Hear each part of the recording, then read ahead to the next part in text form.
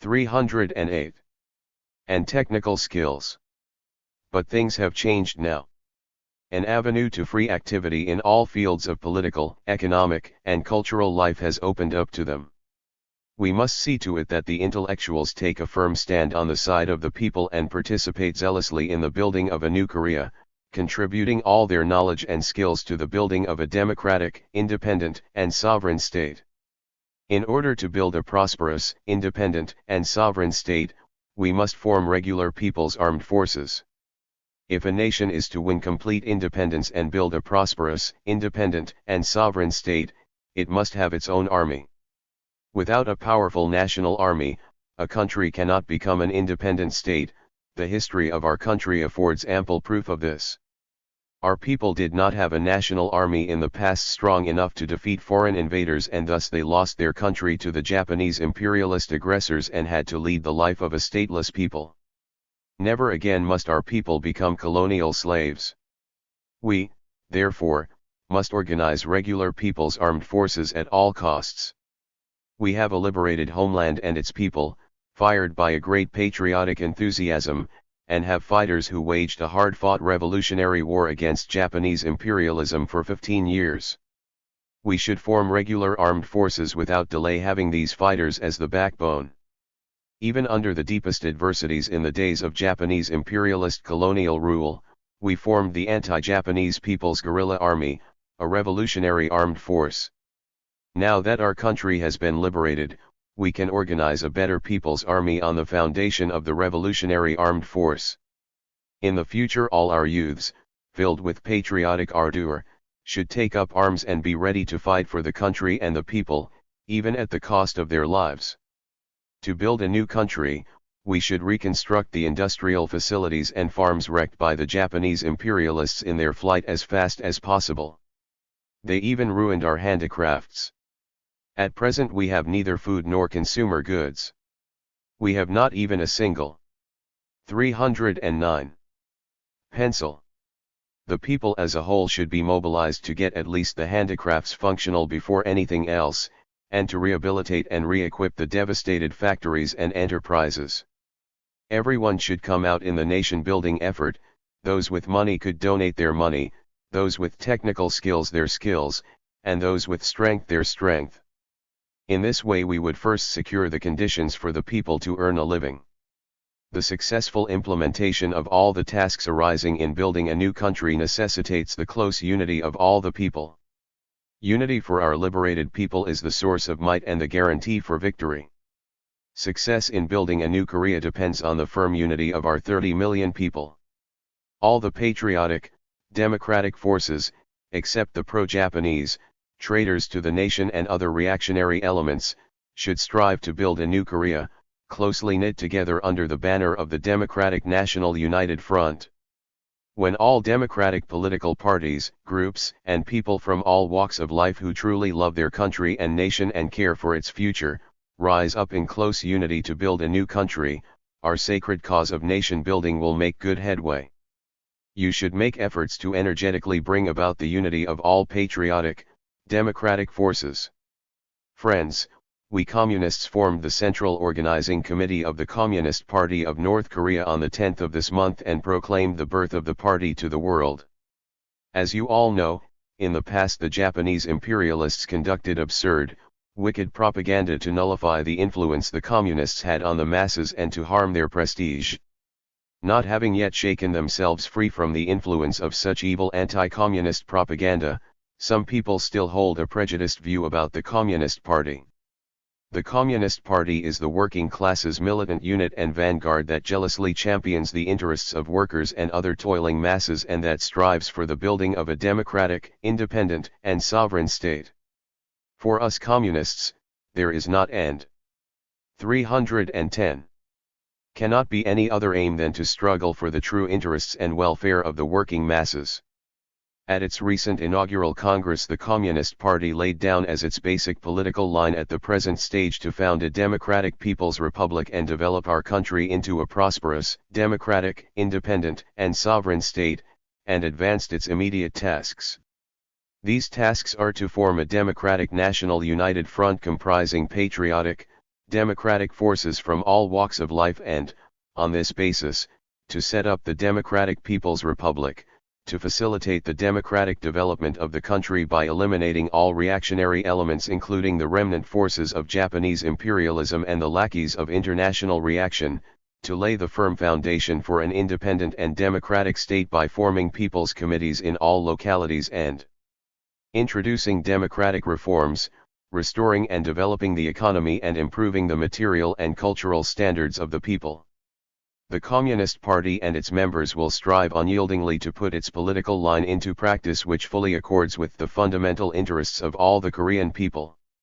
The Communist Party is on no account an exclusive organization for a small number of communists. We will build the Communist Party into a mighty mass party, rooted deep among the broad working masses. The Communist Party will admit into its ranks large numbers of progressive elements from among the workers and peasants fighting selflessly for the building of a democratic, independent, and sovereign state and thus keep expanding its ranks continuously. The Communist Party will not hesitate to cooperate with those parties and patriots that advocate the complete independence of our country and its democratic development. We will strive to achieve the unity of all the patriotic, democratic forces of various social strata and wage an uncompromising struggle against all phenomena inimical to the formation of the Democratic National United Front. In conclusion, I hope that you will work energetically, with all your might and ardor, to build a prosperous, democratic, independent, and sovereign state. 311.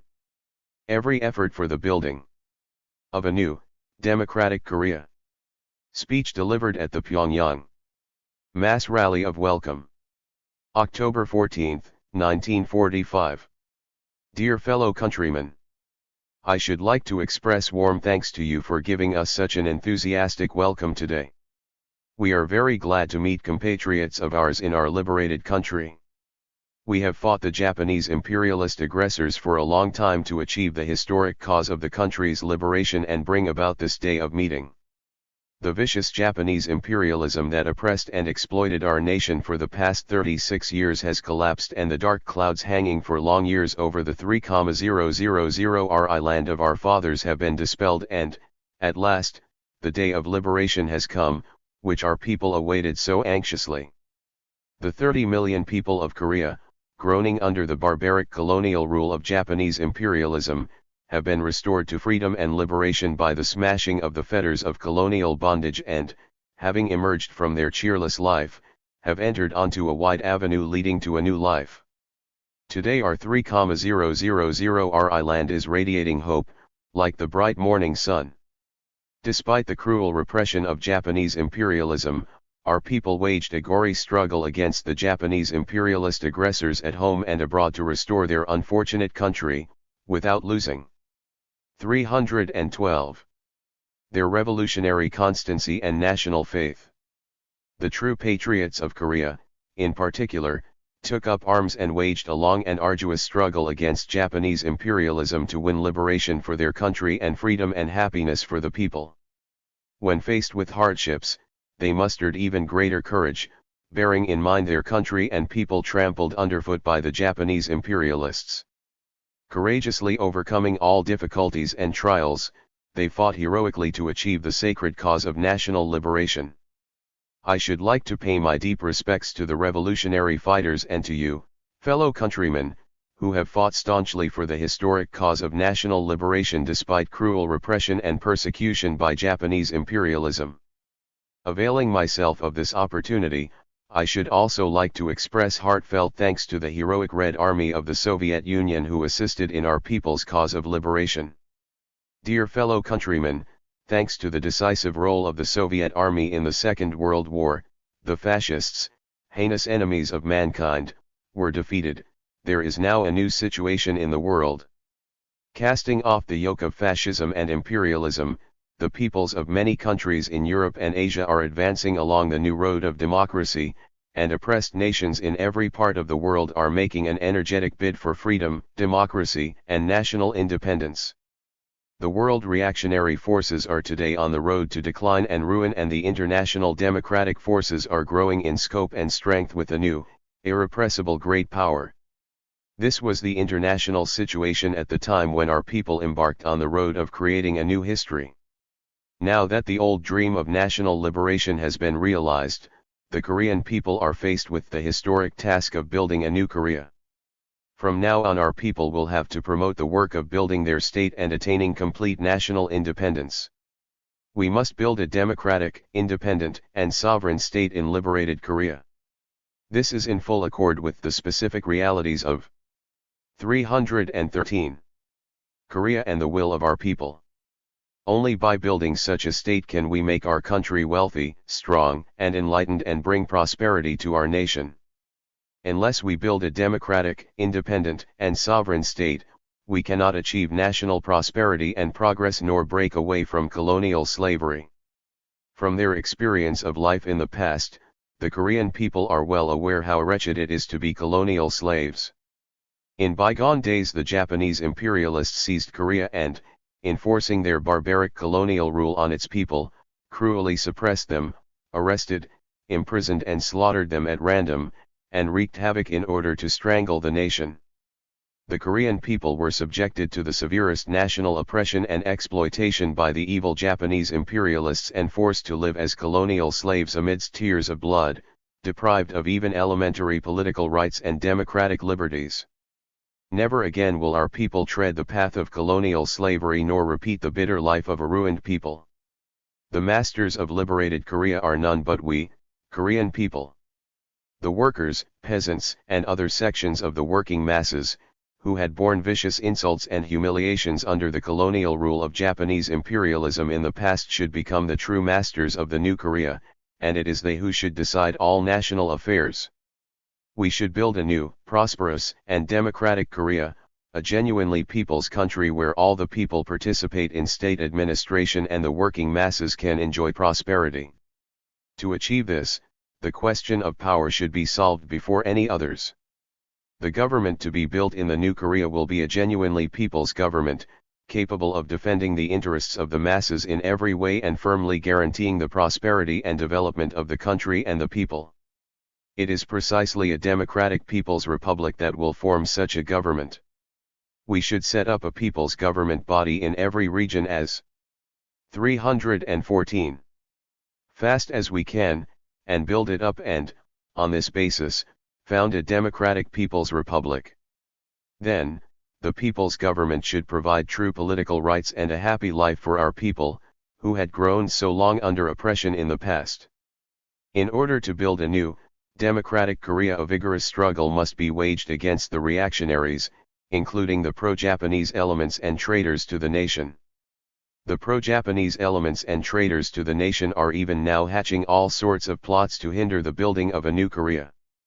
Unless we counter their moves, we cannot build a truly people's government nor bring about the democratization of the country. We should keep a sharp lookout on every move of the pro-Japanese elements and traitors to the nation, and thoroughly expose and destroy all anti-democratic attempts of the reactionaries, whatever form they take. Meanwhile, we should step up the struggle against the ideological remnants of Japanese imperialism. We should root out the remnants of the obsolete ideologies implanted by the Japanese imperialists. We should be filled with a great national pride and self-respect and arm ourselves with new, democratic thought. An important problem in the construction of a democratic, independent, and sovereign state is to lay a firm foundation for the national economy by rehabilitating and developing it. Pursuing a cruel colonial policy in Korea, the Japanese imperialists retarded the development of our national economy to the utmost and, when pulling out after their defeat, went as far as to destroy even the few small factories and enterprises ever built in Korea. They devastated our agriculture, too. This being the case, we must try to rehabilitate the national economy at the earliest possible date. Only when the national economy is developed can the bitter lives of the people be improved, complete independence achieved, and the prosperity and development of the country attained. All the people should struggle energetically and rapidly to 315. Rehabilitate the industry and agriculture devastated by the Japanese imperialists and lay the firm foundation of the national economy by devoting all their strength, wisdom, and skills to it.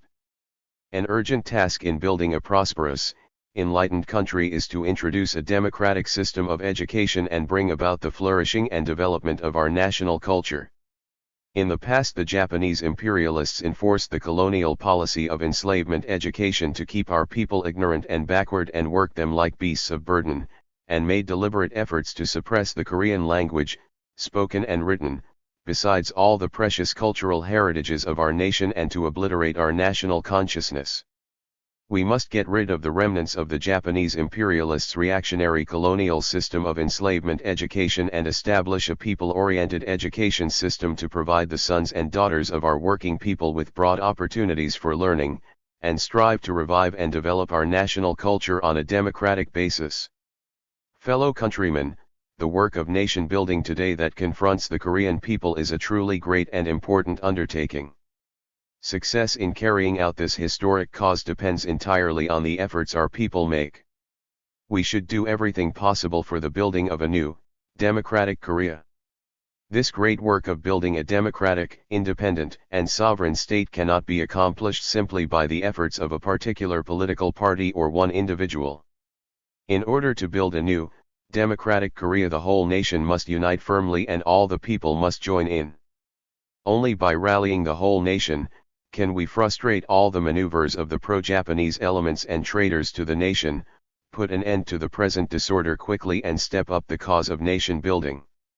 To achieve national unity is the fundamental question in the building of a new, democratic country. Unless the whole nation 316 unites, we cannot hope to build a new, democratic Korea or achieve the country's complete independence. On no account must we forget the bitter lessons of the past when we lost our country and were reduced to the miserable status of a stateless people because we had no national unity. Now the lackeys of Japanese imperialism and other reactionaries are perpetrating acts everywhere prejudicial to the unity of the nation. We must promptly smash such moves of the enemy to split the nation, and people of various strata must forge a firm unity in their efforts to build a new country. In order to achieve the unity of the whole nation, a democratic national united front, embracing the broad masses from all walks of life, should be established. Today the situation in our country calls urgently for the earliest possible formation of the Democratic National United Front to solidly unite all the patriotic, democratic forces. We should resolutely rally all the patriotic, democratic forces aspiring to the complete independence and democratic development of the country around the National United Front. All the people should thus tackle the task of nation building in a united effort. The time has come when we Korean people have to unite all our forces to build a new, democratic Korea. People of all strata should display patriotic enthusiasm and turn out to build a new Korea. To contribute positively to the work of building the state, let those with strength give their strength, let those with knowledge give their knowledge, let those with money give their money, and all people who truly love their country, their nation, and democracy must unite closely to build an independent and democratic state. Today a broad avenue to the building of a new, prosperous Korea has opened up before us. However, the bright future of a new Korea cannot come into being of itself. In order to build a democratic, independent, and sovereign state, we must overcome manifold difficulties and do a vast amount of work. In any event, all people should work with a firm determination to build the state by their own efforts.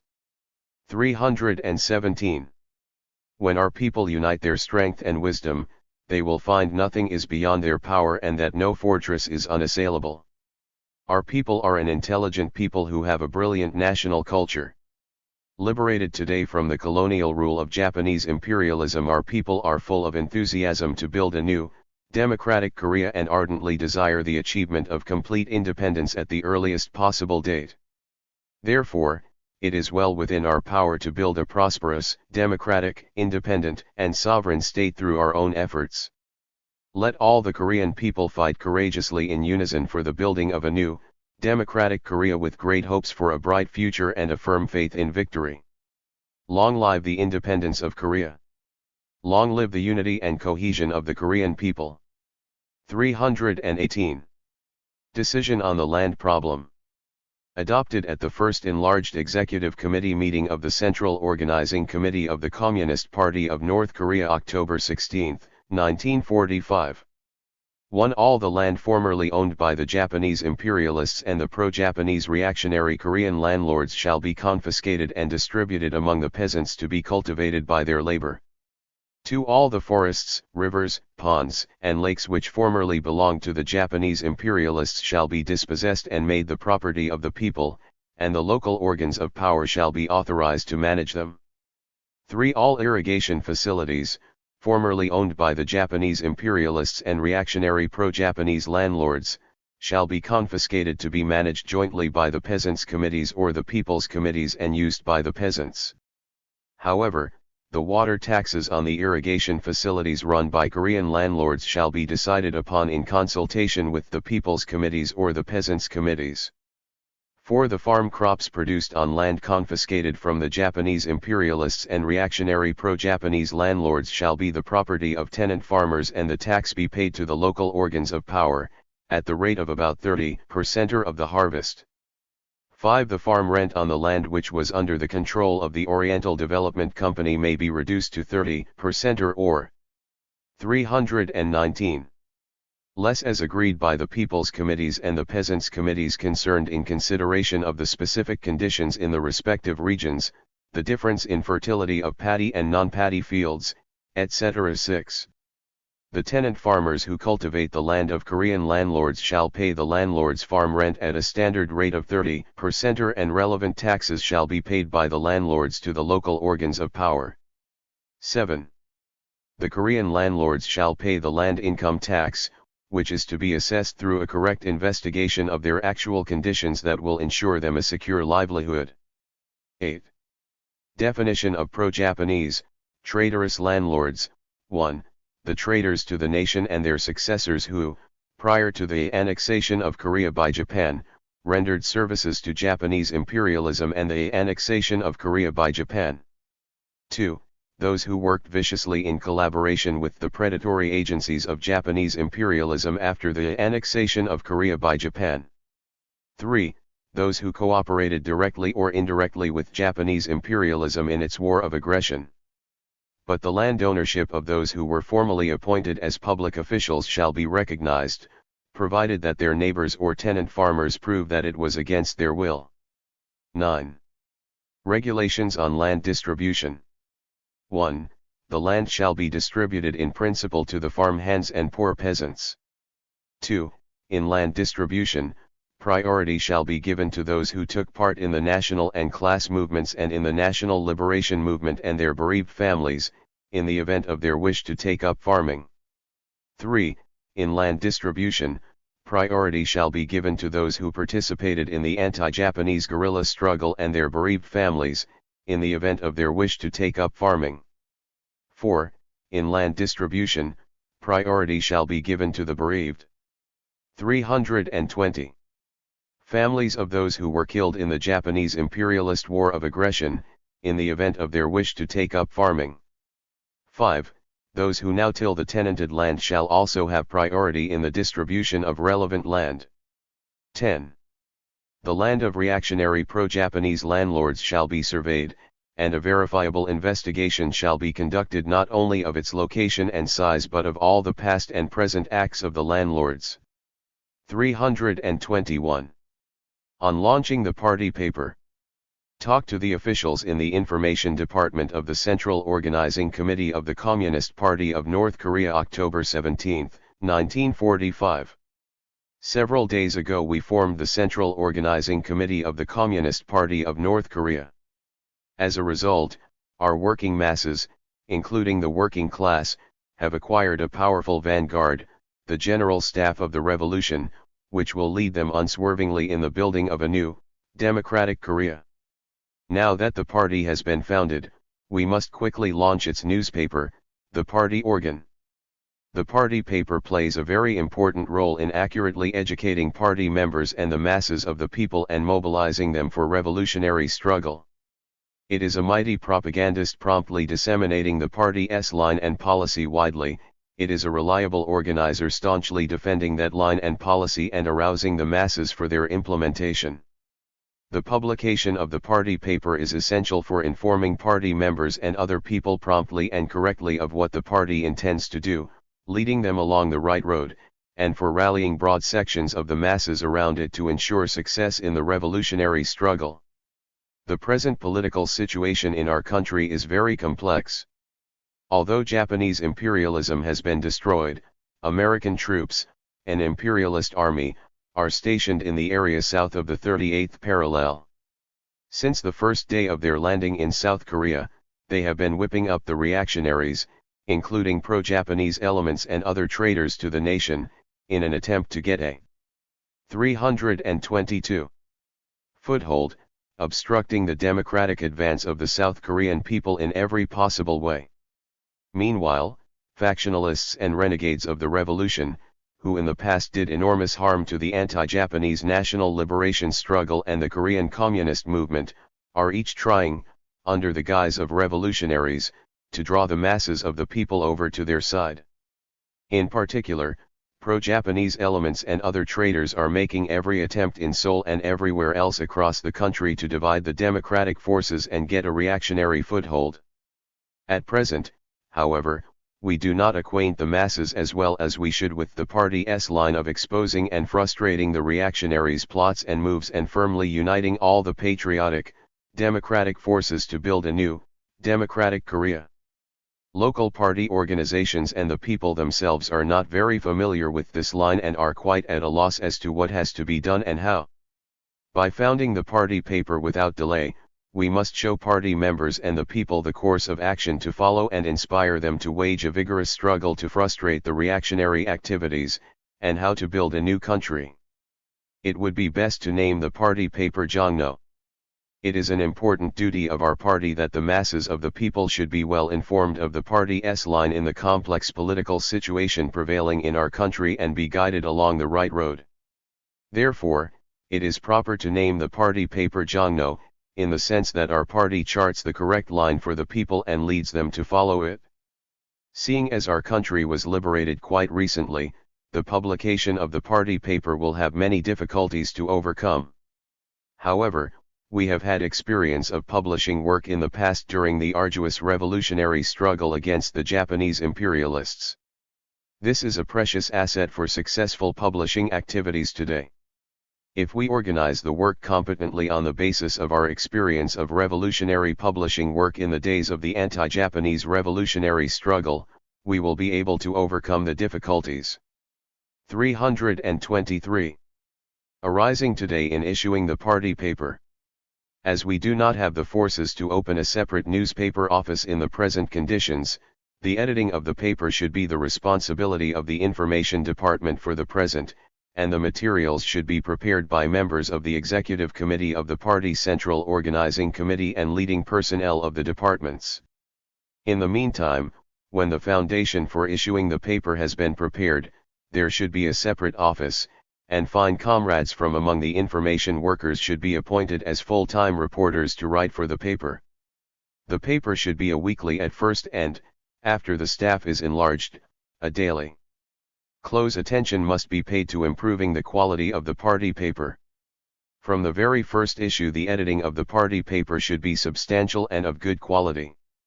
In other words, it should convey the party's intentions plainly and correctly. This is essential for accurately educating party members and other people and enlisting them actively in the work of nation building.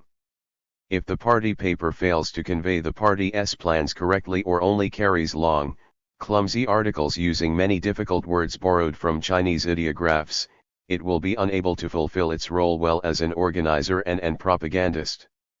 Its articles should be short yet substantial, and should be written plainly in our letters so that everybody can understand them. In order to improve the quality of the party paper, it is necessary to raise the responsibility and role of the staff of the Information Department. Those who write and edit articles for the paper should display a high sense of responsibility and devote all their energies and talent to ensuring good quality. The publication of the party paper necessitates the installment of good printing equipment. This equipment proved to be a big obstacle in the preparations for founding the newspaper. This problem must be solved quickly. While keeping the existing printing equipment in good order, we must work to acquire new equipment. In the future we should construct the print shop buildings. 324. Our task for building a new democratic state. Speech delivered at the welcome party given by the People's Political Committee of South Pyongan Province October 18, 1945.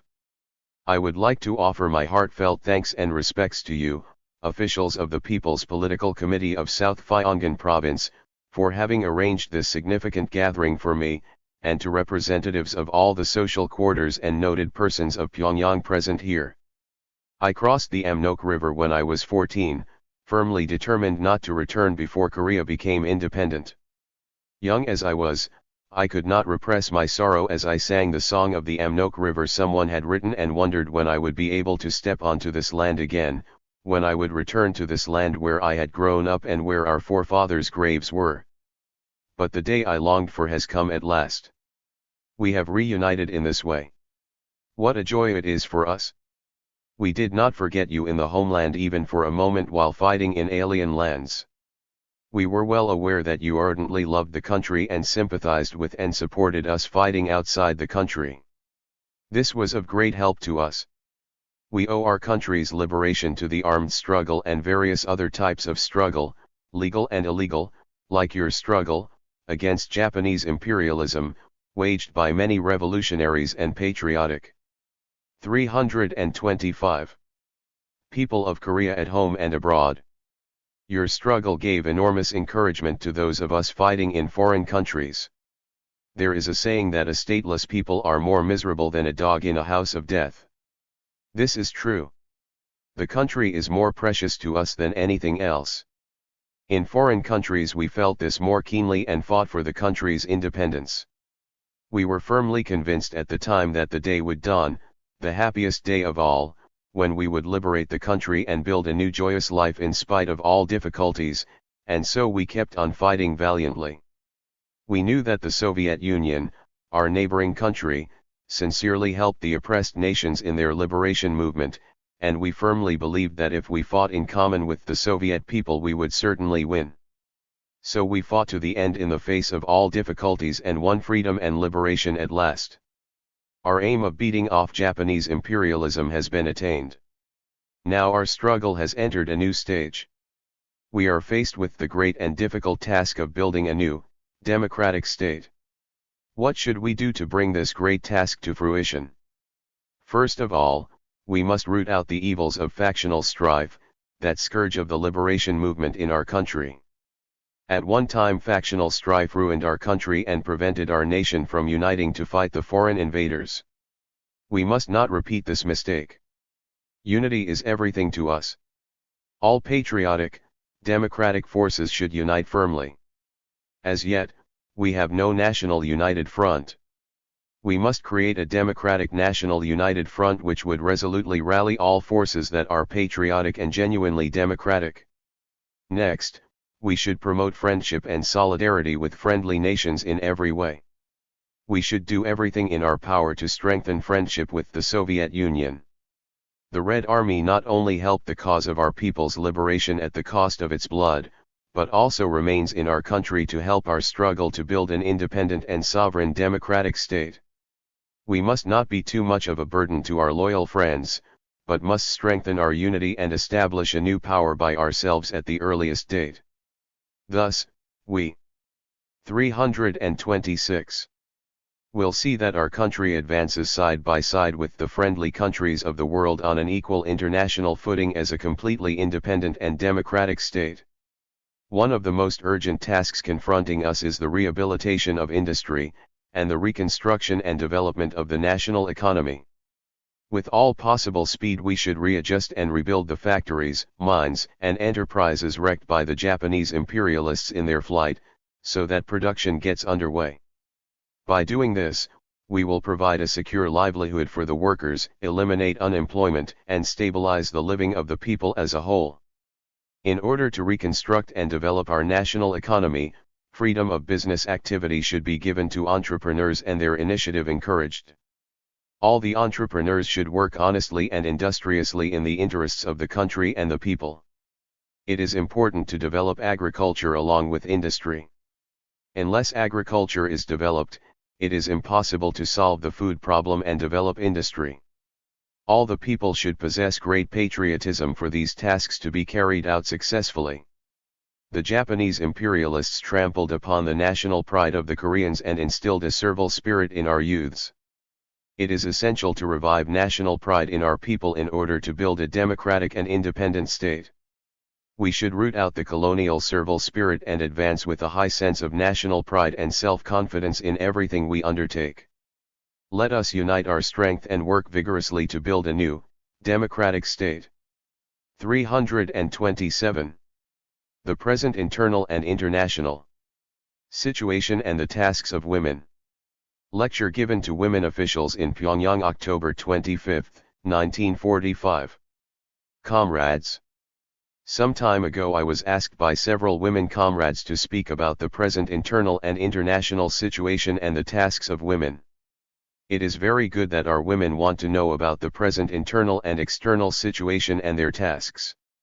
Only when they are fully aware of the events taking place across the world today and the situation in our country and clearly realize their own tasks, will the women be able to take an active part in the work of nation building.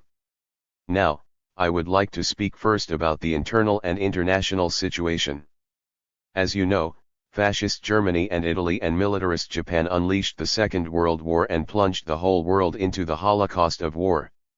Obsessed by their aggressive ambitions, they harbored the delusions of wiping the land of socialism off the face of the earth and making the world's people their slaves by attacking the Soviet Union and conquering the whole world. They mobilized millions of troops and every type of modern weapon of mass destruction to carry out their wild schemes and committed unprecedented atrocities. But the war ended in a great victory for the anti-fascist, democratic forces of the world longing for peace and democracy. As 328. A result, the international position of the Soviet Union has risen immeasurably, a road of democratic development has been opened up before many countries, and favorable conditions for national independence have been created for the peoples of colonial and semi-colonial countries. Today the people of many countries in Europe and Asia have entered upon the road of democratic development, and the people's struggle for national independence is mounting in all parts of the world. Freed from the bondage of fascism, many European countries began to set up democratic governments, and the liberation struggle of the people entered a new, higher stage in China, and in many other countries. Today the voices of the people calling for peace, democracy, and national independence are rising higher, and the international democratic forces are growing in scope and strength with each passing day. Now that the thunder of guns in the Second World War has subsided, the capitalist countries find themselves extremely weak politically and economically. In many of the capitalist countries defeated in the war, including Germany, Italy, and Japan, the reactionary ruling machinery is in confusion and the economy is falling into stagnation. Today the workers in capitalist countries are waging a vigorous struggle for improvements in working conditions and wage increases, and the democratic advance of the masses is more powerful than ever before. All this indicates that the capitalist system is being shaken to its very foundation. This worldwide change is directly reflected in our country, too. The Korean people brought about the country's liberation through a long and gory struggle. The Japanese imperialists, who occupied our country and harshly oppressed and exploited its people for 36 years, have been driven out to the last man, and wide vistas have been opened up in the land to build a new people's state. However, after liberation our country was divided into the North and the South, with the result that entirely different situations prevail in the two parts of Korea. 329. As you can see for yourselves, in North Korea all the people have turned out, joyous over their liberation, and set to work with utmost energy to build a new country. In many localities people's committees have been formed on the initiative of the people, and a campaign is unfolding everywhere to eliminate the remnants of Japanese imperialism and feudalism and create a new, democratic life. Work is forging ahead to reconstruct the factories, mines, and railways destroyed by the Japanese imperialists in their flight. However, the actual situation in South Korea is entirely different from that in North Korea. Upon landing in South Korea, U.S. troops declared that any resistance would be punished according to military law. With the landing of U.S. troops, South Korea has become an area of U.S. military government. In Seoul and in the rest of South Korea, pro-Japanese elements and other traitors to the nation who once bled their fellow people white and cringed before the Japanese imperialists, are today swaggering about with the backing of U.S. troops, and the patriotic activities of the people are obstructed in every way. Such being the actual situation, the South Korean people feel insecure, although they danced for joy at liberation in the belief that a new, free world had opened up for them. This is the situation in which our people are now fighting to build a new Korea. We should quickly unite the forces of the entire nation to smash the moves of the reactionaries, including the pro-Japanese elements and other traitors to the nation, and build a prosperous, democratic, independent, and sovereign state. What, then, are the tasks facing the women of liberated Korea in the present internal and international situation? First of all, the women should take an active part in nation building. In order to establish a prosperous, democratic, independent, and sovereign state, it is necessary to set up a people's government, completely liquidate the remnants of Japanese imperialism and feudalism, and rapidly develop the economy and culture. Owing to the feudal and Japanese imperialist colonial rule, social progress was 330 long at a standstill in our country. The survivals of feudalism and capitalism are deep-rooted and everything is in ruin and disorder. In this situation, it is very difficult to creditably build a state, but this task has to be accomplished without fail. In order to realize this responsible yet honorable task of nation building successfully, those with money should contribute money, those with strength, strength, and those with knowledge, knowledge, and all people, young and old, men and women, should rise up as one. This is where the masses of women should play a telling role. A very important task confronts the women in the building of a new Korea. It can be said that the women who account for half of our population play a role equitable to one wheel of a wagon in the work of nation building. If the wagon is to run smoothly, its two wheels must rotate normally. Hence, if our nation building is to meet with success, the women must play a big role side by side with the men. If the women make an effort, they will be able to do everything and make an immense contribution to the work of nation building. Our women will be as proficient as the men in all spheres of political, economic, and cultural life. Many of our women fought worthily for the country and the people. In the past, quite a few Korean women were active in the anti-Japanese armed struggle and made an enormous contribution to the sacred cause of national liberation. The women revolutionaries, who either fought arms in hand against the enemy or engaged in underground mass work during the anti-Japanese armed struggle, are none other than the daughters of workers and peasants. If all of our women turn out as one with the full realization that they also are workers building our new country, notable victories will be won in nation building. Active participation in nation building is an important guarantee for attaining women's emancipation. Bound through the centuries by feudal ethics, Korean women had to isolate themselves from social activities to remain cooped up in their homes.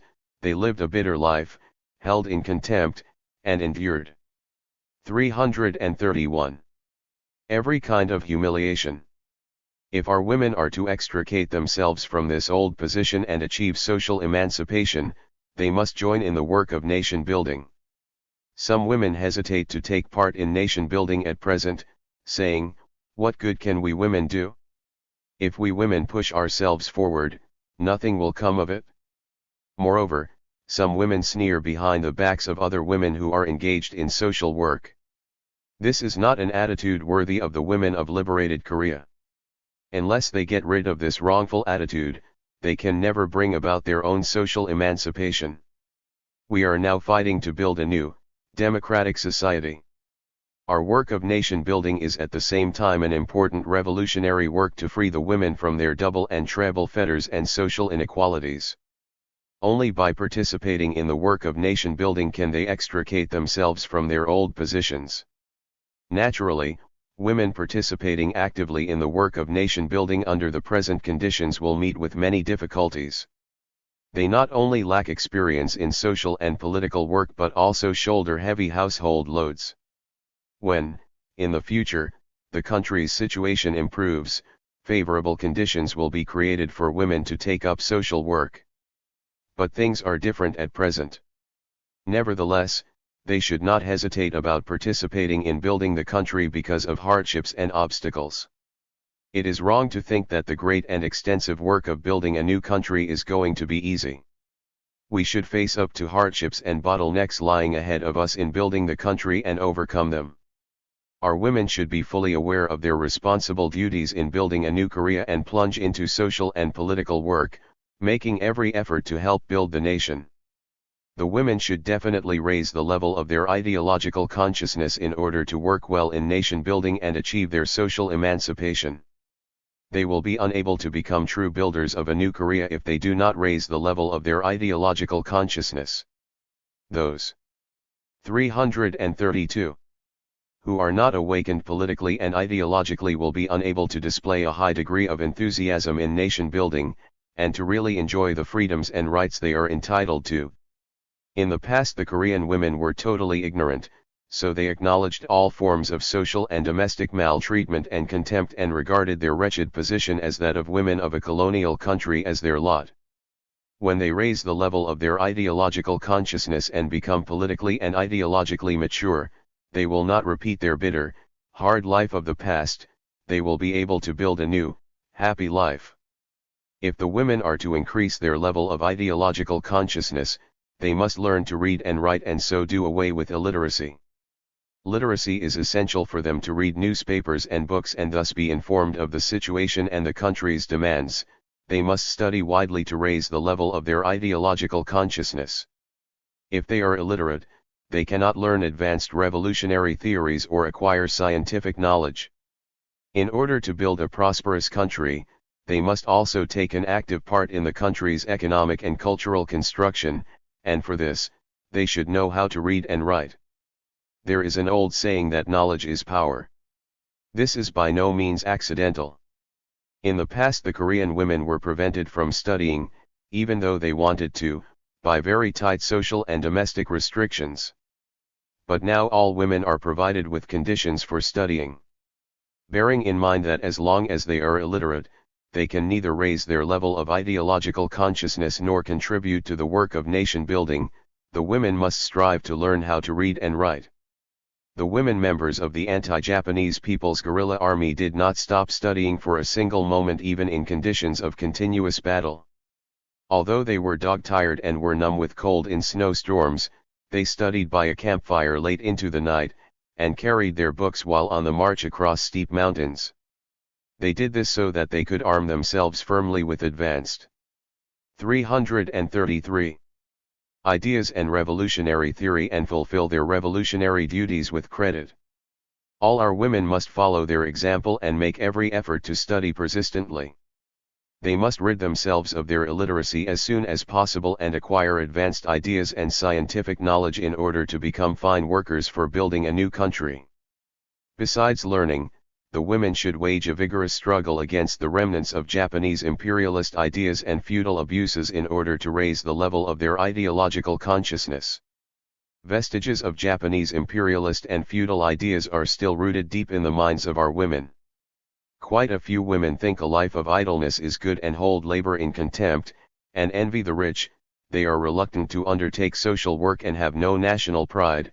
They judge people according to their family status. They invite sorcerers to exorcise evil spirits and consult fortune tellers.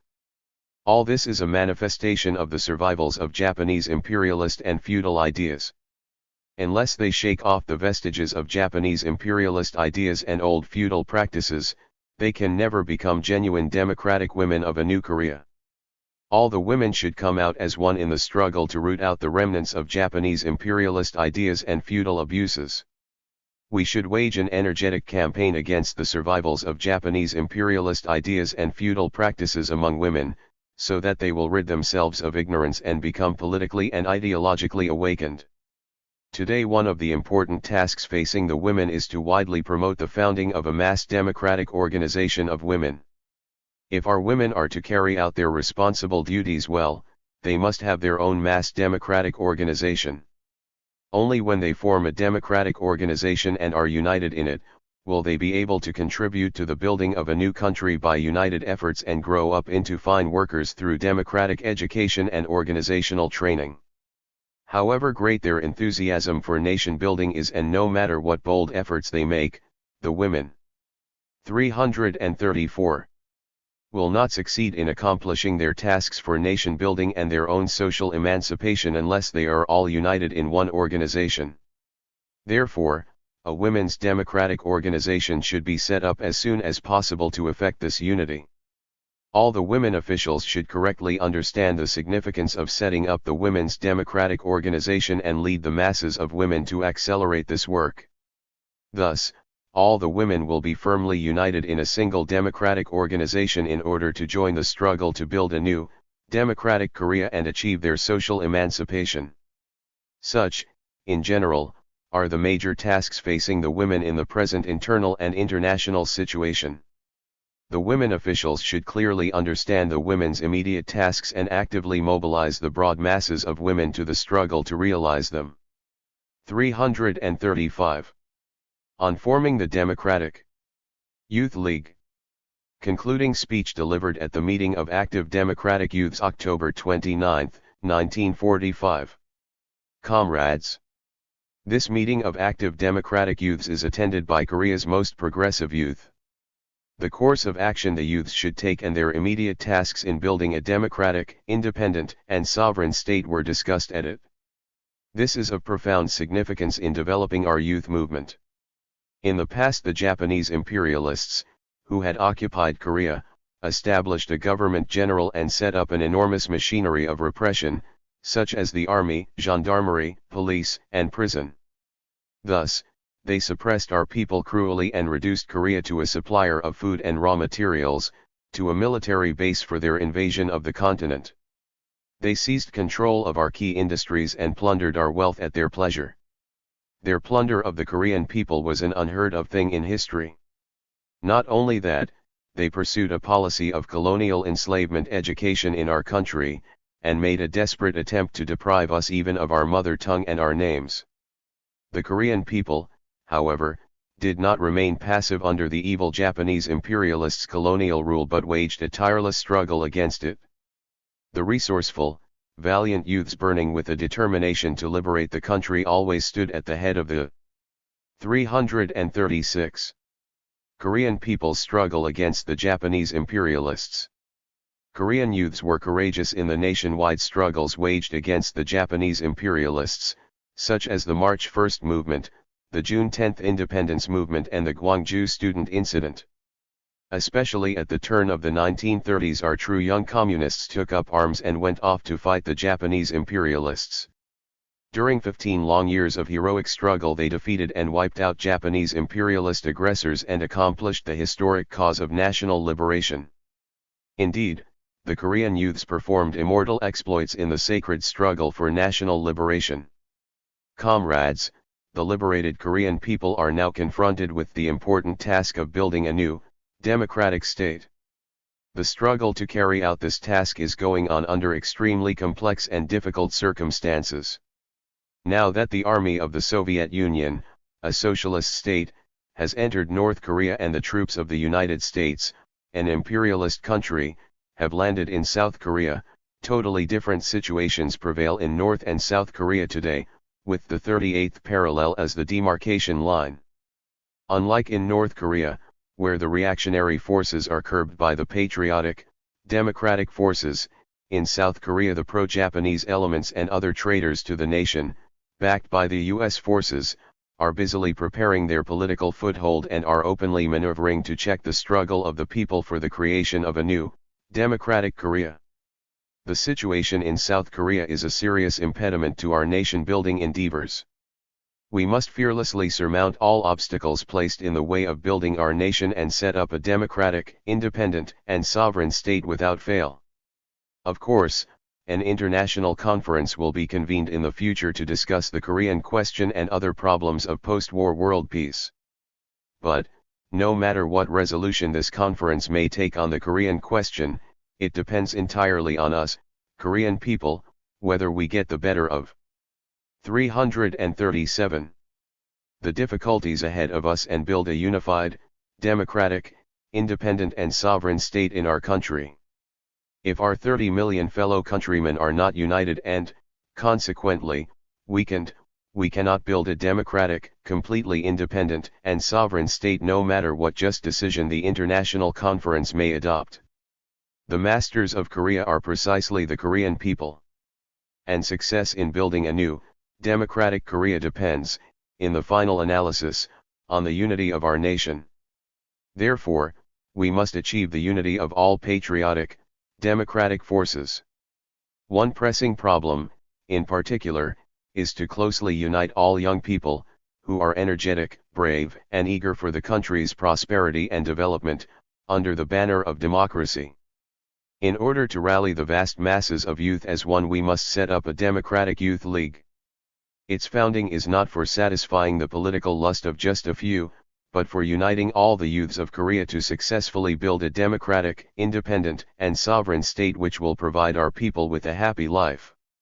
In other words, the formation of the DIL is urgent for us to carry out the revolutionary task that faces us. Our country still has many remnant forces of Japanese imperialism and also feudal forces in considerable measure. By feudal forces we have in mind not those who seek to preserve the old feudal ways in ethics, for example, how to treat elders and how to deal with the question of relations between sexes. We mean those forces that seek to maintain feudal relations of production. Since considerable remnant forces of Japanese imperialism and feudal forces still exist, we are faced with the tasks of the anti-imperialist, anti-feudal democratic revolution. When we speak of democracy, we imply the kind of democracy that suits our specific conditions. Ours is not the American-style democracy, that is, bourgeois democracy, under which participation in government is restricted and controlled by capital, nor is it the Soviet style. The one we advocate is people's democracy under which people from all walks of life can participate in government. 338. Enjoy political freedom and exercise political rights, and which provides a happy life for our people. When people's democracy has been realized and the tasks of the democratic revolution accomplished, the peasants will be freed once and for all from the feudal relations of exploitation and the workers granted various democratic rights, including an 8-hour workday. Then non-comprador capitalists will also be allowed freedom of business dealings. If we are to put this kind of democracy into effect and successfully carry out the tasks of the anti-imperialist, anti-feudal democratic revolution, we must make sure that all young patriots are rallied closely. Our nation-building endeavors will never culminate in success through the efforts of communists alone. Only when we unite the broad masses of the people and wage an energetic organized struggle, can we defeat the reactionary elements and prevent the Japanese imperialists from returning to our country. Only then also will we be able to set up a genuine people's government and successfully forge ahead with the building of a new country. Unless we form a mass organization embracing the broad sections of the youth, we will be unable to rally them closely under a single banner. The Young Communist League is, as its name indicates, a youth organization accessible only to young proletarians embracing communism. Consequently, many young people remain outside the YCL because of their social standing, although they love their country and cherish democracy. Not a few young people of worker and poor peasant origin, eligible for membership, remain passive onlookers to its activities instead of joining the YCL. The prime reason for this is that in the past the Japanese imperialists conducted malicious propaganda against communism on a wide scale. Besides the YCL, there are now various youth organizations in our country, such as the Young Men's Christian Association and the Paegui Youth League, and other parties and groups are trying to win over young people to their side. If, under these circumstances, we fail to form a 339 single mass youth organization comprising different sections of young people, the vast masses of the youth, which is an important revolutionary force, cannot be united as one with the result that our youth movement may break up completely. and the question of eliminating unemployment among the youths which you have raised can only be solved successfully when a mass youth organization is set up. In order to put an end to unemployment among young men and women, we must quickly repair and operate the factories and mines wrecked by the Japanese imperialists, and also build a large number of new plants and enterprises. This requires lots of manpower, materials, funds, and technology. We must make sure that all the patriotic people, the youth in particular, devote all their energy, technical skills, and talents to the work of nation building. This necessitates the formation of a mass organization capable of uniting our youth as one man. In order to do away with unemployment among the youth, the suggestion could be that the young people build and run the factories themselves. This involves funds. Nobody, however, would willingly give a loan to individual youths. Only when a mass youth organization, embracing all the young people, is formed on a sound basis, will the youths be able to obtain credit and factory sites. There are some comrades at present who seem to harbor the thought that maybe the formation of the DIL would sway the youth organization to the right. This is a mistaken view. Even if we create a mass youth organization and keep its doors open to admit broad sections of young people, we do not intend to take in pro-Japanese elements and traitors to the nation. We must not only keep these fellows out of the youth organization but come out in no uncertain terms against them. Some comrades are seeking to retain the YCL organization, fearing that when the DIL is formed, former YCL members might be rebuffed by other youths. Of course, a few unsound elements may creep into the ranks of the DIL and oppose former YCL members. 340. But the overwhelming majority of youths would support and follow those YCL members who are striving to build a new country. Since our democratic forces are powerful today, they are fully capable of frustrating the moves of impure elements even if they do plot evil doings. So that the doors of the youth organization do not need to be closed. It is said that some young people are now suggesting to form the DIL separately, leaving the YCL intact. But such a measure is unnecessary. At the present stage, all youth organizations should contribute to the implementation of the tasks set by the democratic revolution. And why should we split up the ranks of the youth, keeping both the YCL and the DIL?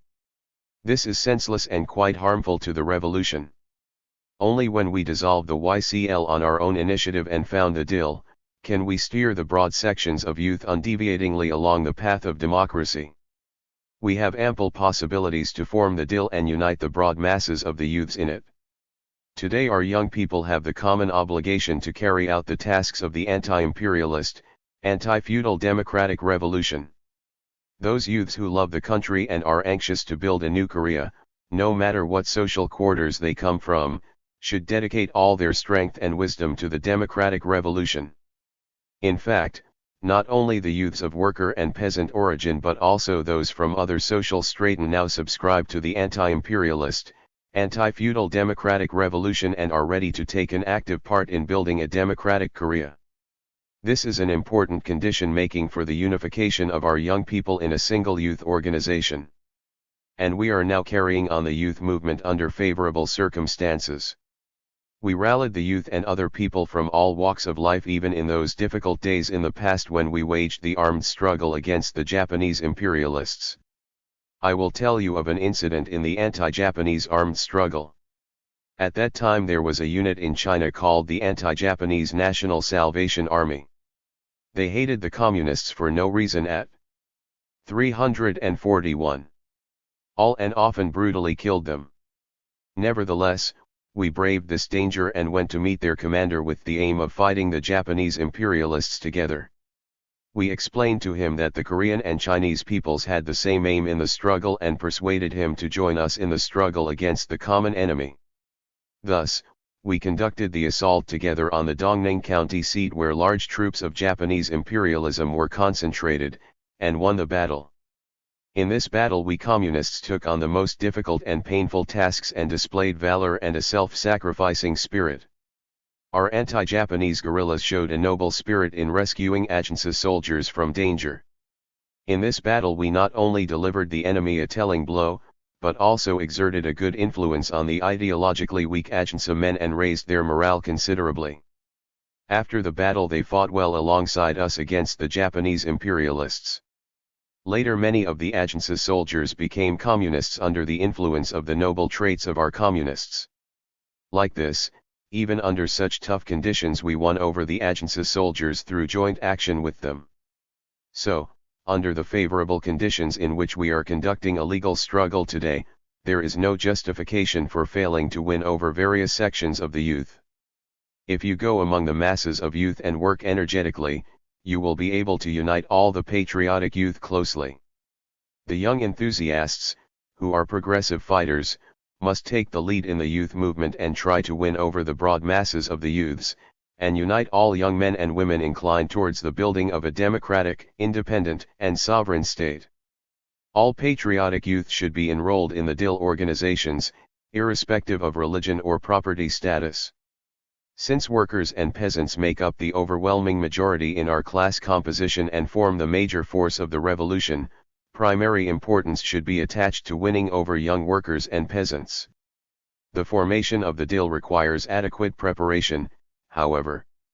In this connection we should pay attention to the fact that some 342 people, not quite aware of the line pursued in forming the DIL, may be reluctant to having the YCL reorganized into the DIL. The lack of a correct understanding of the present situation in our country and of our revolution's requirements may lead one to remain within the narrow limits of the YCL and oppose its reorganization into the DIL. Such a narrow-minded view should be discarded. You should strive to carry the line of forming the DIL through to the end. The active democratic youths should explain the necessity of dissolving the YCL at present to the broad sections of young people, so that they will take an active part in forming the DIL, fully convinced of the correctness of this line. At the same time, each province should call a meeting of young enthusiasts at the earliest possible date to set up a DIL organization. After such groundwork, we should soon have the DIL organized and the youths closely united behind this league. I am convinced that you will make every effort to set up the DIL, a mass youth organization, in line with the aim of this meeting. 343. On founding a university. Talk with educational workers. November 3, 1945. In the past the Japanese imperialists intensified colonial exploitation and plunder in Korea, and trampled upon every political right and freedom of our people. They blocked the way of the Korean people to learning. They not only forced colonial enslavement education on them but tried to plunge them into ignorance. Due to their wicked colonial policy of enslavement education, our country possesses very few schools at the present time. Take Pyongyang for example. It is a big city with a population of 400,000, but it has only several secondary and specialized schools. This fact suffices to show the seriousness of the consequences of the Japanese imperialists' colonial enslavement policy. Now that liberation has been won, we must eliminate all the vestiges of the colonial enslavement education system imposed by Japanese imperialism and develop educational work on a democratic basis. Large numbers of our own cadres are needed to build a new Korea. They are essential for building the nation and developing the national economy and culture. At present we are very short of cadres. Their training is one of the most urgent problems posed by the conditions prevailing in our liberated country. We must train the cadres needed for the building of a new country. 344. With all possible speed. To this end, we must build numerous primary and secondary schools and, at the same time, set up institutions of higher learning. However, the present situation in our country does not permit our setting up many colleges and universities immediately. To begin with, we have to build a university. A university is badly needed under the present conditions. It will make it possible to simultaneously train cadres who will work in all fields of political, economic, and cultural life. Being the first, it will serve as the foundation for building many colleges in the future in quick succession. It will be our main cadre training center and serve as the parent body for building future colleges. The founding of the university will involve many difficult problems. At present we have neither educational cadres nor experience in directing institutions of higher learning. We also lack the material and technical basis for founding them. This being the case, it is by no means easy to set up a university which is quite different from a college. However, we must cope with all these difficulties and found a university without fail. If we are to have the university and run it, we must, first of all, tackle the problem of teachers. Primarily, we must convene all the scholars in North Korea and, if their number proves insufficient, invite progressive scholars from Seoul. This will enable us to have enough teachers to staff the university. The problem of funds for building the university may arise, but if we bring the patriotic zeal and creative initiative of the masses into full play, who are taking part in the building of a new country, this will be solved. The sons and daughters of working people must be enrolled in the university, those who were denied the opportunity of learning in the past under the vicious colonial rule of Japanese imperialism. Before liberation, the sons and daughters of the workers, peasants, and other working people could not go to school, no matter how eager they were to study, because they had no money. Now that the country has been liberated, they are keen to study to their heart's content. These sons and daughters longing to acquire an education should be allowed. 345. To enter the university, and thus make good their dreams. The university should train them to be competent cadres faithfully serving the country and the people. For this purpose, it should provide them with an education in keeping with our actual conditions and impart plenty of practical knowledge that can be applied in building a new Korea. In this way we must see to it that the university becomes a genuine people's university, educating the sons and daughters of working people and training cadres to serve the working people. From now on we must make adequate preparations to found a university. I am going to take this opportunity to emphasize a few more problems relating to education. School children and students should receive a good education. The most important aspect of their education is erasing the ideological remnants of Japanese imperialism from their minds. Owing to its protracted colonial rule and colonial enslavement, education, our children and youths have many survivals of Japanese imperialist ideas. If these old ideas implanted by Japanese imperialism are not erased from the minds of the children and youths, it will be impossible to bring them up to be competent persons. We should set to work with great energy to root out these ideological remnants among the pupils and students and instill democratic ideas in them. Another important aspect of the education of the school children and students is to imbue them with a higher degree of national pride and self-respect. With the object of turning Koreans into their colonial slaves, the Japanese imperialists once distorted and trampled underfoot our age-old history and brilliant national culture and even tried to deprive them of their language, spoken and written, and their names, prattling on that Japan and Korea are one and Japanese and Koreans are of the same descent. Consequently, many of our children and youths had no national pride and self-respect. 346. School children and students should be well versed in our spoken and written language, history, geography, and culture. Only then will they be able to love their country and nation with a high degree of national pride and dignity and make selfless endeavors to build a new Korea. Large numbers of qualified teachers should be trained to educate the school children and students. We should take steps to train new teachers. Since many secondary schools are to be built in the future, colleges must be erected to train teachers to staff them. In parallel with training new teachers, we must educate the existing ones in democratic ideas. Training courses must be open to re-educate teachers. With a view to doing away with the survivals of Japanese imperialist colonial enslavement education and giving school children and students a good education, we should compile new textbooks. For the present, translated textbooks of mathematics, natural sciences, and the like may be used, but the textbooks of mother tongue, history, and geography and the like must be written anew. As part of the development of educational work, we should introduce a compulsory educational system in the future. Thus, all children and youths should attend school and be brought up to be the nation's dependable pillars. While giving a good education to the school children and students, we must pay serious attention to adult education. At present the overwhelming majority of our population are illiterate. If we are to build a new, prosperous country, we must do away with illiteracy entirely. We should set up numerous schools for adults and enable all the working people to learn how to read and write. Now that liberation has been won, there is plenty to do in the sphere of education. We should make every effort to forge ahead with educational work. 347. Talk with participants. In the nationalist movement. November 5, 1945. I think you experienced great difficulties before in conducting the anti-Japanese movement for the country's liberation at home and abroad. In the past 36 years the Korean people were subjected to every manner of humiliation and contempt, and suffered from poverty and hunger under the colonial rule of Japanese imperialism. Having been deprived of their country, many compatriots left their beloved native parts for alien lands to seek a livelihood. However, the Korean people did not lose their national spirit, they rose resolutely against Japanese imperialism.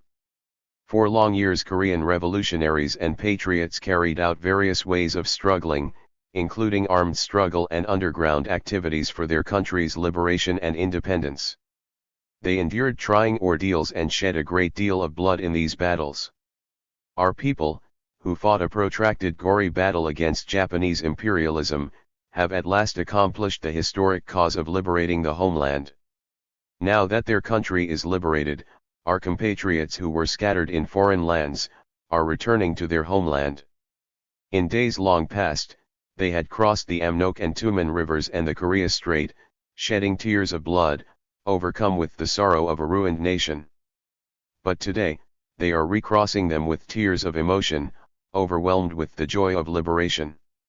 Those fighters who 348 went abroad, with the lofty aim of winning the independence of Korea and carried on the struggle there, keeping their national principle, are also coming home one after another, filled with enthusiasm for nation building. Our land is now overflowing with the ecstasy of liberated people and their ardor for creating a new life. At present our people are faced with the weighty task of building a democratic, independent, and sovereign state. In order to accomplish this important task of nation building we still have to conduct a hard struggle. Building a new country is by no means plain sailing, it is a rugged path requiring arduous, complex struggle. However, we must keep to this road, come what may, and carry out the task of nation building with flying colors, braving all hazards and difficulties. To build a new, democratic Korea we must make a clean sweep of the remnant forces of Japanese imperialism. The pro-Japanese elements, who betrayed the country and nation in the past as minions of Japanese imperialism, are now going to great lengths to recover their old position. They are trying in every way to hinder the building of a new Korea and doing their utmost to turn our country once again into a colony of imperialism. In this situation, as long as the remnant forces of Japanese imperialism are left as they are, nation building cannot succeed nor can a new, democratic Korea be built. All the people must pool their efforts and eliminate the pro-Japanese elements to the very last one, and push ahead with the construction of a new Korea. What is most important in building a new country is that we have the right attitude towards nation building. We must be adamant in our determination to build the country entirely by our own efforts. Only when we take such a stand, can we achieve the complete independence of the country and successfully build a prosperous, democratic, independent, and sovereign state for our people to enjoy a free and happy life. In order to bring about its full independence, prosperity, and progress, a nation must be resolved to do everything by itself, believing in its own strength. If we did not believe in our own 349 strength and depended on others, we could not carry out the great task of nation building properly. History knows no instance of a people having achieved genuine national independence and prosperity through relying on others. Dependence on foreign forces is the road to national ruin. We must not follow the path of dependence on foreign forces that was taken by the corrupt and incompetent feudal rulers in the past. Our people must build a new country entirely by their own efforts. This should be the unshakable faith of our people who have now embarked on nation building. At present, some people want to try building an independent state in Korea by relying on other countries. Some pin their hopes on the US armed forces that landed in South Korea. This is the height of folly. From the very start, America, as an imperialist state, has historically infringed upon the sovereignty of other countries. There are countries in the world subordinated to it, but there is no country that has attained independence with its help. The US troops that landed in South Korea have opened the road of regeneration for the pro-Japanese and traitors to the nation, while hindering the patriotic advance of the South Korean people. As a result, these pro-Japanese elements and national traitors, the enemies of our people, are swaggering about in South Korea today. From every point of view, the history of America and the deeds of American troops stationed in South Korea, we must have no illusions about America. Its history is replete with aggression and plunder. Today the US troops that landed in South Korea are gradually revealing themselves to be an aggressive army by nature. If we harbored any illusions about America and tried to build a new country with its assistance, we could not build an independent and sovereign state but would be reduced again to the status of a homeless race as in the past. We must categorically reject the mistaken idea of trying to build the country by relying on other countries. We must always work hard. 350. To build a new Korea by our own efforts. The Korean people are fully capable of building a prosperous, democratic, independent, and sovereign state on their own. They are an ingenious and valorous people with a long history of 5,000 years, a people with a firm patriotic spirit who passionately fight for their country and nation. To avoid a repetition of the colonial slavery of the past, they have now arisen. Their enthusiasm for nation building is great, indeed. Moreover, our country has abundant natural resources. Its mineral resources are unlimited, and its hydroelectric and marine resources are also rich. If we bring the inexhaustible might of all the people into full play and exploit and utilize the country's abundant resources rationally, nothing is impossible for us. We will for certain be able to build a new country, wealthy, mighty and civilized. To build a democratic, independent, and sovereign state through their own efforts means that our people must all unite closely under the banner of democracy. Only when all the people who love their country and are concerned about the future of the nation unite in a body and join in the nation building, can the construction of a new Korea be facilitated. Therefore, all those who wish to see a new, democratic Korea must unite. Not only the workers and peasants but also all other patriotic, democratic forces of different sections, including non-comprador capitalists, should unite solidly and pool their efforts in the building of a new country. The present-day reality that calls for promoting nation building through the firm unity of the whole nation requires that those who participated in the struggle against Japanese imperialism in the past be the first to unite. All people who took part in the anti-Japanese struggle in the past, no matter whether they were engaged in the communist or nationalist movement, whether they fought at home or abroad, must pool their efforts and take part in nation building. Only by doing this, can the unity of the patriotic, democratic forces be strengthened and the cause of building a new country be successful. 351. Some nationalists, however, slander the communists and are against cooperating with them. This is a wrong attitude that emanates from the lack of a correct understanding of the communists. Even in the darkest period of Japanese imperialist colonial rule, the true communists of Korea upheld their will to free the country with fortitude and fought a prolonged, gory fight invariably to the end for the freedom and liberation of the people. The communists are true patriots who ardently love their country and people. We must not be bamboozled by the machinations of reactionaries who bar the way to building a new country. In a bid to attain their own foul political ambitions, the enemies of the people, slinging mud at the communists, are now dabbling in all sorts of conspiracies to disunite our democratic forces. We must smash their maneuvers to atoms and achieve the unity of all patriotic forces as soon as possible. There is no reason why communists and nationalists cannot unite in the effort for nation building. In the past, the communists and nationalists jointly conducted the anti-Japanese struggle to liberate the homeland.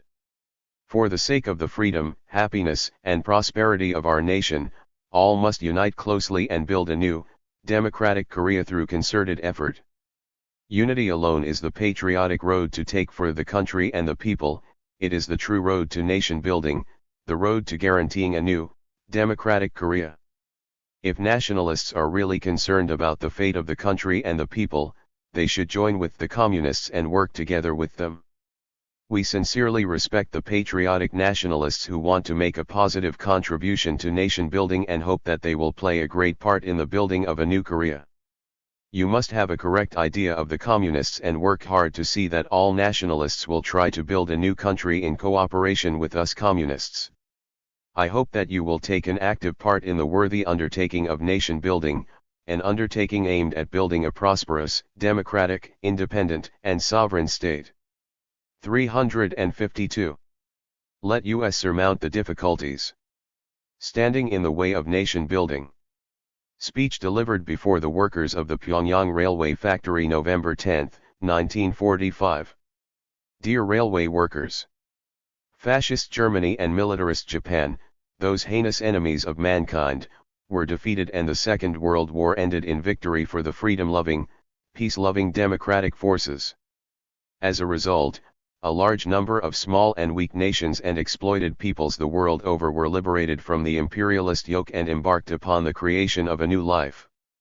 Our people won freedom after smashing the protracted colonial rule of Japanese imperialism and are advancing energetically along the road of democracy. In the past, the Japanese imperialists not only deprived the Korean people of all their political rights but tried desperately to stamp out everything Korean.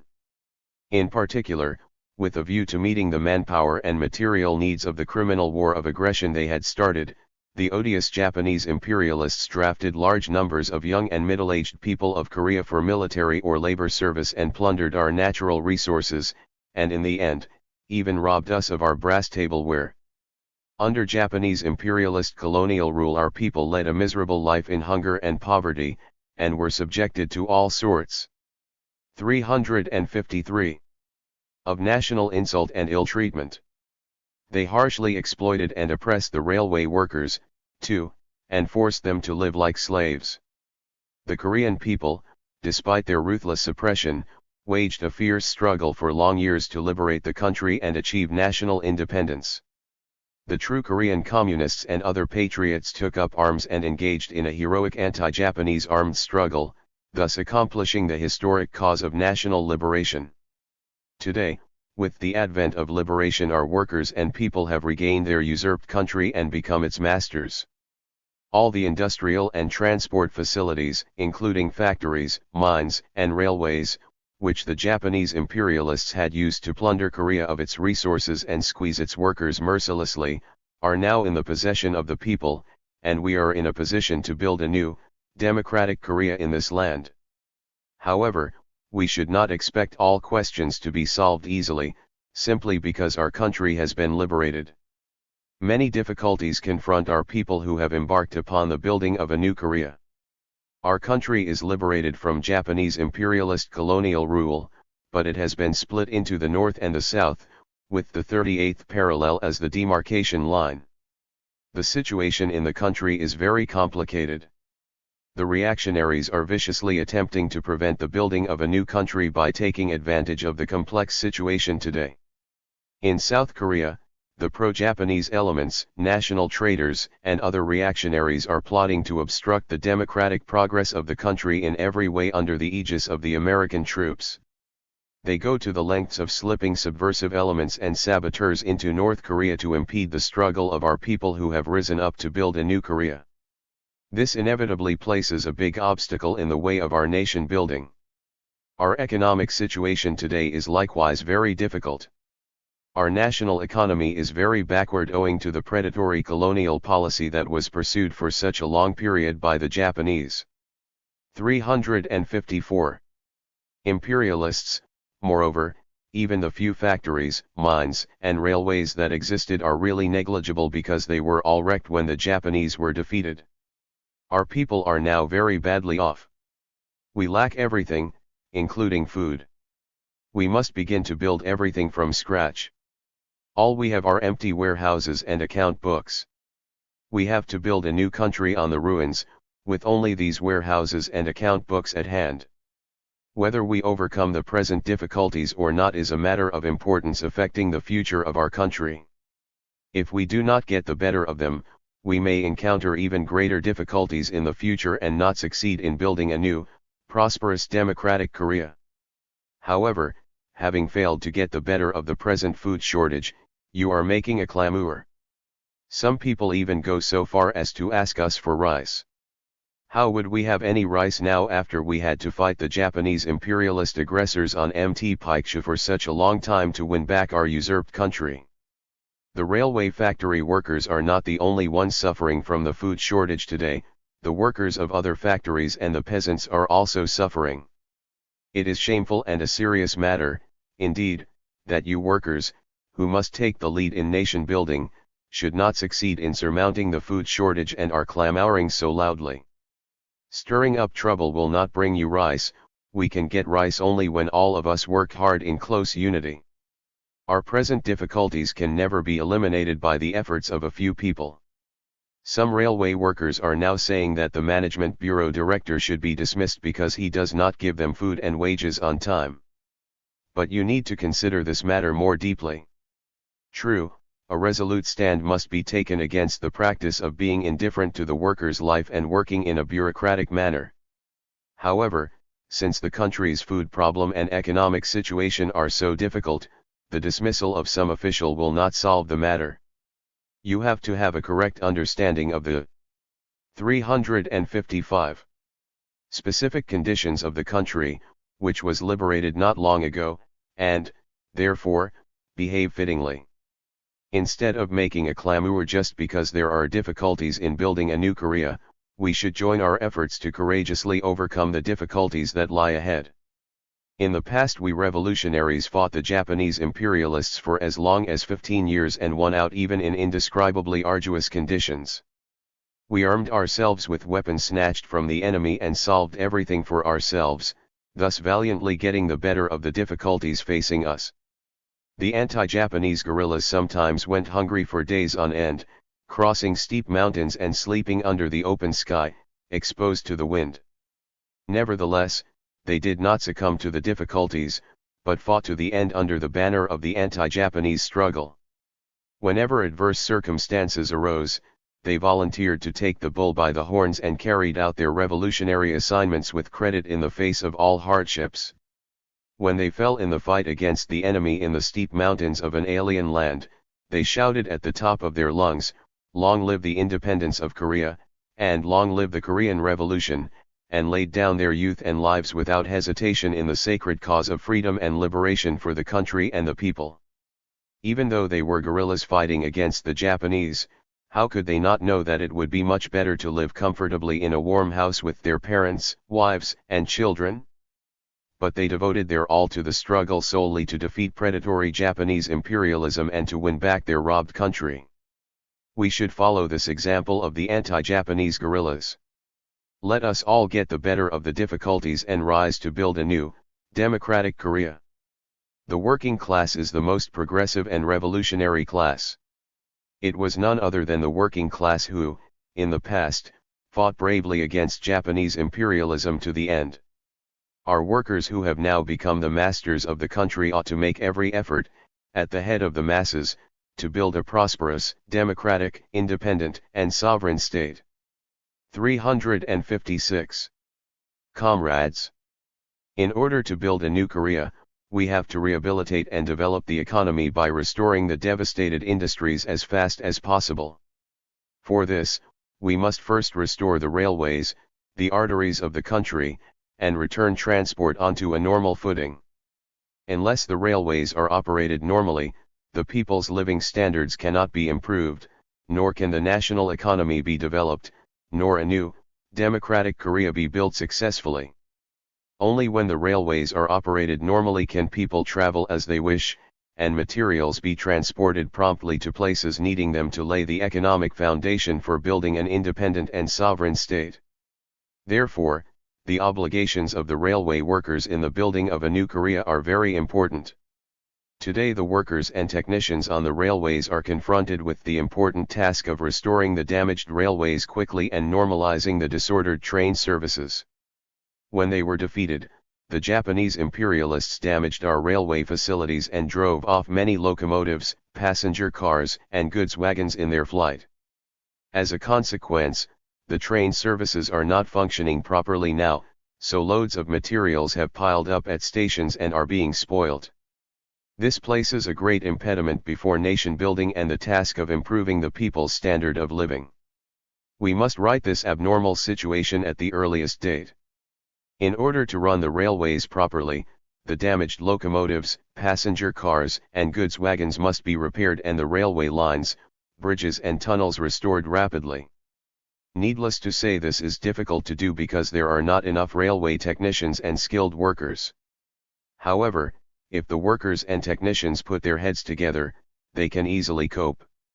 They should stint no effort in making the train services run normally. In particular, the workers and technicians of the railway factory must try to build up the factory themselves.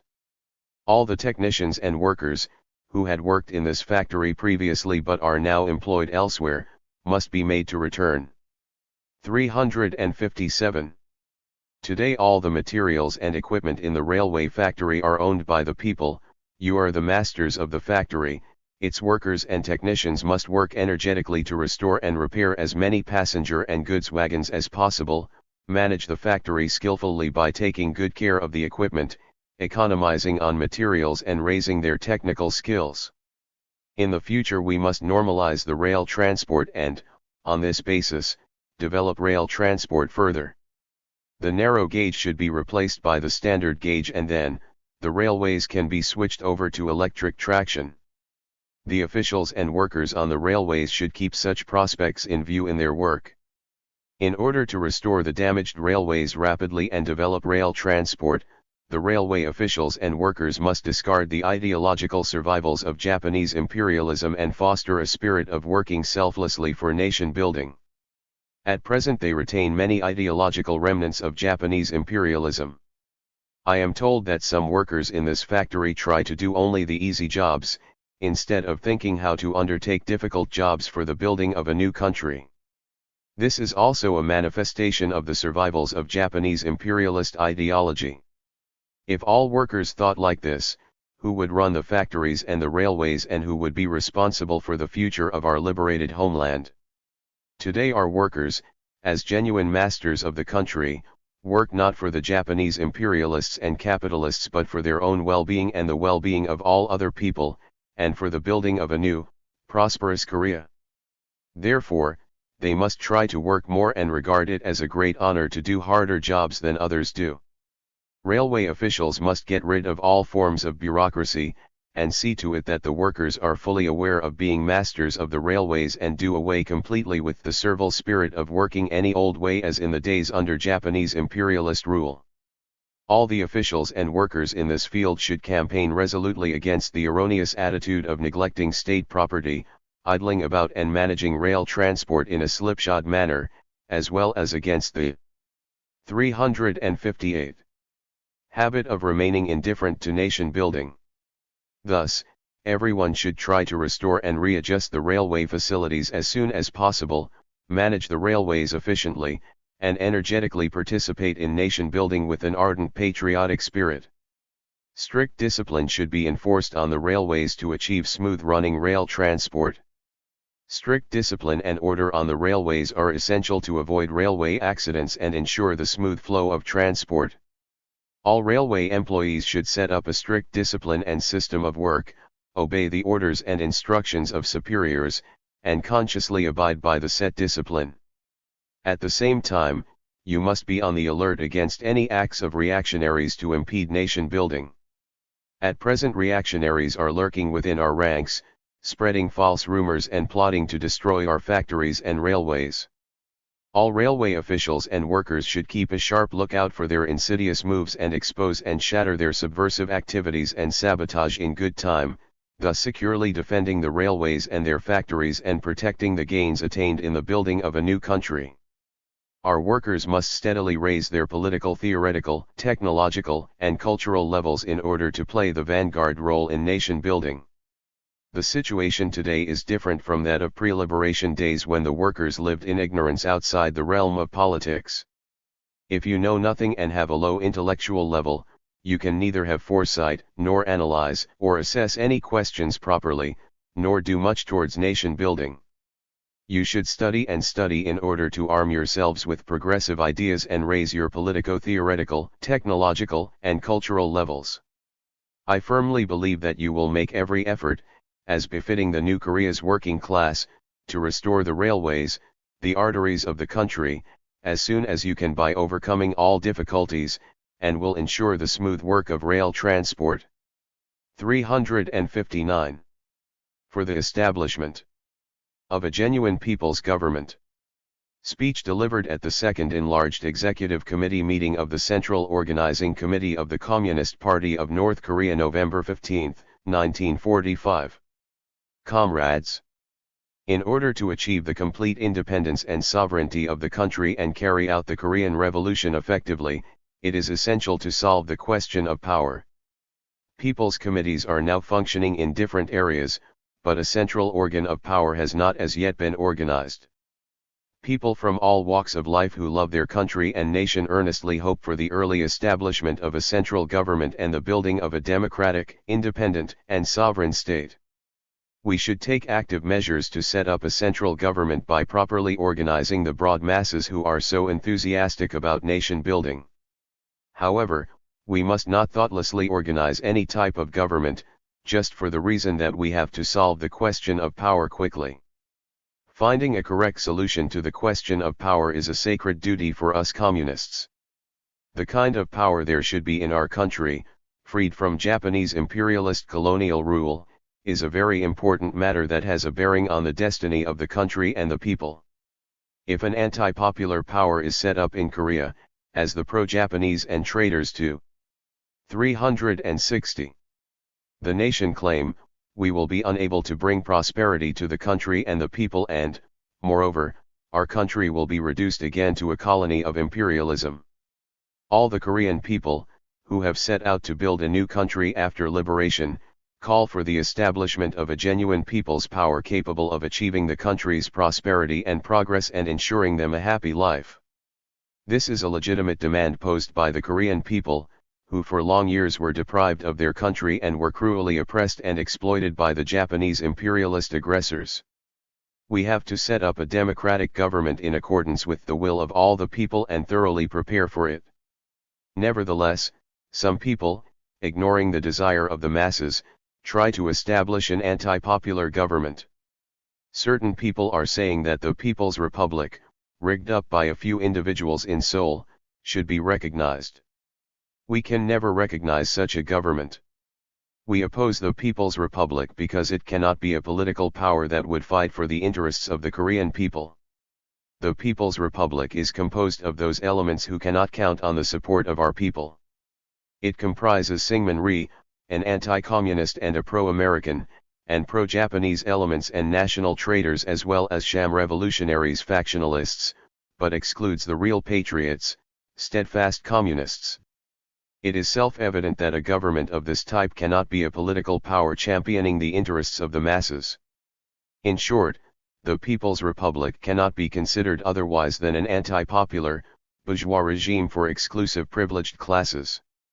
How can we communists support this government? We cannot regard the People's Republic as a political power of our people and are not obliged to do so. Advocating support for the People's Republic is, after all, a right capitulationist stand intended to relinquish the party's leadership over political power, the basic weapon of the revolution, and to hand political power over to the reactionaries. Besides, it is an anti-popular act of obstructing the 361. Establishment of a genuine people's government. We must not be taken in by imperialists' tricks in setting up a government. They are now seeking to establish a reactionary government in our country and make our people colonial slaves once again, by making use of their lackeys. Under these conditions, if we approve of an anti-communist, anti-popular government, This would amount to going against the national wishes of the Korean people and aiding the imperialist policy of colonial enslavement. In establishing a government, we must categorically reject anti-popular rightist tendencies and sharpen vigilance against the intrigues of the imperialists and their stooges. Along with this, we must combat the assertion of the left opportunists. They argue that a proletarian dictatorship should be set up in our country and the socialist revolution carried out at once. This is an ultra-leftist move taking no account of the objective requirements of social development in our country and the preparedness of the masses. It is an extremely dangerous move, divorcing the masses from our party and wrecking national unity.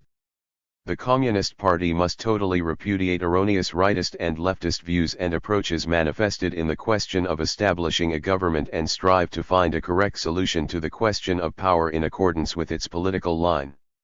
Our party has already set forth a policy of establishing a democratic people's republic suited to our concrete realities and the demands of the masses of the people. We should exert all efforts to set up the democratic people's republic, a genuine people's power. The government of the Democratic People's Republic should consist of representatives of the Communist Party and all other progressive and patriotic political parties and representatives of people of all walks of life, except pro-Japanese elements and national traitors. This government should include competent persons who can work earnestly for the country and the people, faithfully defend the interests of the people and who enjoy the confidence of the masses. A government of this type alone can serve as a powerful revolutionary. 362. Weapon for building a prosperous, independent, and sovereign state, and become a patriotic and people-oriented government that struggles for the interests of the broad masses of the people. We should begin by uniting the masses in establishing the Democratic People's Republic. The same with all other matters, the setting up of a people's government in particular cannot be successful without winning over the masses. The People's Republic at present advanced by certain people was trumped up by a handful of people overnight without any mass foundation. This regime is to be manufactured without so much as forming a national united front properly and laying a mass foundation. How can it be a government of our people? After winning over the broad masses of the people, we should, under our party's guidance, hold a conference of a national united front comprising democratic political parties and workers, peasants, youth, women's, and other mass organizations and discuss the question of organizing a central organ of power. Thus, ours should be a government firmly based on a national united front, a representative of all democratic political parties and social organizations. Only a government set up on the basis of a national united front, representing all sections of the patriotic democratic forces, can enjoy the absolute approval and acceptance of all the Korean people and international support, and correctly discharge its historic mission. If a government is set up with no mass foundation, it is like a house built on sand and cannot have the backing of the masses of the people. Our party's policy, therefore, is to form a solid democratic national united front before setting up a government and to build a mass foundation for people's power. We must first concentrate on winning over the masses. The whole party should be activated for a vigorous campaign to rally the broad masses of the people and strive to win over every single person who wants to help in nation building. In this way, even conscientious non-comprador capitalists, not to mention the workers, peasants, and intellectuals, should be united firmly in a national united 363 front. Only when we form a strong democratic national united front and definitely win over the broad masses, can we smash all reactionary maneuvers, establish a genuine government of the Korean people and successfully build a prosperous, democratic, independent, and sovereign state. We should form a national united front mainly with patriotic and democratic organizations fighting for the interests of the country and the people. Our united front can be joined only by the most revolutionary party that truly represents the national interests of the Korean people and by those national and democratic political parties and social organizations that are totally opposed to imperialism and the remnant forces of Japanese imperialism, and are ready to take an active part in implementing the tasks of the democratic revolution for national liberation. We can form a democratic national united front with political parties like the Democratic Party. True, the friendly parties show a certain amount of vacillation in the revolutionary movement, and sometimes voice objections. But we must work with these parties on the principle of criticizing and uniting for a united front. We must form various mass organizations as early as possible that include people of all strata in order to win over the people at large and have a solid democratic national united front. At present there are various mass organizations in different localities, but none of them have a central leadership as yet. While strengthening the trade unions at factories and enterprises, we should inaugurate a central leadership for them at the earliest possible date. And a central peasant organization with a unified system should also quickly be formed, as well as a unified organization for women. In particular, we must actively promote the work of reorganizing the Young Communist League into the Democratic Youth League, a broader-based youth organization. Reorganizing the YCL into the DIL is a highly important measure to bring young people closer together in general and to develop the youth movement further. Under the present complex political situation in our country, if the YCL, a limited youth 364 organization, is left intact, the youth movement cannot go beyond narrow bounds and, further, the Korean youth movement could possibly be disrupted. If the youth movement is guided through the YCL, the working youth may be divided into various groups. Therefore, we must set up a democratic youth organization to rally the broad sections of the young people. Almost all the Korean youth are the sons and daughters of working people, including the workers and peasants, and they suffered harsh exploitation and oppression, having no freedoms or rights under the colonial rule of Japanese imperialism. Therefore, all young men and women, with the exception of a handful of reactionaries, can be affiliated with the Unified Democratic Youth Organization and mobilized for the democratic revolution and nation building. While forming mass organizations, party guidance over them should be intensified. In particular, close attention should be paid to guiding the women's organizations. Our party should give proper leadership to these organizations so that for the present they would attach importance to such matters as encouraging women to overcome illiteracy, throw off feudal customs, improve their living and take an active part in nation building, and that they would strive to get results in all these measures. Women should be made aware and tempered in this way. By forming mass organizations and increasing our guidance over them, we should unite the workers, peasants, youth, and students, women and all other sections of the broad masses closely around our party and so lay a solid foundation for a national united front. The formation of a powerful democratic national united front calls for enhancing the role of the Communist Party. While maintaining its independent character in the united front, the Communist Party should play the leading role and assure definite guidance of the mass organizations. To this end, party organizations should be consolidated and the strength of the party constantly enhanced. At the same time, all party members should be encouraged to acquire a correct understanding of our party's united front policy and 365. Actively lead the masses of all segments. First of all, we must see to it that they, clearly aware of our party's policy towards friendly parties, work well with them. The formation of a national united front in our country today is a pressing task, the fulfillment of which brooks no delay. We should give great impetus to the struggle to form a solid democratic national united front as soon as possible. We will thus firmly unite the broad patriotic, democratic forces and then, set up the Democratic People's Republic, a genuine people's power, so eagerly awaited by our people.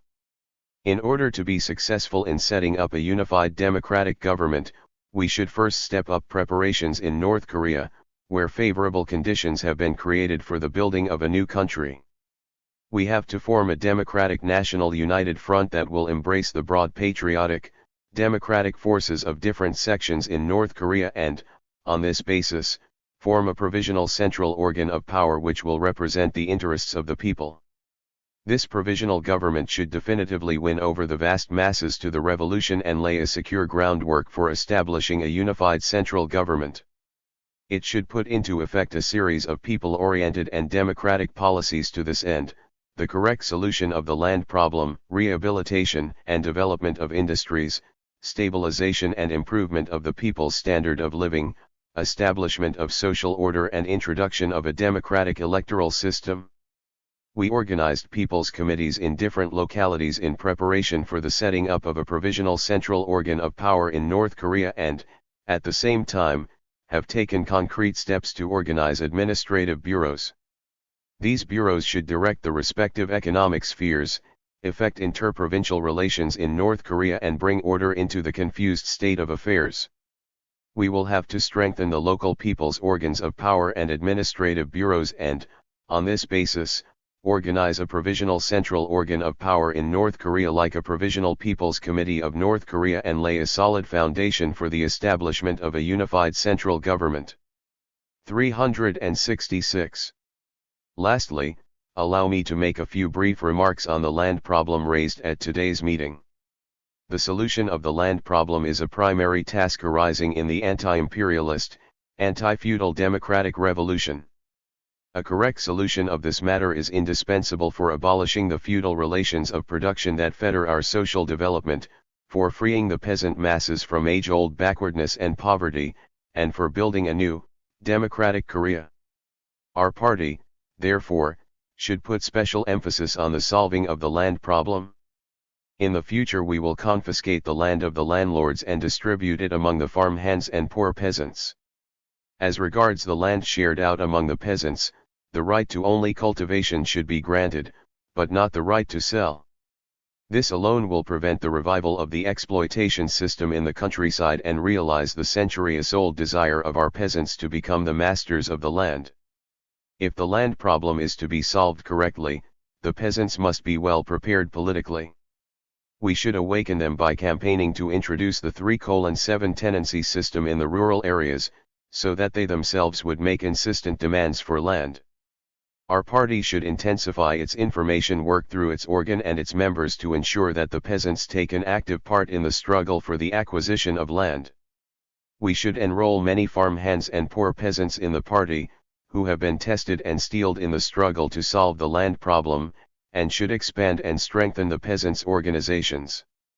Comrades, our party bears the heavy responsibility for leading the Korean Revolution, and the destinies of the country and the people hinge on its activity. The key to success in the immense task of nation building facing us at present, too, is how our party fights. Bearing the party's historic task deeply in mind, we have to wage an energetic struggle to surmount all difficulties and obstacles lying in the way of nation building, and strive to accomplish our honorable revolutionary tasks in building a new country. 367. On establishing the Pyongyang Institute. Talk with the officials of the Pyongyang Institute and local party organizations while designating the site for the Pyongyang Institute November 17, 1945. In former days when the Korean people's country was usurped by the Japanese imperialists because they had no powerful national army of their own, they were subjected to colonial oppression and cruel exploitation. A glimpse at the houses here in Jewelry is a clear enough indication of the cruel humiliation the Koreans suffered under the colonial rule of Japanese imperialism. The Japanese discriminated against the Koreans at every step, even in dining rooms and lodgings, and exploited Korean youth like beasts of burden. A person without a homeland is always destined to lead such a miserable life. There is a saying that stateless people are more miserable than a dog in a house of mourning. That is quite true. Under the Japanese imperialist rule, our people were forced to live with pent-up grievances. You can find traces of the sorrowful, piteous life the Koreans had led under the tyranny of Japanese imperialism not only in Jewelry but everywhere else in our country. Why, then, shouldn't we be full of hate for the Japanese? Our people can never allow such humiliating slavery to be imposed upon them ever again. We must not fail to build an independent and sovereign democratic state by our own efforts and 368. Found our powerful regular national army. But before anything else we need plenty of cadres to build a new, democratic Korea and found our national army, a modern regular army. Our primary revolutionary task is to train cadres quickly who will shoulder the responsibility of the new Korea. So we must set up an institute which will graduate large numbers of military and political cadres who will constitute the backbone of the modern regular armed forces. It is advisable to choose a site in Jul-Ri for the institute. There are factory buildings there formerly run by the Japanese imperialists. This place is suitable for training, as it faces the lower reaches of the Taedong River. Moreover, nearby orchards, if tended with care, can supply apples for the students. It has many other good points, besides. It is of great importance to equip the institute in an exemplary manner and run it well, because it will be the first military and political academy in our liberated homeland. In the future we will set up many schools and cadre training institutions for various spheres. But only when we have built this first military and political academy into a model and manage it well, will educational workers throughout the country come here to learn, and acquire good experience of school construction and cadre training. To begin with, the institute's buildings have to be well furnished and quickly at that. However, since new buildings for the institute cannot be erected right now, the existing ones must be repaired well and put to use. Of course, the buildings in Jul-Ri are not good ones as they were erected by the Japanese imperialists. The Japanese built all the houses in a slipshod, makeshift fashion, probably with a view to their possible downfall. To be sure, there is no reason for colonial rulers to build good houses at great expense. Though these houses were jerry-built by the Japanese and had become somewhat dilapidated, they can be used as the institute's temporary buildings, if they are well repaired. The brick walls can be left as they are, but 369. The inner walls made of earth can be chipped off and rebuilt so as to rearrange the room suitably. Some houses need to be made functional, even if their structure has to be revamped drastically. The building which served as the dining room for Korean trainees in Japanese imperialist days cannot be used as it was. Therefore, its structure has to be changed fundamentally and equipped with good hygienic and cultural facilities. But you must first furnish the barracks for the students in order to accommodate them the moment they enter the institute, and then repair the auxiliary buildings. Barracks should be allotted on the principle that students would be able to carry on with their daily routine, with each class as a unit. There should be rows of beds with blankets for each squad to sleep in each room. It would be a good idea to place stools in front of the beds so that the students could use them for study or for meetings. Attractive slogans should be hung up in the barracks, and each class should have its own wall newspaper and honor board in an eye-catching way. Lecture rooms, training grounds, and shooting ranges should be well laid out and the mess, sick bay and living quarters kept attractive, clean, and tidy. The auditorium should likewise be well appointed by repairing one of the big houses. The room devoted to nation building, in particular, should be tastefully furnished and turned into a center for political, ideological, and cultural education, in other words, into a place of study and recreation for the students. The buildings should have an excellent heating system so that students can pursue their studies without feeling the winter cold. There are plenty of building materials and electrical appliances now in Jul-Ri, which the Japanese imperialists left behind when they fled. The institute should acquire them to repair the houses and fix the electrical installations. The electrical devices should be so well fitted that the students could study and live with bright enough lights. The people living in this locality should also be allowed to have electric light. How happy the peasants will be if new houses with electric. 370. Light will be built for them in the liberated country. The work of repairing the institute's buildings should be completed in 1 month to accommodate all the students at some time this year. Lectures are to begin early next year. However, under no circumstances are the repairs to be haphazardly done because of the time limit. In the days of the anti-Japanese armed struggle, we lived diligently even in very difficult conditions and, even if we camped for only one single day while on the march, we kept our beleading area tidy. There are comrades among the Institute's officials who had also led a camp life in those days. Hence, they will be able to give effective guidance in keeping the Institute spick and span. The student body of the Institute should be well chosen. Undoubtedly, local party and other organizations will select and send core elements to the institute. But, when enrolling them, the institute should be sure to take only wholesome persons, examining them once more. Thus, chance individuals will not infiltrate the ranks of the students. Not only men but women too should be enrolled in the institute. For too long our women have experienced all manner of restrictions and maltreatment, condemned to feudalistic and colonial exploitation, oppression and ethical bondage. In the old days, Korean women were denied access to learning and, worse still, their social activity was out of the question. That was why our women had fought so valiantly over many long years to win their social emancipation and equality. Particularly in the period of the anti-Japanese armed struggle, many Korean women, arms in hand, fought heroically against the Japanese imperialists, for the independence of their country and their own emancipation, exposed to the biting wind and rain in the rugged mountains, side by side with the men. We should translate into reality the centuries-old aspirations of our liberated women at the earliest possible date. They should be free to study and take an active part in social activities just as the men. The institute should enroll and educate some 50 excellent girls each term. In this way they will become fine women cotters in the future and will play a leading role. 371. In different spheres of state activity. While adequately building up the institute, it should be run properly also. First of all, you should clearly define the aim of its education and carry it out. The aim of education at the Pyongyang Institute is to train cotters for building a new, democratic country and the revolutionary regular army of our people.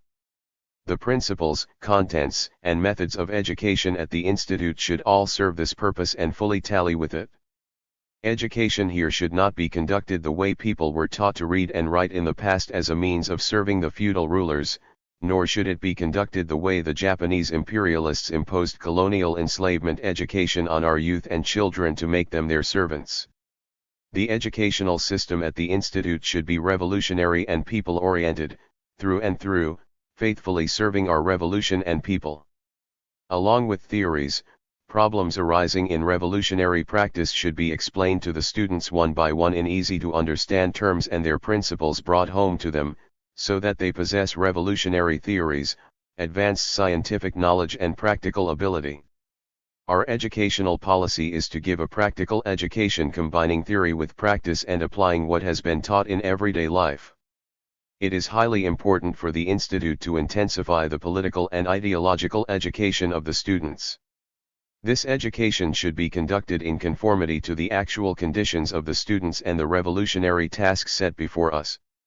We should strengthen political and ideological education among the students to uproot the vestiges of Japanese imperialist ideas and feudalistic thought as soon as possible. Along with this, we should instill a patriotic spirit in the students, ardent love for and faithful service to the country and the people, and arm them firmly with advanced Marxist-Leninist revolutionary theories and the revolutionary ideas of our party. The institute should keep the students fully informed of the internal and 372. External situation and the tasks set by the party and the state in each period and properly organize them for carrying out the revolutionary tasks. The revolutionary method of work among the masses should be explained in detail to the students. The students of this institute will become cotters who, at their workplaces after graduation, will disseminate party policy among the masses and unite them around the party. The institute should encourage the students to acquire a method of work among the masses and a popular style of work so that they will work admirably in the future, going among them and enjoying their support and confidence. If one wants to become a military or political cotter of a modern regular army, one should, of course, be well versed in modern military science and techniques. Without the military technical know-how, one cannot educate and train military personnel as need be, nor can one discharge one's military duties precisely. Especially, since the students of this institute are expected to contribute greatly to the build-up of the modern people's armed forces, they cannot discharge their duties unless they are armed with modern military science and techniques. Therefore, the institute should impart advanced military science and techniques sufficiently to the students. Instruction in modern military theories and techniques should be available in military training, but, on all accounts, these subjects should be acceptable to our specific conditions. Nearly 80% of our land is mountainous. Hence, tactical training, shooting and all other military drills should be conducted mainly in the mountains to fit in with the terrain of our country, and tactics in mountainous areas should be taught well. It is desirable, when forming the ranks of the students, that the unit be the class, group, and squad for a certain length of time, and that a class be composed of about 100 men, a group of about 30, and a squad of about 10. On enrolling the students, the institute should form them into ranks, establish rigid discipline as in a regular army, and 373. Make them lead a collective life. Their everyday life, too, should be orderly, it should be run in a civilized manner.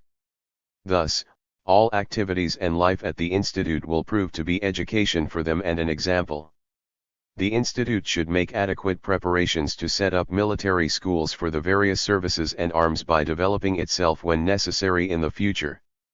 It is not easy to found an institute and teach students to be useful, fine workers, as we personally experienced in the period of the anti-Japanese armed struggle.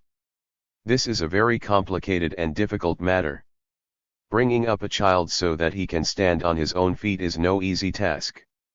Why, then, shouldn't difficulties and obstacles crop up in the training of so many sons and daughters of Korea into fine pillars, who will shoulder the future of the country, into real masters of the Korean Revolution?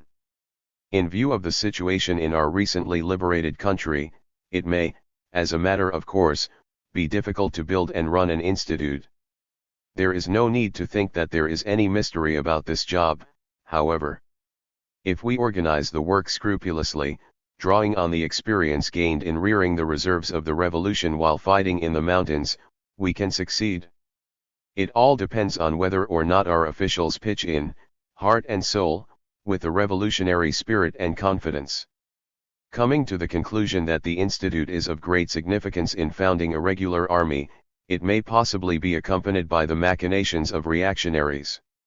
You should always be on the alert and sharpen your vigilance, thus preventing reactionaries from raising a finger and smashing their maneuvers. You should expose their moves to the students too and make them see through their viciousness so that the students maintain their revolutionary vigilance at all times. The Institute's officials should do good party work in liaison with its organizations here. Our country is now in an extremely difficult situation because of its lack of cadres, but we are going to send excellent cadres to this 374 Institute. We will not hesitate to send those who fought together with us in the past, and also the competent ones who underwent regular training with the approach of the great event of national liberation. It will be good to name the Institute Pyongyang Institute after Pyongyang, inasmuch as it is the first institute we are setting up after our return to the homeland. Appropriate preparations should be made for the inauguration of the institute. You should arrange a parade and hold a grand inaugural ceremony to instill pride and confidence in the participants arriving from the capital and the localities, and make the ceremony an outstanding occasion for establishing the order of life in the institute and inspiring the students' enthusiasm for study. 375. Tasks confronting intellectuals. In nation building. Speech delivered before teachers and intellectuals in Pyongyang, November 17, 1945. Dear friends, our people have defeated the predatory Japanese imperialists and regained their land. They have now embarked on the building of a new Korea. The teachers and intellectuals of liberated Korea are faced with the momentous tasks of nation building and of actively contributing to the construction of a new Korea. If you are to perform important tasks in nation building admirably, you must, first of all, have a clear understanding of the path to be taken by our Korea. Some people say at present that a bourgeois republic should be set up, that Korea should follow the road to capitalism. Others argue that a proletarian dictatorship should be established immediately, that Korea should take the road to socialism. Both are erroneous allegations confusing the people who have come out for nation building. The argument that a bourgeois republic be set up in our country is tantamount to reducing the Korean people to colonial slaves of imperialists again, and the one that a proletarian dictatorship be established in Korea right now is as stupid as trying to feed a toothless infant with bean-mixed rice. We should never set up a 376 capitalist system in liberated Korea, nor should we build a socialist society right away, skipping necessary stages in revolutionary development.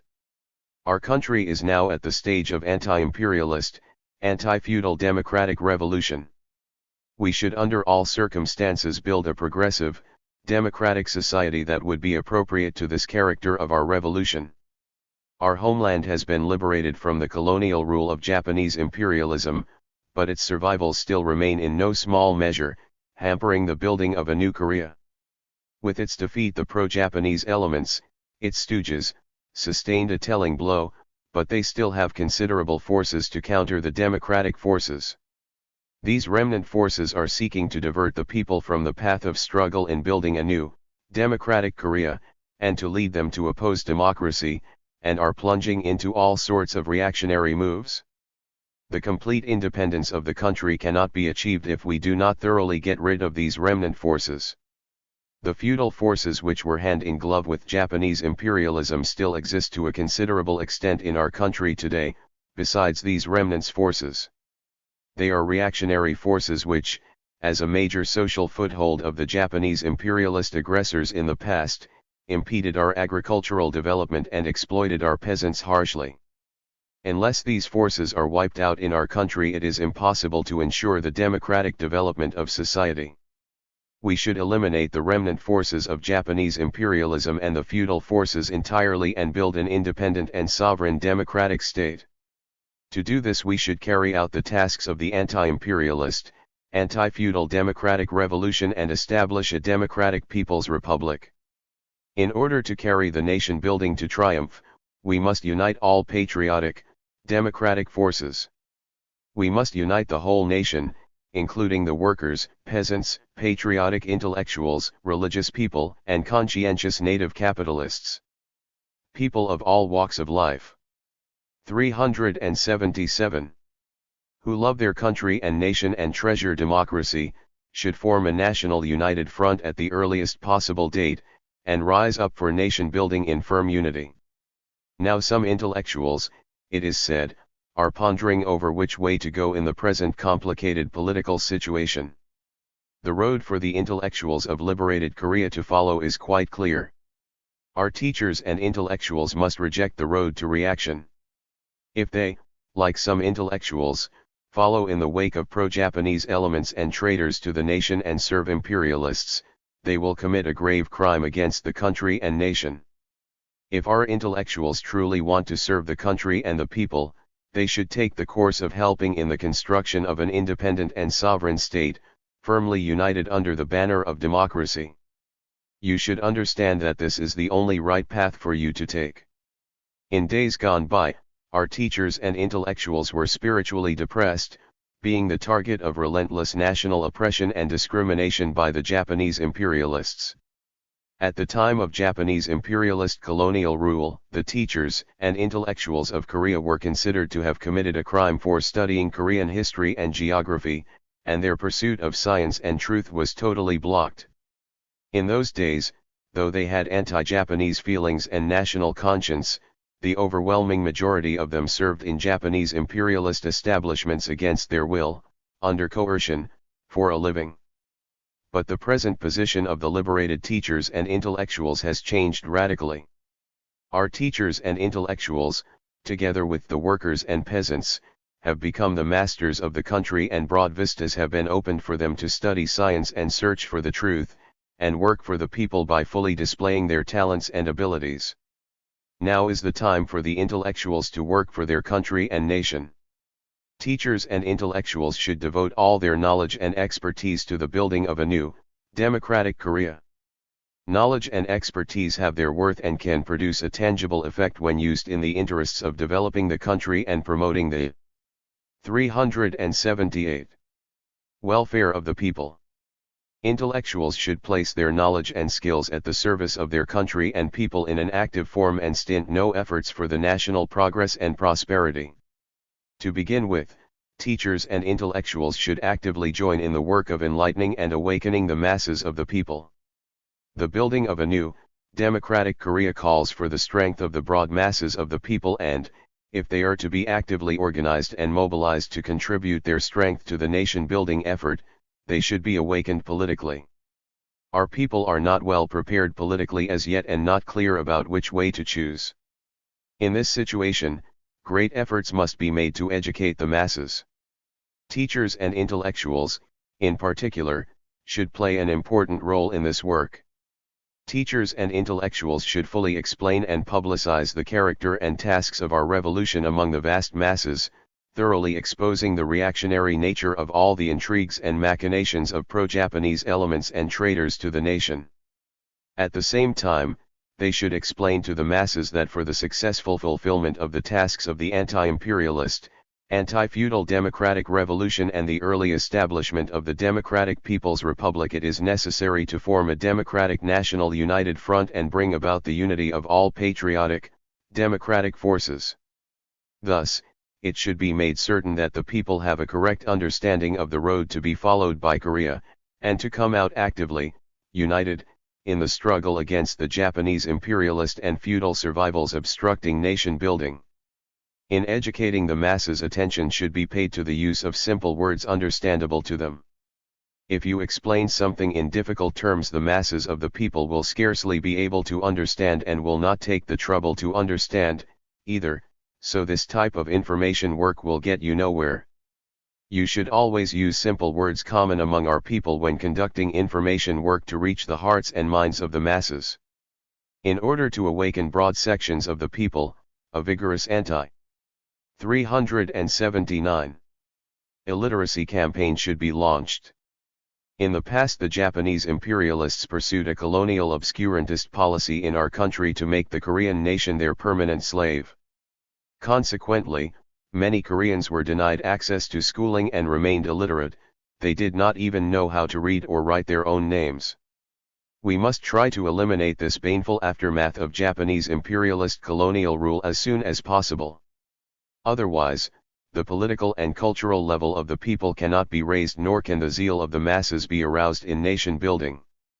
Teachers and intellectuals should go among the broad masses of the people, including the workers and peasants, and launch a lively campaign to abolish illiteracy. All people will then get to know how to read and to write letters. To continue, teachers and intellectuals should energetically participate in the struggle to build the economy and culture of the new Korea. The rehabilitation and development of the country's economy and culture is a very urgent problem in nation building. Only when the factories and other enterprises which the Japanese imperialists laid waste are rapidly rehabilitated and the national economy is developed, can we stabilize and improve the people's deteriorated living and lay the economic foundation for building a prosperous, democratic, independent, and sovereign state. At the same time, only by rehabilitating and developing the national culture, trampled underfoot by the Japanese imperialists, is it possible to arouse national pride and self-confidence among the people, give scope to their once suppressed national consciousness and build a new, civilized Korea. Progressive teachers and intellectuals with their knowledge and skills, must be very conscious of their honorable tasks in building the country's economy and culture. They must devote all their energy and talents to make a positive contribution to the laying of a solid economic foundation for a new, democratic Korea, and to the flourishing and development of national culture. 380. But the most important task of the teachers is to bring up the rising generation to be fine workers of a new, democratic Korea. In order to build an independent and sovereign democratic state and achieve prosperity for the country and nation, we must bring up a splendid younger generation who will become the mainstay of the country in the future. Teachers should inculcate democratic ideas in students. Only then can they train them to be patriots who passionately love their country and fellow people, to be reliable pillars of the country. If they educate the students fittingly, their parents will likewise be educated through them. While giving good ideological education to the students, practical knowledge needed for nation building should be imparted to them. If we are to educate the rising generation well, we should build plenty of schools and keep them neat and tidy. We also should compile new textbooks in our own language. Teachers should take an active part in the work of building schools and in compiling textbooks. One of the important aspects of educating the younger generation today is to eradicate all the vestiges of the colonial enslavement education system imposed by Japanese imperialism. These residues still remain in our educational institutions today. Unless they are destroyed, we will not be able to train our younger generation to be fine workers of a new Korea. The teachers should try to root out the remnants of Japanese imperialism in all spheres of education and to set up a new, democratic education system. Teachers and intellectuals must completely shake off the survivals of Japanese imperialist ideas in order to contribute to nation building. These ideological survivals are more noticeable among teachers and intellectuals than in anyone else, because in the past they were the ones to receive the colonial enslavement education of Japanese imperialism and to work in its establishments. Unless they get rid of the survivals of the old Japanese imperialist ideas, they cannot render good service to the building of a new country and become genuine democratic workers. All the teachers and intellectuals must actively strive to rid themselves of the outworn ideological virus spread by the Japanese imperialists. 381. And arm themselves with new, democratic ideas. The political consciousness of teachers and intellectuals at present is very low. Intellectuals ask various political questions these days. Not a few of the questions are because of their political immaturity. This is largely a result of Japanese imperialist colonial rule, in particular, the machinations of alien elements who wormed their way into the revolutionary ranks after liberation. Alien elements seduced the unsophisticated people with all kinds of false propaganda and deceptive tricks, and provoked a good deal of vacillation among some of the intellectuals. Teachers and intellectuals should tirelessly strive to raise the level of their own political consciousness. In this way they will learn to analyze and judge all issues correctly from a political viewpoint and to promptly expose and smash every move of the reactionaries. An important way of raising the level of the political consciousness of the teachers and intellectuals is through a concentrated study of politics. In this way they should learn scrupulously why the path we follow today is the right one and how to build a new, democratic Korea. They should follow the internal and external situation precisely. While steadily raising the standard of their political consciousness, they should endeavor to acquire advanced scientific knowledge and technology. It will be a great mistake to imagine that your knowledge is vast. In fact, the knowledge accumulated by our teachers and intellectuals under Japanese imperialist rule is of little use in building a new country. If you rest content with your present knowledge and technology and do not try with an open mind to learn, you cannot keep abreast of developing events nor can you contribute to nation building.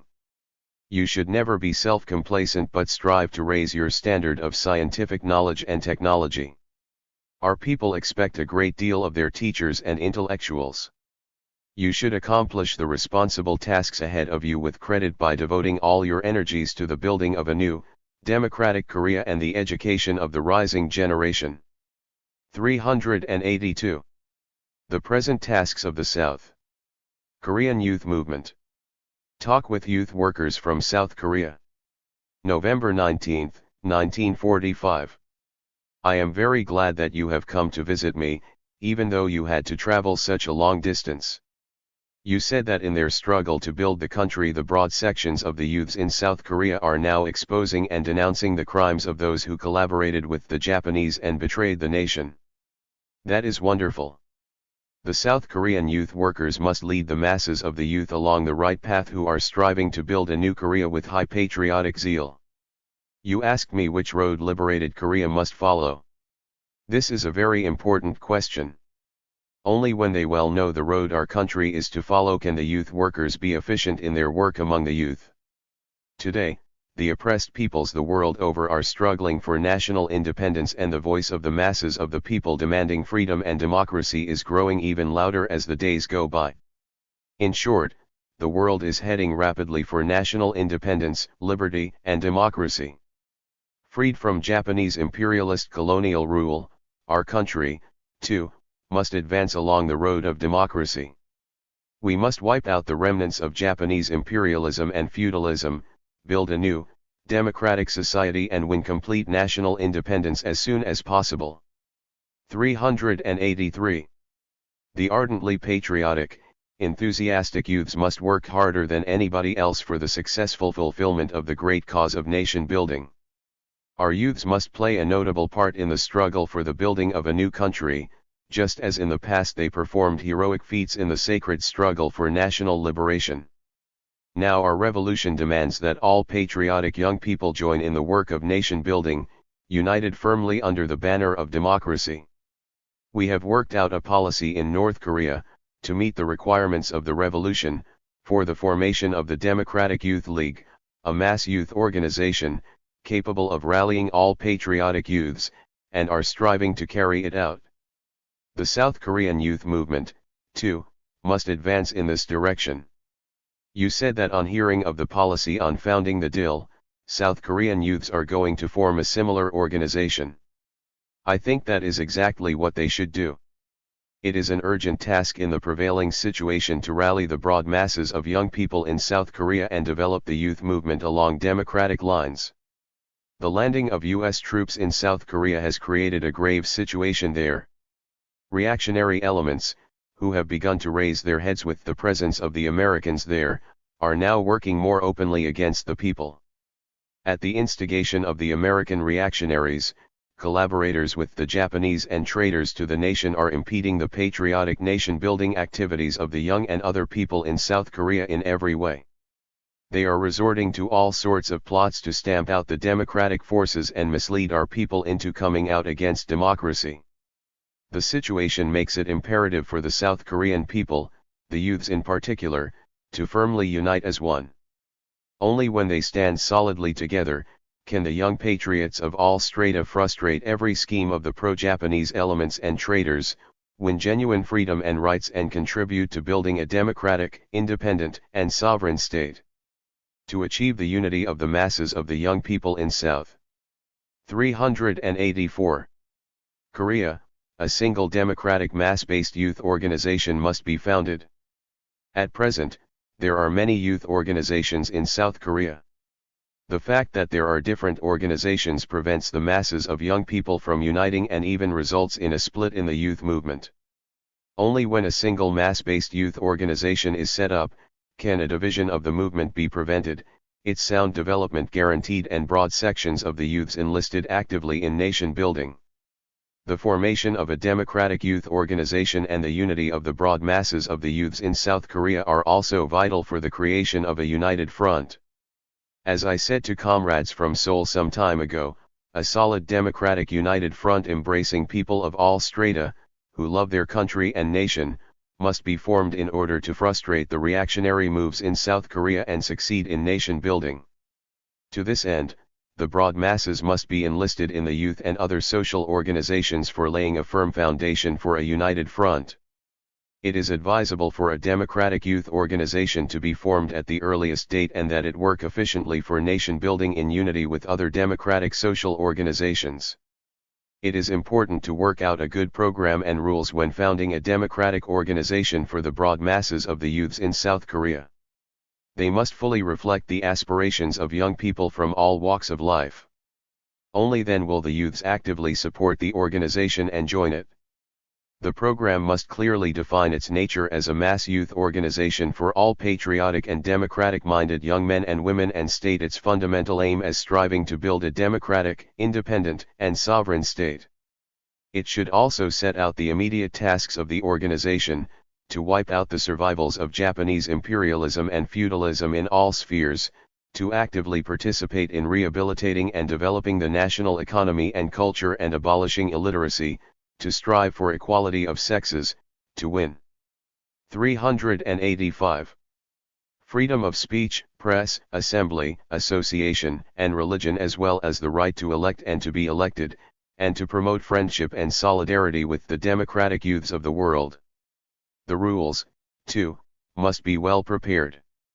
They must stipulate the principles of the formation and composition of the organization, the duties and rights of its members, and other important problems arising in its activities.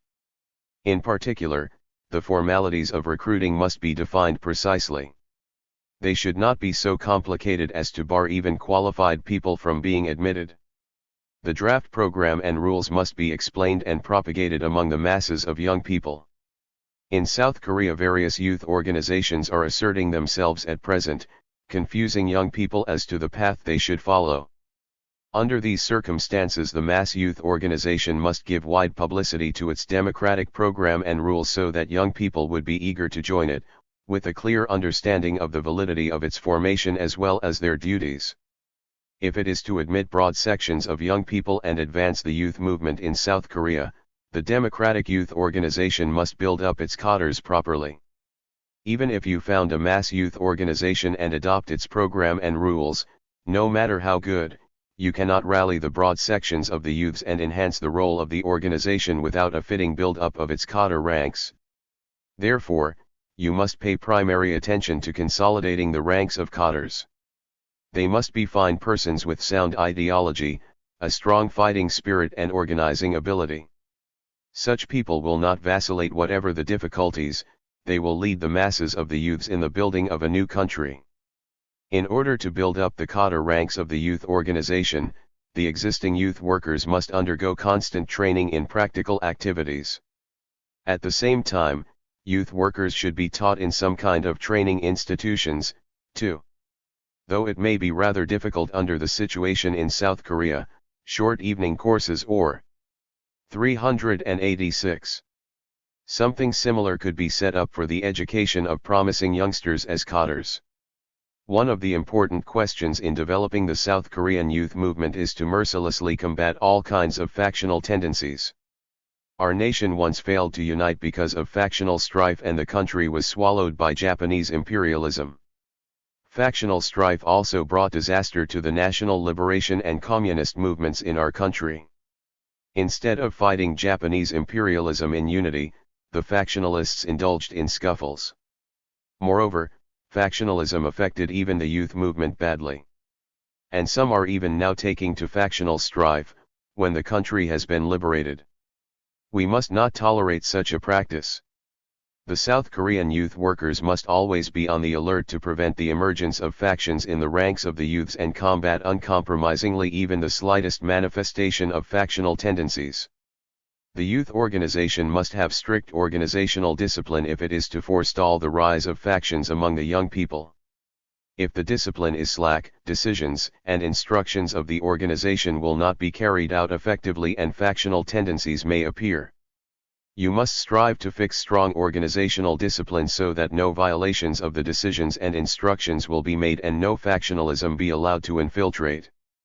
Next, you must pay close attention to enhancing the education of the young people. In the first place, you must teach the young people properly to get rid of the survivals of Japanese imperialist ideas. During their occupation of Korea in the past, the Japanese imperialists pursued a vicious colonial policy, extensively spreading obsolete and corrupt ideas among our people and youths. As a result, these ideas still survive to a great extent in the minds of our youths. The South Korean youth workers must improve the education of the young people to help all of them root out the Japanese imperialist ideological 387 remnants from their mind and to arm themselves firmly with a democratic ideology. What is especially important in the education of the youths is to imbue them with the spirit of loving their country and people. When they are imbued with ardent patriotism, young people will work faithfully for nation building despite all difficulties, staunchly fighting against pro-Japanese elements and traitors who attempt to sell out our nation again as colonial slaves to imperialism. The significance of patriotic education is well illustrated by the anti-Japanese armed struggle. Throughout the years of that struggle we were deeply concerned with equipping the guerrillas with a patriotic spirit. Consequently, they fought heroically for many years against the Japanese imperialists to win freedom and liberation for their country and people, often eating grassroots and tree bark and experiencing all manner of trials. Some of our comrades were captured in those days and brutally tortured by the enemy. But they did not yield, they denounced the enemy even on the gallows and upheld their honor as revolutionaries to the last moment. They were able to be brave in the fight against Japanese imperialism because they passionately loved their homeland and fellow countrymen. Our liberated youths, too, must be imbued with ardent patriotism just as the anti-Japanese guerrillas were.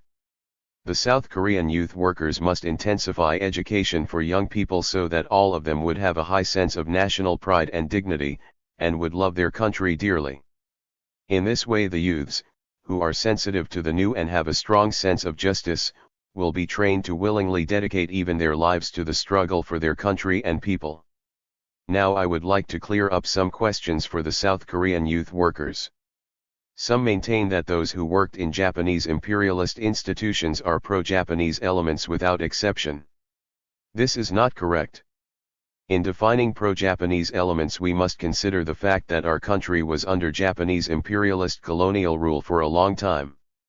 In those years quite a few Koreans were employed in their 388 establishments.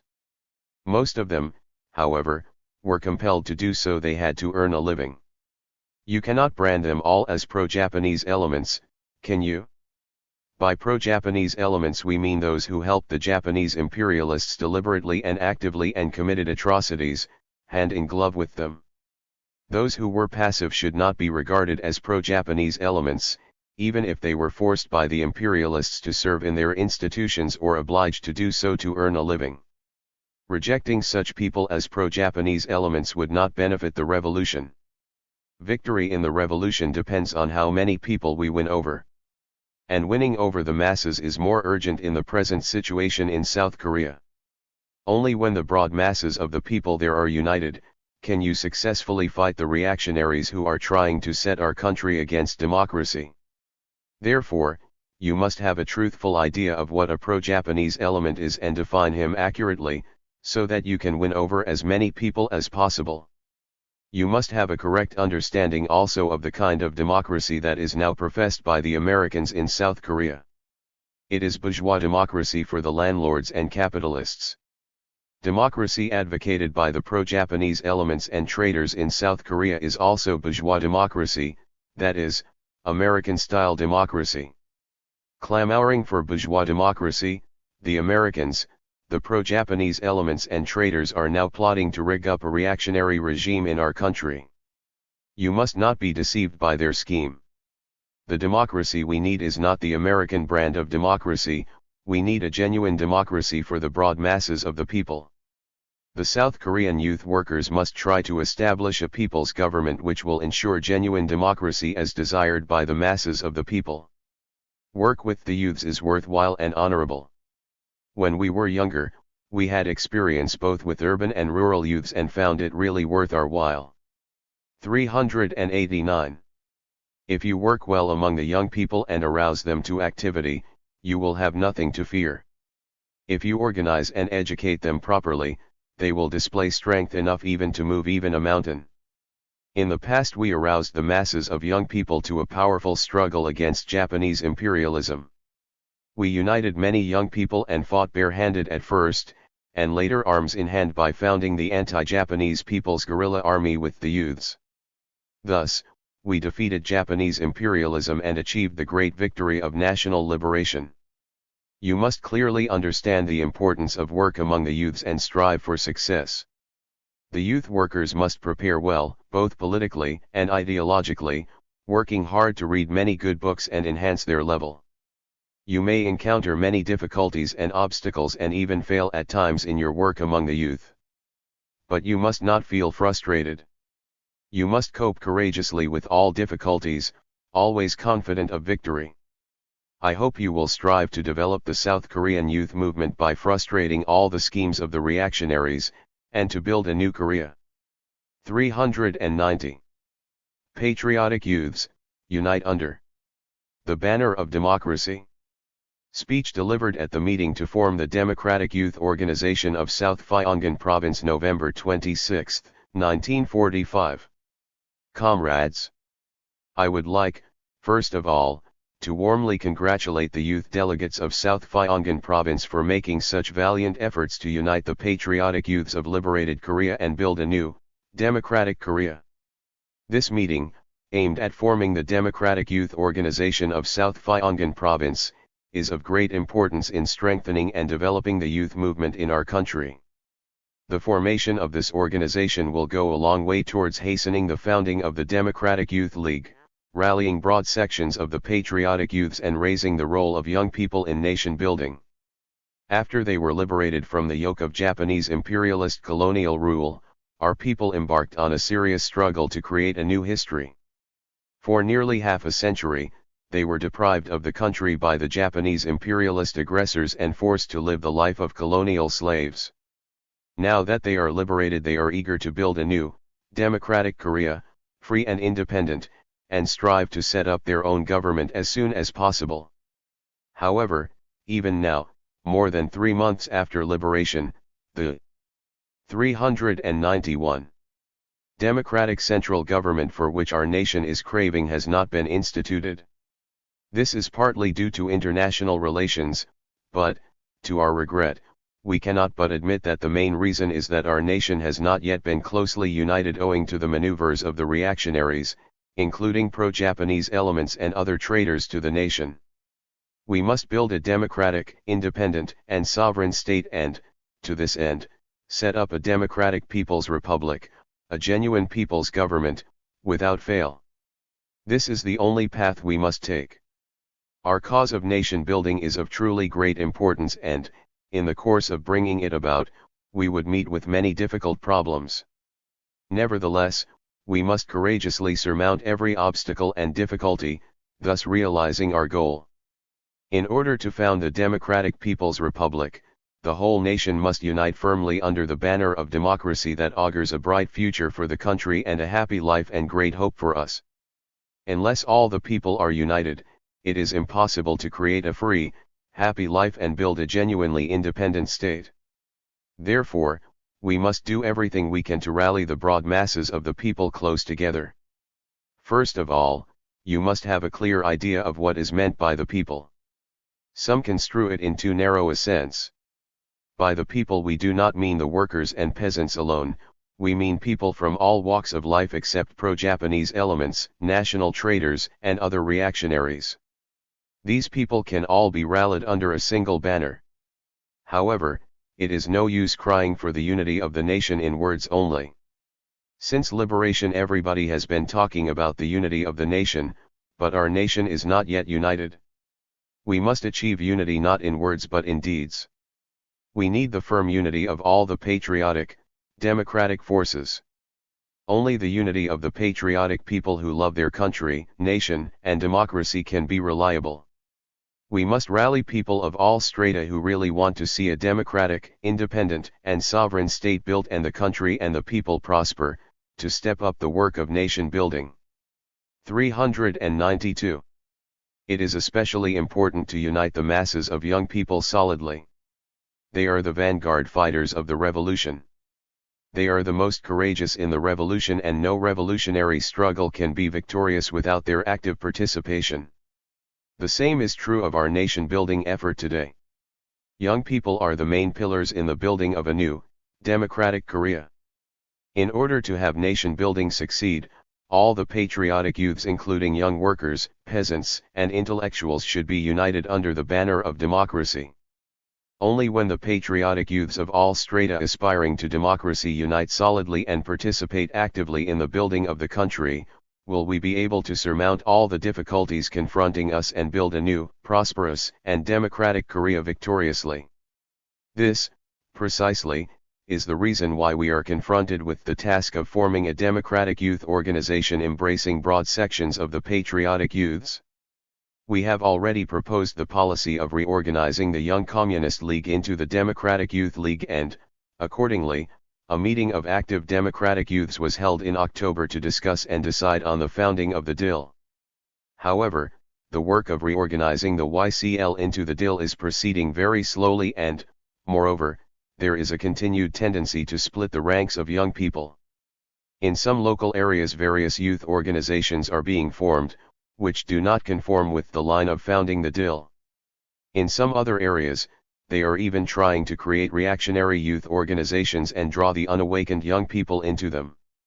Some student youths of bourgeois origin are obstructing the founding of the DIL and disrupting the unity of the ranks of the youths, maintaining that students should not join the DIL but the students' union. We must resolutely overcome such a wrong tendency and push ahead with the work of uniting the broad masses of young people into a single youth organization. Today our youths do not want to fall again into imperialist colonial slavery, but ardently desire the democratic development and 393. Full independence and sovereignty of their country. Therefore, we are fully able to embrace many young men and women in the democratic youth organization. We should rally patriotic youths of all social strata closely under the democratic banner, who are willing to serve in the building of a new, democratic Korea, irrespective of party affiliation, religious beliefs, property status, and education. Bearing in mind that unless the unity of young people is achieved, their energies cannot be mobilized well enough for the work of nation building, the youth workers should take vigorous action to found the DIL. It is essential for the founding of the DIL to thoroughly explain the line of organizing the DIL to the young people. The DIL we are going to found is a youth organization of a new type which exactly meets the specific conditions of our country and the objective needs of the revolution. If you think that the founding of the DIL simply means the replacement of the YCL signboard, you are grossly mistaken. The DIL will have a new program and rules in keeping with its character, instead of taking over those of the YCL as they are now. We should see to it that all young men and women clearly understand the character of the DIL and the correctness of the line of its formation, and strive to found it without delay. At the same time, we must be on the lookout for any moves of the factionalists impeding the unity of the masses of the youths. While opposing the policy of reorganizing the YCL into the DIL, they are now, in various ways, obstructing the work of rallying the broad sections of patriotic youths. All the patriotic youths should work energetically to expose and frustrate their moves, thus contributing to bringing about the unity and cohesion of the young people. With a view to organizing the DIL and rallying young people on a broad scale, DIL organizations should be formed in all units at the earliest possible date. As soon as this meeting is over, South Pyongan Province should send officials of its youth organizations to all the local areas to form and readjust the city and county DIL. 394. Organizations and, at the same time, set up new DIL organizations in places where there are young people and expand their ranks. Officials of youth organizations should not only endeavor to draw young workers and peasants into the ranks of the DIL but pay close attention to uniting the student youths in them. Fooled by the vicious propaganda of the reactionaries, some students are going against the interests of the people today. This is very serious. We must rapidly form DIL organizations at schools and rally the students of all strata in them and lead them along the right path. We would thus prevent the reactionaries gaining a foothold among the students. While forming DIL organizations, we should firmly increase the ranks of DIL workers. First, good people should be selected as provincial DIL workers. We should reinforce the ranks of the DIL workers with young people whose work has been tested ever since liberation, in other words, those young people who are ideologically sound, popular among the masses and have great organizing and managing abilities. It is important to work commendably with young activists. DIL organizations should get to know them through practical work and rouse them to activity. Assign them tasks according to plan, examine and sum up their implementation in good time, and then give them new assignments, again examine and sum up the results. This is how they should be educated and roused to activity. DIL organizations will thus be able to be expanded and grow stronger and their role be enhanced positively. These organizations should constantly expand the ranks of young activists and recommend the best, promising ones for membership in our party from among them or send many to school to train them to be excellent builders of the country. Comrades, today the position of our young people is fundamentally different from the past. Before, under the atrocious colonial rule of Japanese imperialism, they had been subjected to all manner of humiliations and insults, they had no rights whatever to participate in political affairs.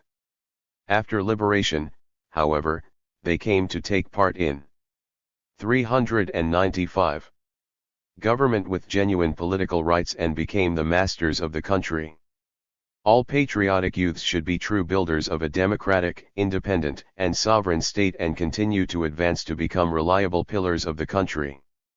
It must be ensured, therefore, that large numbers of excellent native cadres be produced from among the young people ready to actively contribute to nation building and fight for the country and the people even at the cost of their lives.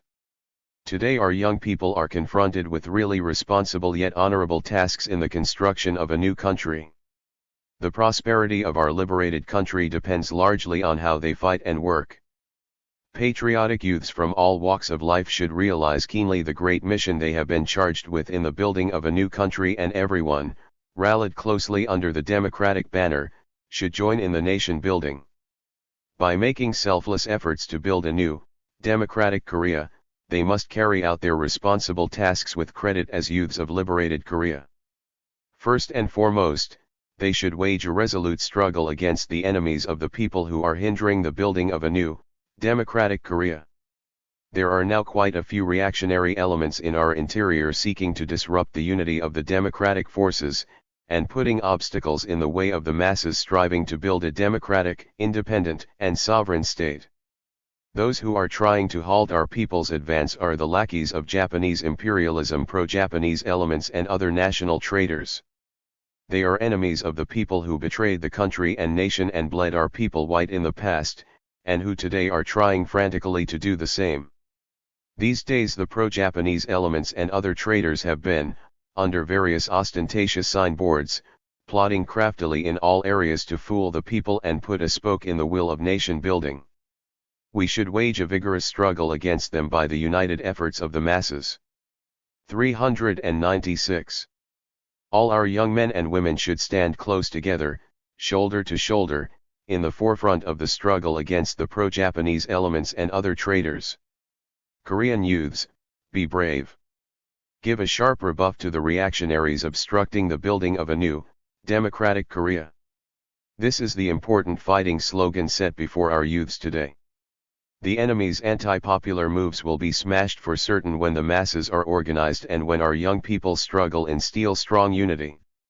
All patriotic youths should turn out as one in the struggle against the pro-Japanese elements, national traitors, and other reactionaries to liquidate the enemies of the people to the last man.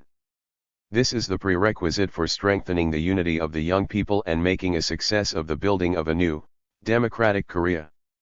While opposing the pro-Japanese elements and other traitors to the nation, the young people should launch a vigorous struggle to wipe out the survivals of Japanese imperialism and feudalism in all spheres to ensure the democratic development of the country and establish a genuinely democratic central government. One of the important tasks facing the youths now is working for the rehabilitation and development of the national economy and culture. Without developing the economy and culture, we can neither achieve full independence nor build a wealthy and powerful democratic Korea. Therefore, young men and women should devote all their energies and talents to rapidly rehabilitating the factories and other enterprises demolished by the Japanese imperialist aggressors, to laying a solid economic foundation for the country, and to making national culture blossom and develop. In order to rehabilitate and develop the economy and culture of the country, it is essential to develop science and technology. In the past, the Japanese imperialists forced enslavement education on the Korean people and prevented them from studying science and technology in order to turn them into their permanent colonial slaves. As a result, our country has very few scientists and technicians. For lack of scientific knowledge and technology, our people now fail to 397. Run the industrial establishments properly. They meet with many difficulties in nation building. In these conditions, we must try to develop science and technology as soon as possible. Today this is the honorable task of the youths. Young people susceptible to the new and burning with patriotic ardor should study hard to improve their scientific knowledge and technology and thus promote the country's science and technology. By doing this, they will contribute greatly to the rehabilitation and development of the national economy and a flourishing of national culture. We should educate the young people well to become competent builders of a new country. Our youths are still ideologically at a low level and lacking in political tempering. They should be given a good democratic education and trained well if they are to contribute greatly to nation building. By intensifying their education, we must arm them with progressive thought and prepare them well politically. It is important, above all, to convince them of the scientific truth that the new is sure to win in the struggle against the old, and of the justness of our revolutionary cause, so that they will have faith in victory. In view of the fact that pro-Japanese elements, national traitors, and opportunists are now making all sorts of evil moves, the young people could possibly waver in the work of nation building if they do not have a true idea of our revolution. Only when they clearly realize that our party's line of nation building is absolutely correct and are convinced that we are sure to win, will they be able to thoroughly repulse the moves of the reactionaries and opportunists and carry on with the building of the country effectively. It is an important warrant of victory in the revolution that the masses are deeply convinced of the justness of their revolutionary cause and have a firm faith that they will triumph.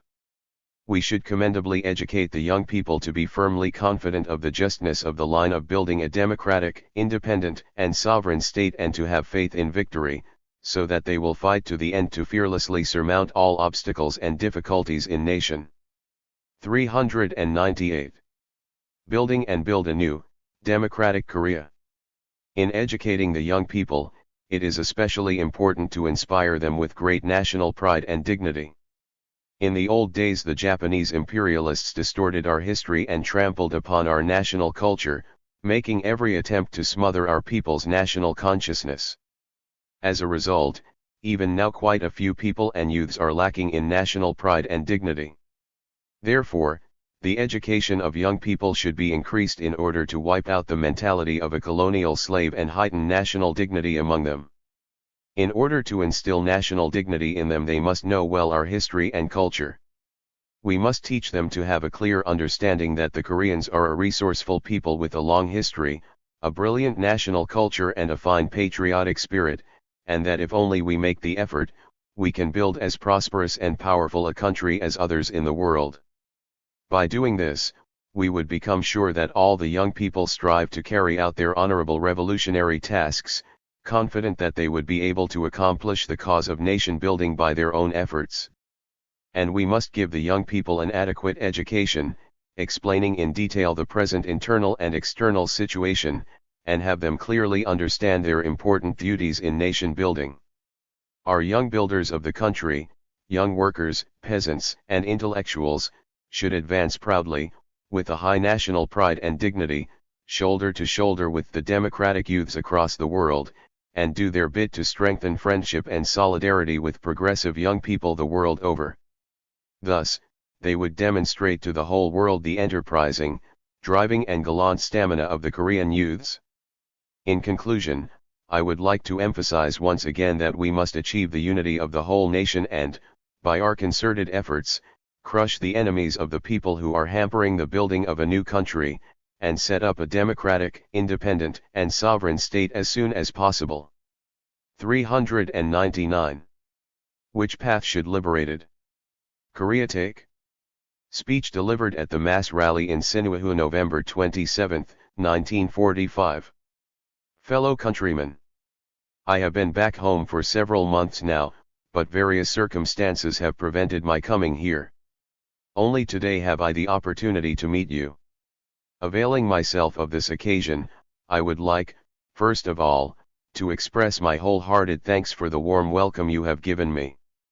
Citizens, the German fascists and Japanese imperialist thieves launched the Second World War with the aim of reducing all of mankind to the status of colonial slaves, but they were wholly defeated by the peace-loving peoples of the world and the anti-fascist democratic forces.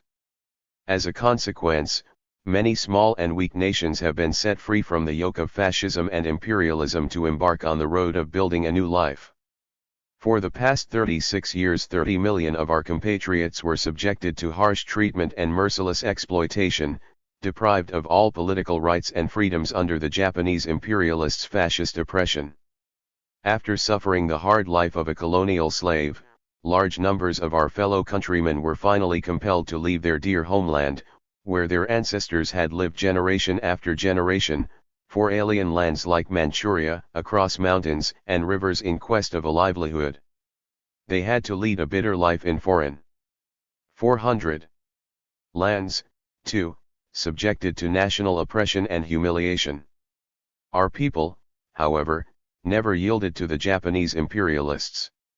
Despite the cruel suppression of the Japanese imperialists, their national spirit remained alive and their anti-Japanese sentiments mounted daily. This is illustrated clearly by the history of our anti-Japanese struggle. The Korean people continued to fight the Japanese imperialists for a long time. Our revolutionaries and patriotic people fought courageously against them at home and abroad to regain their usurped country. A great number of patriotic fighters laid down their precious lives in this glorious struggle. The March 1st movement, the June 10th independence movement, the general strike of the workers in Wonsan and the Gwangju student incident were mass events demonstrating the stamina of our people in their fight against the Japanese imperialists' colonial enslavement policy. True, the lack of organizational unity and correct leadership based on scientific strategy and tactics left our nation vulnerable to the Japanese imperialists' repression, and resulted in the failure of those anti-Japanese struggles. But no suppression could break the indomitable will of our anti-Japanese revolutionary fighters and patriotic people who loved their country and nation and were determined to win the independence of the country at all costs. In the early 1930s, the anti-Japanese national liberation struggle of our people developed into an armed struggle. The true Korean communists organized the anti-Japanese People's Guerrilla Army and waged an armed struggle against the heinous Japanese imperialist aggressors for the country's independence and the freedom and emancipation of the people. Thus, after 15 years of hard struggle, they brought the cause of national liberation to fruition, liberated our nation completely from the colonial yoke of Japanese imperialism, and demonstrated to the peoples the world over the resourceful spirit of our nation. You must never forget that the liberation of our country was won. 401. Entirely through the hard-fought 15-year-long anti-Japanese armed struggle. By repulsing the Japanese imperialist plunderers and accomplishing the historic cause of national liberation, our people emerged from hopelessness into freedom and light. Then, which path should liberated Korea take? The path of building a democratic, independent, and sovereign state which will bring freedom and happiness to our people. Today our people are faced with the responsible and difficult task of setting up a democratic people's republic, a genuine people's state. There is no other more urgent and important national task than this for the Korean people. It is no exaggeration to say that our nation's bright future depends precisely on the effective realization of this task. The united efforts of the whole nation are necessary for us to build such a new state. A democratic Korea cannot be built by the efforts of a few persons, but only through the endeavors of all the people. In order to carry out the great historic task of building a new Korea, all parties and groups without exception must boldly work in cooperation with each other, closely united under the banner of democracy. However, there is still no unity among the people who have the responsible mission of building a new Korea. Even now, 3 months after liberation from the Japanese imperialist colonial yoke, some people are engrossed only in factional strife, instead of joining in the nation-building effort. Paying no heed to the interests of the country and the people, they are trying to enlarge the forces of their own groups, thereby splitting the masses. This disrupts national unity and greatly impedes the work of building the country and stabilizing the people's living. Rehabilitation of the factories and enterprises wrecked by the Japanese imperialists is still making little progress, industrial establishments are not yet operating properly, and the food problem has not been adequately solved, so that the people's lives are far from perfect. Educational work at the schools is also suffering. Schools are not receiving any fuel, with the result that the pupils and students are 402. Unable to study fittingly because of the cold. Not only that, social order is still in a weak state. These facts may be ascribed to certain shady elements who, acting contrary to the interests of the people, are hindering our people from building the country in unity. The lack of national unity has been well illustrated by the recent incident in Sinuiju and Ryanggampho. This was provoked entirely by reactionaries, including pro-Japanese elements and other traitors. Taking advantage of the lack of social order and the hardships of our people, and also of the fact that some rogues lurking in the Communist Party and government bodies committed acts detrimental to the interests of the people, the reactionaries egged on the pupils and students to stir up trouble and then, to use violence. Shooting at our own people is not only a disgrace to the nation but also a serious hindrance to nation building. Those who instigated the recent riot have to be regarded as traitors to the nation, whoever they may be, and they must naturally face a severe trial by the people. We must all soberly ask ourselves whether we acted justly towards the country and the people, and make good our mistakes. Citizens, in order to found a democratic people's republic and win complete independence and sovereignty for the country, we should get rid of all those who obstruct national unity and achieve the unity of the entire nation as soon as possible. Today, when we are striving to build a new, democratic Korea, a host of difficulties lie ahead of us. We should surmount the difficulties in the path of nation building through the efforts of the masses, the united force of our 30 million fellow countrymen. People from all walks of life, except the reactionaries like the pro-Japanese elements and traitors to the nation, should pool their efforts and come all out to build the country. We should form a solid democratic national united front at the earliest possible date in order that the whole nation would pool their efforts. 403. To form this front, individual political parties and organizations should refrain from factional activities aimed only at pushing themselves to the fore. We need only those political parties and organizations that work for the good of the people, and we need only that kind of struggle which accords with their interests. Every political party and organization must work in the interests of the country and nation, instead of attempting to assert itself or stick to its own opinions. They must endeavor, therefore, not in words but in deeds, to achieve the unity of the nation. If any political party or organization should act in an unfriendly way to the National United Front in disregard of the interests of the people, it should be disbanded by the hands of the people themselves. The people should repulse every factor detrimental to the unity of the nation thoroughly and strive to form a solid democratic national united front. Some people today are speaking ill of the Communist Party.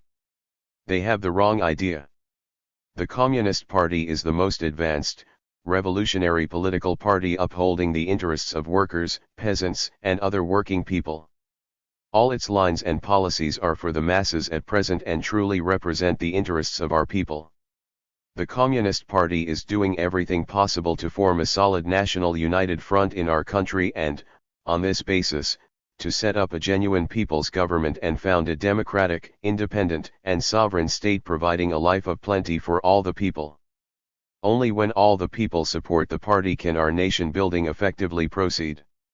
Someone asked me just now, General, are you also a communist? Yes, I am a communist.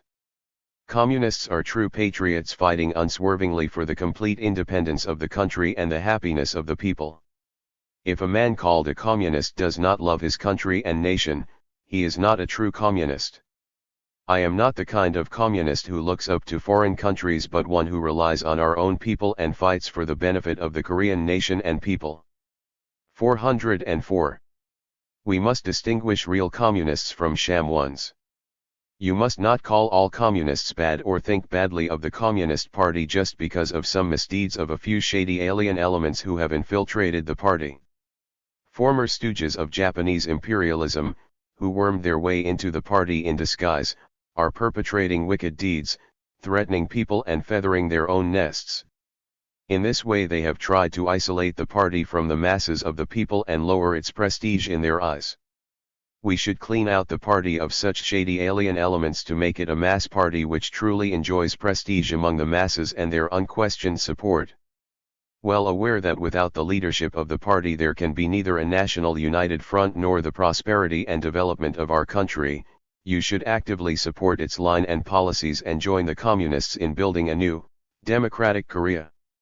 In order to form a strong national united front, the Communist Party and also the Democratic Party should destroy to the last man the former lackeys of Japanese imperialism and others, who are hindering the unity and cohesion of the nation, and follow the democratic line in the interests of the people. At the same time, we must begin quickly forming mass organizations. Relying on the existing mass organizations active in different localities, we have to form mass organizations, each having a unified system from the top to the lowest unit, and enroll people of all social strata into them. We should rally the broad masses of the people to build up a solid democratic national united front and actively enlist them in nation building. All the patriotic people of various social strata, workers, peasants, intellectuals, merchants, entrepreneurs, and men of religion closely rallied in the democratic national united front should stint no effort to build a new country. In order to build a new, democratic Korea, not only men but women, who make up half of our population, should all be mobilized.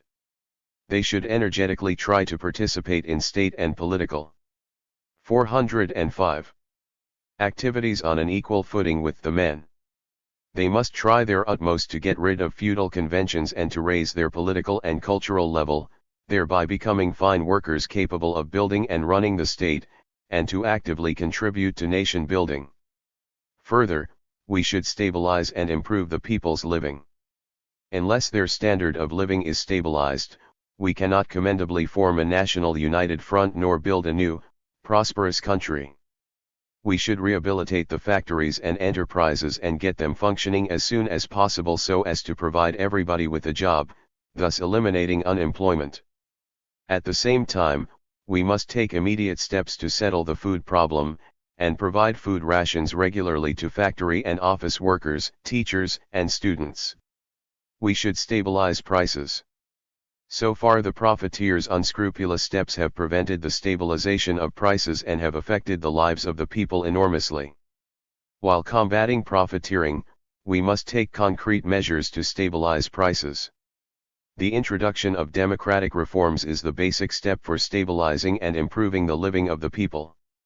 We must try to introduce various democratic reforms, such as an agrarian reform, nationalization of key industries, fair and uniform taxation, and an 8-hour workday for shop floor workers and office employees. These reforms are essential for stabilizing and improving the people's living and, consequently, for strengthening the national united front and accelerating the building of a democratic, independent, and sovereign state. First of all, we must try to introduce an agrarian reform. We must confiscate the land owned by the Japanese imperialists and landlords and distribute it free to the peasants, thereby satisfying their centuries-old thirst for land and breaking the feudal fetters hindering social progress. An important task facing us today is to restore public order. The complex situation in the country and the maneuvering of certain unhealthy elements are reasons why public order is disrupted today. Although our people won freedom with liberation, they are 406. Prevented from exercising their legitimate rights and feel uneasy in their daily life because of the confused state of public order. We must wipe out the unhealthy elements disrupting public order as soon as possible and adjust the disturbed public order. It is important in establishing public order to enhance the role of the public security organs. We should urge the security men to more insistently remove the remnants of the Japanese imperialist police that bullied the people and to cultivate a spirit of faithfully serving the people. We must thus make sure that the security organs really do protect the lives and property of the people. A democratic government is indispensable for consolidating the unity of all the people and for establishing a democratic, independent, and sovereign state. We, who are building a new Korea, have no need for any government other than a democratic one. The democracy we are speaking of is not the US type of democracy catering to the interests of the landlord and capitalist classes that oppress and exploit the working masses, nor the Soviet style of democracy. Ours is a new type of democracy, a Korean-style democracy applicable to the conditions prevailing in our country.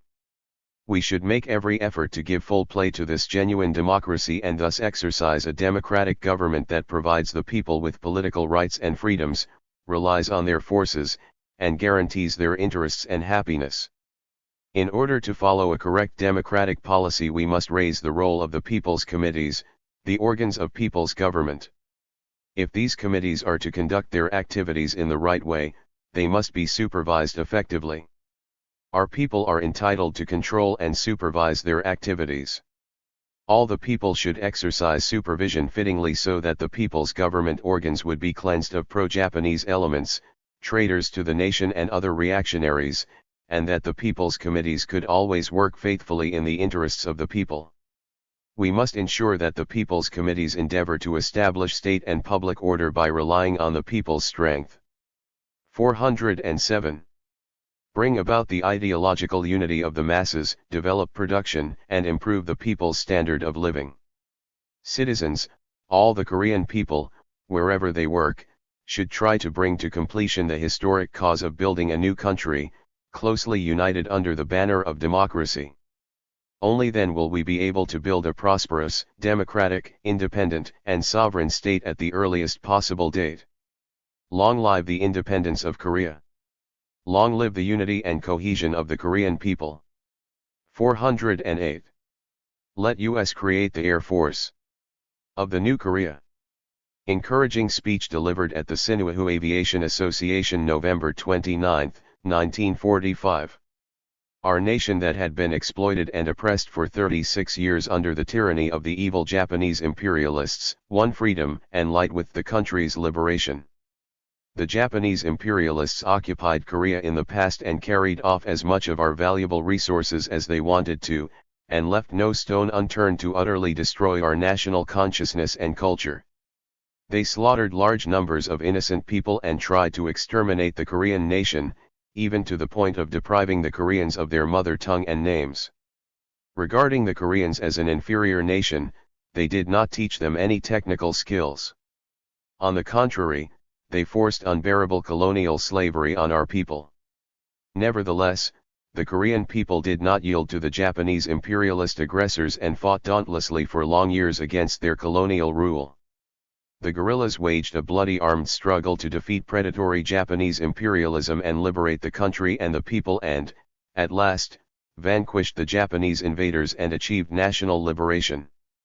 The Korean people have now become the legitimate masters of their country.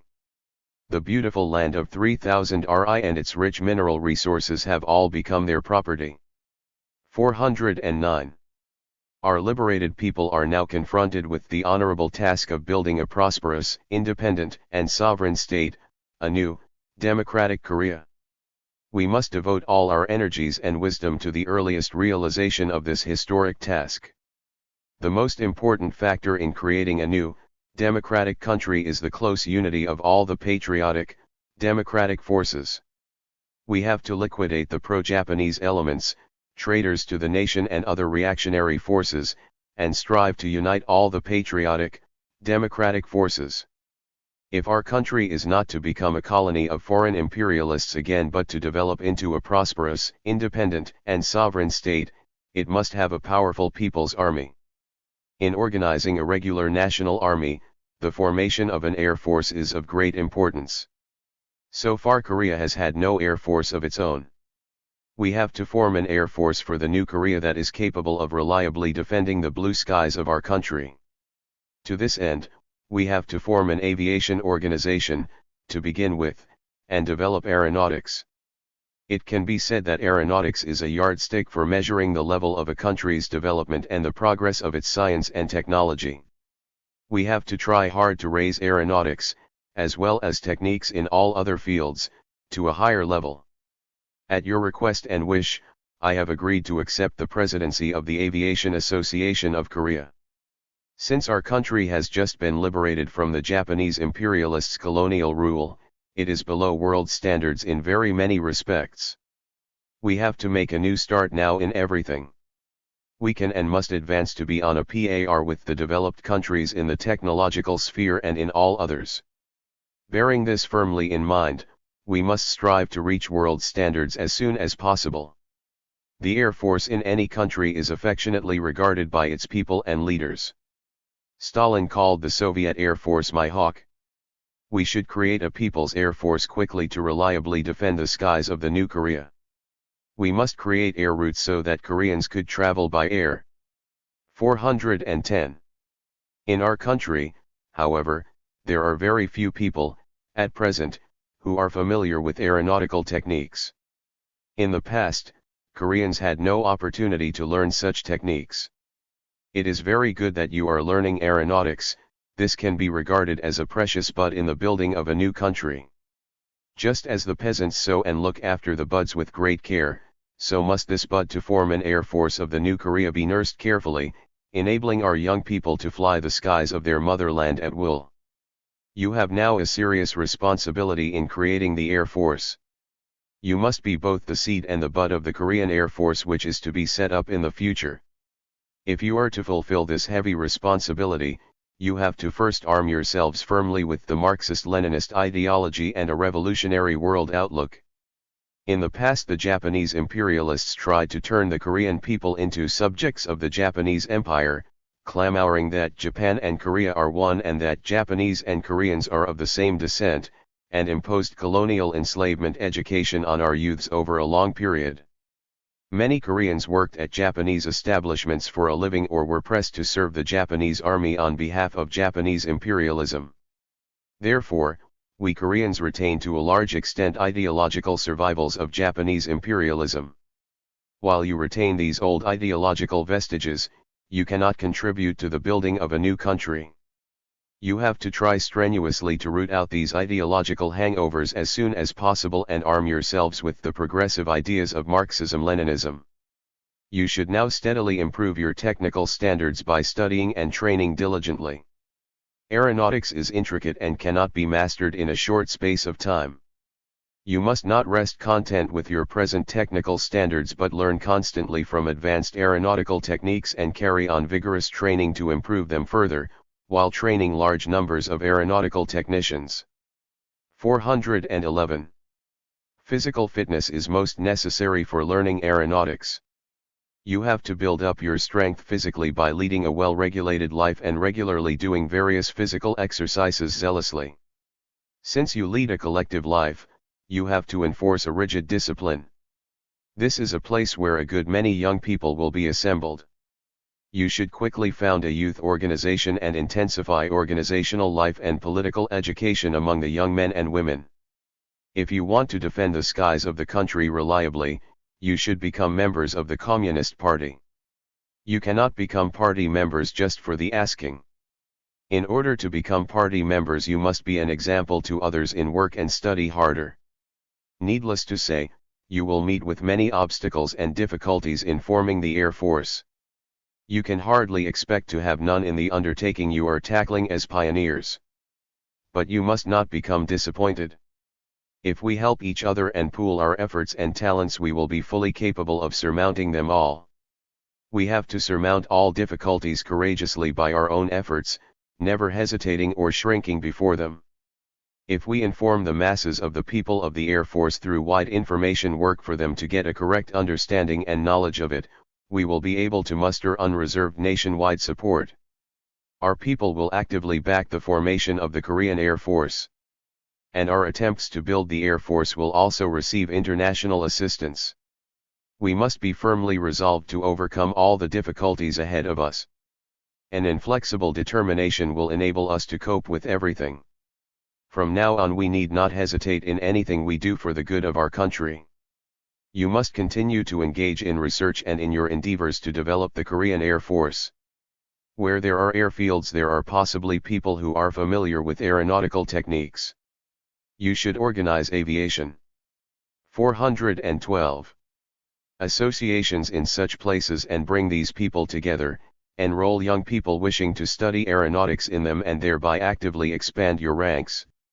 And it is imperative to amalgamate the aviation associations formed in Pyongyang, Sinuihua, Hamhung, Kongjin, and Hoeryong and set up local branches to function under the unified leadership of the Aviation Association of Korea.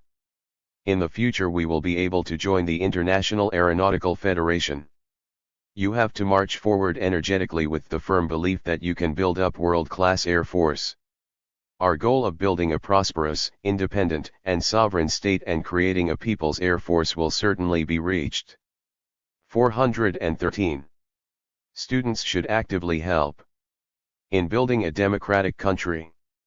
Speech delivered at a large lecture for students from middle schools and schools of higher levels in Pyongyang, December 7, 1945. Comrades, All of you present today are students. I like students very much. I wanted to meet you earlier and have a talk with you, but owing to pressure of work I only got the chance to do so today. People now call me a general and regard me as a special sort of man, which I am not. I grew up in a farm village and my life has been the same as that of any other ordinary person. At one time I was a student like you. I went to school and studied with the help of my comrades and our people. So I understand the thoughts and feelings of students quite well. Students think a lot about their future during their school days and look forward with great ambition to their prospects.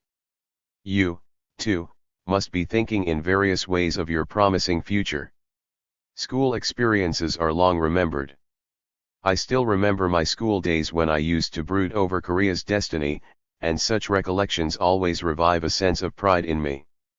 Today I am going to speak about the immediate tasks of the young students who have great ambitions. Our society now consists of three major forces: the workers, 414, peasants, and intellectuals. If we are to build a new, democratic state, we must closely unite these three forces. Otherwise, we cannot efficiently combat the pro-Japanese elements, traitors to the nation, and other reactionaries, nor can we hasten the building of the country. The fundamental question of uniting them, therefore, is posed in the building of a new country. Closely rallying the intellectuals in order to enlist their knowledge and talents to the full is of great significance in building a new, democratic Korea.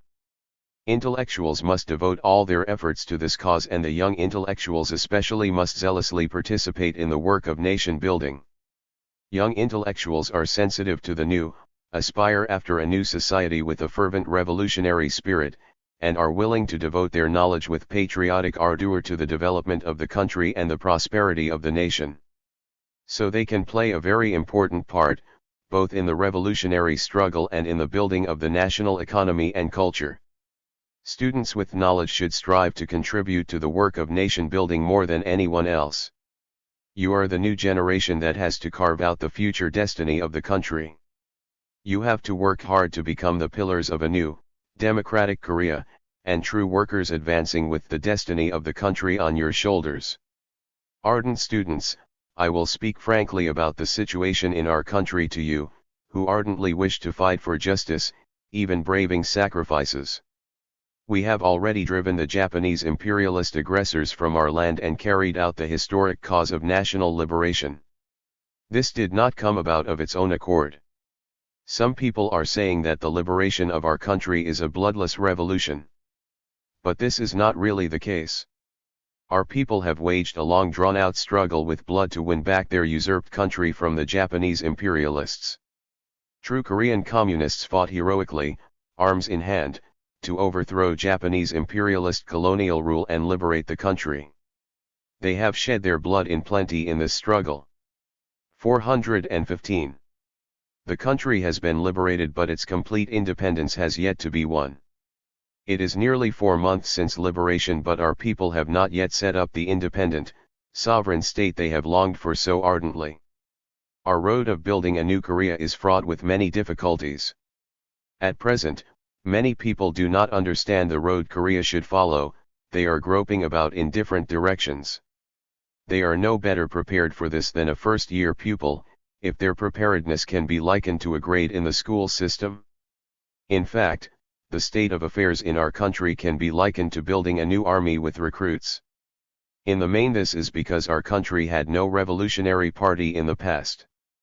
The Korean Communist Party was founded in 1925, but it was disbanded in 1928 because of harsh repression by the Japanese imperialists, the lack of revolutionary principles within its ranks, and massive factional strife. Later the Korean Communists endeavored to form a party, but until the country was liberated they did not have a unified party. In these circumstances the masses of the people were not organized, nor did they get a political education and training under the leadership of a revolutionary party. Needless to say, it is difficult to build the country in such a situation.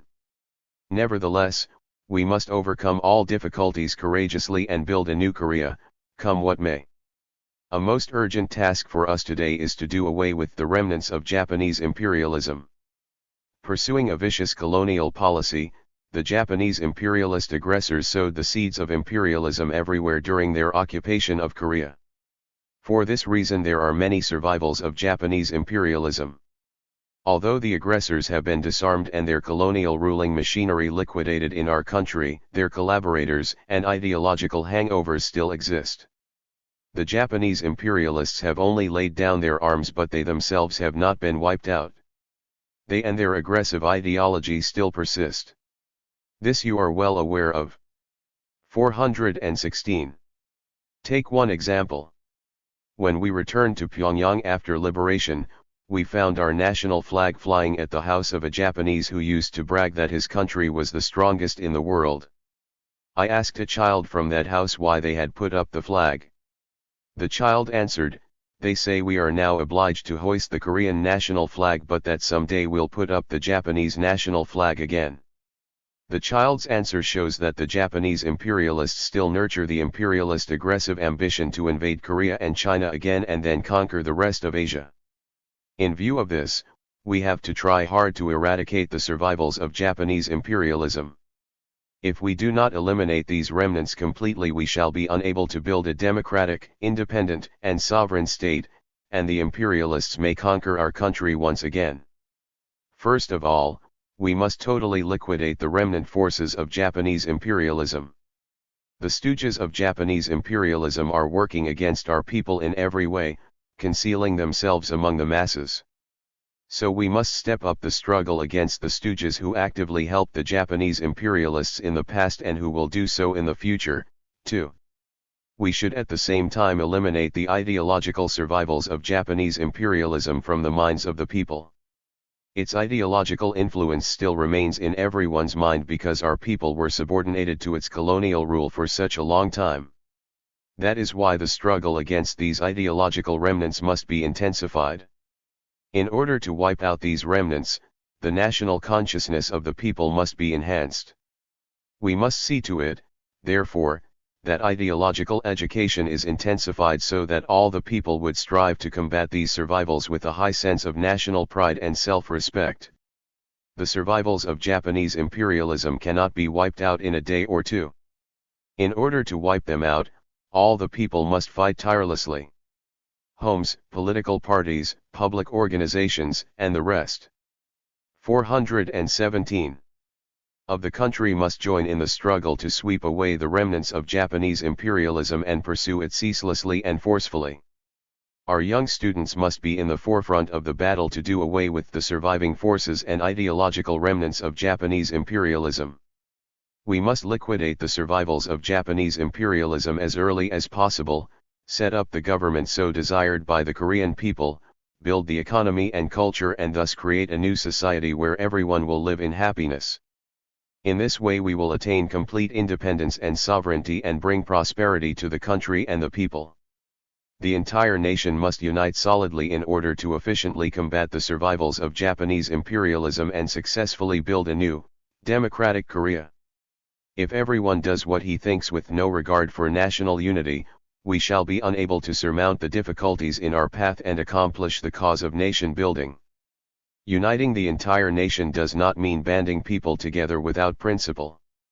We have to unite with all people who love their country but not with the stooges of Japanese imperialism, the traitors to the nation, and other reactionaries, who betrayed the interests of our people. The reactionaries are now maneuvering craftily to prevent our people from uniting and split the nation. The recent student incident in Sinuiju is a graphic illustration of this. When I was informed of the disturbance, I went there immediately. I asked the students why they had acted in that way. They answered that they had unconsciously been misled.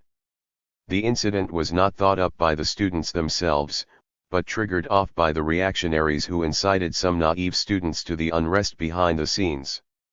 It is to be deeply regretted that such a disturbance took place at a time when all the people should be being united in the cause of nation building. The Sinuiju student incident reveals that our nation is not yet united. It is a disgrace to our nation. 418. There is no need to explain how wrong it was to have plotted such an incident that people fought each other when nation building had already begun. The troublemakers are extremely reactionary, for they undermine national unity and impede the building of a democratic, independent, and sovereign state in our country. In the final analysis, they are as bad as the traitors who sold our country to the Japanese imperialists in the past. You should champion the cause of the country, the nation, and the working masses heart and soul, resolutely opposing the reactionaries who disturb the unity of the people and impede the efforts to build up the country. You should have a correct idea about the Communist Party. Rumor has it that the party is bad. This rumor was spread by the reactionaries and by some people who are quite ignorant about what communism really is. Communism is an ideology for the building of a society where the masses of the people are well off in freedom and happiness. That is why I have supported communism from childhood. In my school days, I used to think a great deal about the unjust society where man is oppressed and exploited by man, and confirmed my determination to fight for the freedom and happiness of the people. If you have read much and correctly analyzed social phenomena, you, too, must have attained the same idea. The Communist Party is the most progressive and revolutionary party. It opposes exploitation and oppression in any form and strives to build a new, democratic society to make everyone happy and well off. How, then, can you say that the party is bad? It is a mistake to discredit the party on the grounds that some wicked persons abuse its name in their mischief-making. My experience from early years in the struggle for the country and the people has led me to the firm belief that the Communist Party is not bad at all, and that unless all the people give unstinting support to it, the building of a democratic, fully independent, and sovereign state will be impossible. Without the correct leadership of the Communist Party, the revolution will never be able to triumph. This has been proved over 419 and over again by historical facts in our country. Take the March 1st movement. It was an anti-Japanese struggle involving the whole nation. The world marveled at the outbreak of the movement, in which the Korean people bravely fought against the Japanese imperialists in every nook and corner of the country, shouting for independence. The entire nation rose against the Japanese imperialists, but it fell through. Why did it fail? Partly because it did not win international support and was isolated. But a more weighty reason was that the movement lacked organization, was spontaneous and disorderly, because there was no revolutionary party of the proletariat in our country capable of giving effective leadership to the revolutionary movement of the masses. In the subsequent period, too, many massive anti-Japanese movements took place in various forms. They all failed, however, due to the absence of correct leadership by a revolutionary party of the proletariat. The important lesson to be drawn from the history of the revolutionary movement is that for the building of a new, democratic state, the masses of the people must be organized under the leadership of a revolutionary party, and the broad masses must actively support the party.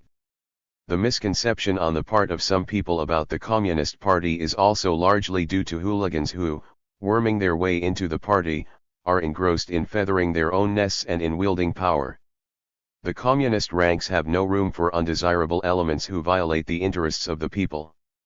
At present, 2 months after the founding of the party, the number of genuine party members wholeheartedly devoted to the people has gradually increased, and by a stepped-up struggle to consolidate the party, the undesirable elements lurking in the party will be eradicated before long.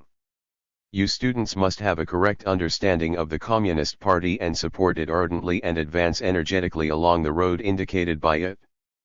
420. Besides, it is important to have a correct view of the People's Committees, too. The People's Committees are the government organs of our people. If we are to set up a central government organ and build a new, democratic Korea, we have to naturally strive to consolidate the local People's Committees and increase the part they play. The local People's Committees now existing around the country have not been elected by all the people because of the complicated situation prevailing after liberation. It is probable, therefore, that undesirable elements might be on them. Even so, their presence should not be held against the People's Committees themselves. Instead, the undesirable elements should be thrown out and replaced with faithful people.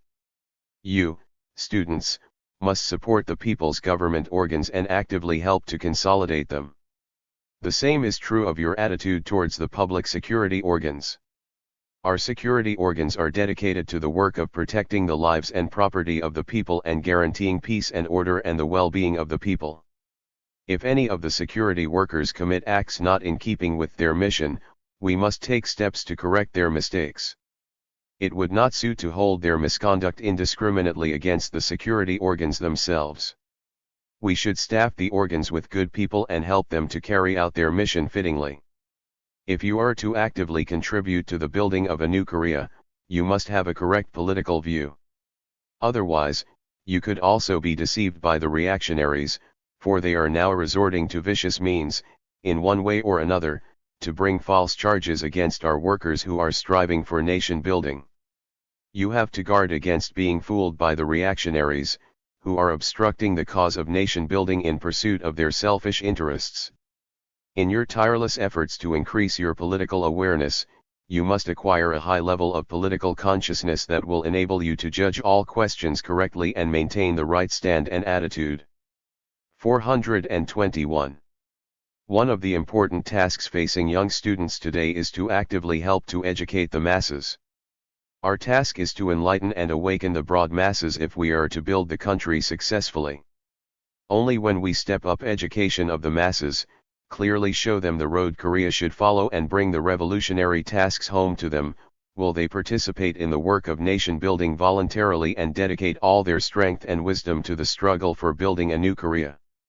Students, the young intellectuals, therefore, should zealously educate the masses to build a progressive, democratic country, instead of just sitting and lauding independence. You must go to factories and farm villages and teach the masses how to read and write, and explain clearly what kind of state we must build in our country, and what to do to build the country well, so that they will join in the building of a new Korea. Students, you are now confronted with very important revolutionary tasks. All the young students must unite solidly in order to effectively carry out the serious but honorable tasks entrusted to you for the building of a new Korea. You must all rally in close unity behind the flag of the Democratic Youth League and make every effort to help in building a new, democratic country. I hope you, students, will join us in the all-out struggle to establish a democratic, independent, and sovereign state. 422. On the work of the organizations. At all levels of the Communist Party of North Korea. Report to the Third Enlarged Executive Committee meeting of the Central Organizing Committee of the Communist Party of North Korea, December 17, 1945. Comrades, the Korean people have expelled the Japanese imperialists from the territory of their homeland and have won freedom and independence with the help of the heroic Red Army of the Soviet Union. A broad avenue has now opened for the liberated Korean people. We will never forget the fraternal help given us by the great Soviet people, the Red Army and Stalin. From the moment the Red Army entered the Korean territory, we began to organize the Communist Party in North Korea. In the 3 months following liberation, the party did no small job in organizational work. During these months it grew rapidly and now has 4,530 members. Provincial, city and county party committees have been formed, and party cells set up in many districts. The party now has 5 publications. So that party members have a basically correct understanding of the present political situation in North Korea. Many party committees have already corrected the leftist errors. 423. They made in their early stage. But, although the party organizations at all levels have achieved considerable success in their work, they still have grave defects. These shortcomings show up primarily in the organizational work of the party. The formation of the party is not yet complete organizationally. Statistics on party membership are not in proper shape, and uniform membership cards have not been issued to party members.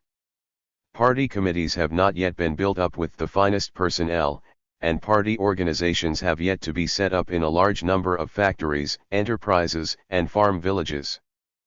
Pro-Japanese and other hostile elements have sneaked into our ranks in local party organizations, because no procedures for admission to the party have been made. These hostile elements try to damage the prestige of our party in the eyes of the masses and wreck its unity. They can be found not only among the rank and file but also in the leadership bodies of our party. For instance, a certain Kim, secretary of the Yangdok County Party Committee, was a police sergeant in that county during Japanese imperialist rule, yet he is now directing the party organizations. A certain Kwan, chairman of the Yangdok County People's Committee, served as head of Iljan Association, a pro-Japanese organization, in that county before liberation and is now presenting himself as a communist. Many other similar instances could be cited. These facts show that the ranks of our party are infected with pro-Japanese elements. 1. On improving the composition of the party. The present composition of our Communist Party is as follows. 424. Workers, 30%. Peasants 34%. Intellectuals, tradesmen, and others 36%. We can see from these figures that the party is not developing on a sound basis. The party ranks consist primarily of peasants and intellectuals. Thus, the party has failed to become a truly working-class party. A party with such a composition will not be able to carry out the will and demands of the working class to the full. Stalin said, the party must be, first of all, the advanced detachment of the working class. The party must absorb all the best elements of the working class, their experience, their revolutionary spirit, their selfless devotion to the cause of the proletariat. We have failed to observe this principle in our work. How does it happen that our party ranks include many peasants and intellectuals and only a small number of workers? The reasons are as follows. First, our party committees and officials have not maintained close ties with the working class or worked properly with it. Our party officials do not go among the workers but wait for the workers to come to see them. Second, party cells have not yet been organized in many factories and enterprises. Third, workers who want to join the party have found it very difficult because of the stipulation that sponsors of applicants for party membership must have more than 1 year's party standing. This amounts to placing an artificial barrier in the way of the workers who desire to join the party. We cannot tolerate such a practice any longer. We must put to rights the course of recruiting new members so that chiefly workers and advanced elements from among the urban and rural working people can join the party ranks. 425.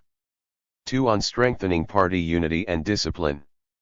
Another big defect in the work of the party organizations is that party unity is not strong enough and discipline is lacking.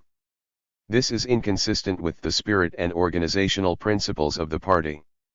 Various groupings have appeared within the party organizations in Hwanghae, North Pyongan, and South Hamgyong provinces. This is a very dangerous phenomenon, weakening the unity of the party and lowering its prestige.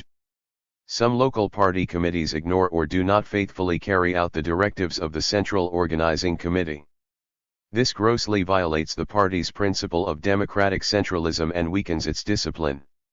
Some provincial party committees do not consider it their duty to report regularly to the Central Organizing Committee on their work and the work of their party organizations. There was even one episode, when we sent a man from the Central Organizing Committee to South Hamgyong Province. The provincial party committee would not receive him.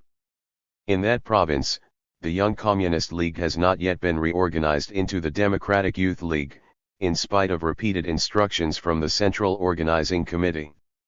We must consider the behavior of some provincial party committees that disregard the instructions of the Central Organizing Committee as an act of liberalism incompatible with the organizational principles of a Marxist party.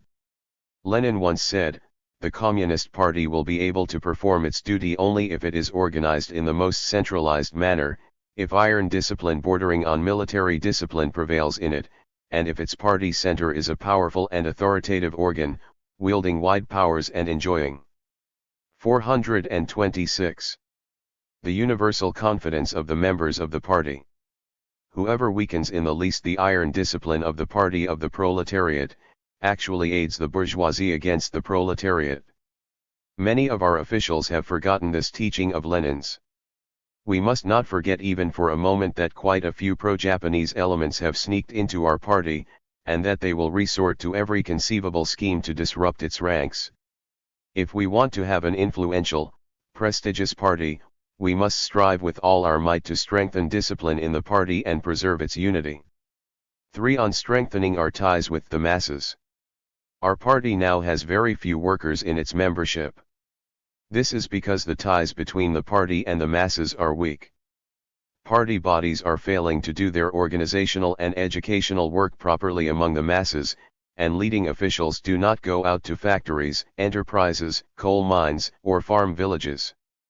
Therefore, they are not familiar with the actual conditions in the localities and are ignorant of the mood of the masses. As a result, an unfortunate incident occurred in Sinuiju in which middle school students armed themselves and raided the provincial party headquarters at the instigation of the National Socialists. A similar incident happened in another place, too.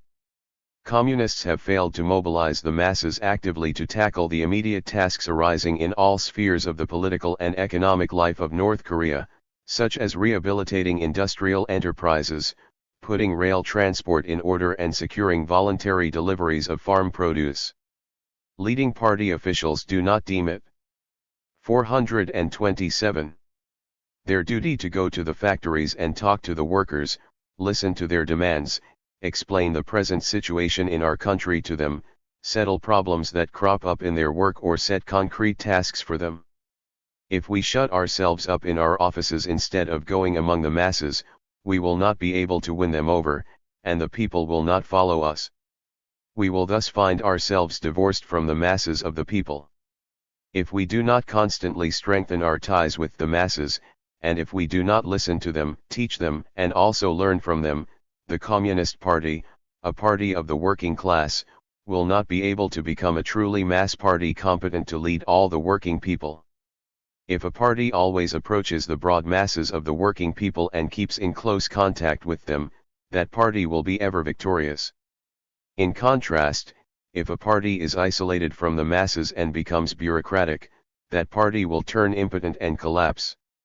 Stalin said, "We may take it as the rule that as long as the Bolsheviks maintain connection with the broad masses of the people they will be invincible. And, on the contrary, as soon as the Bolsheviks sever themselves from the masses and lose their connection with them, as soon as they become covered with bureaucratic rust, they will lose all their strength and become a mere cipher."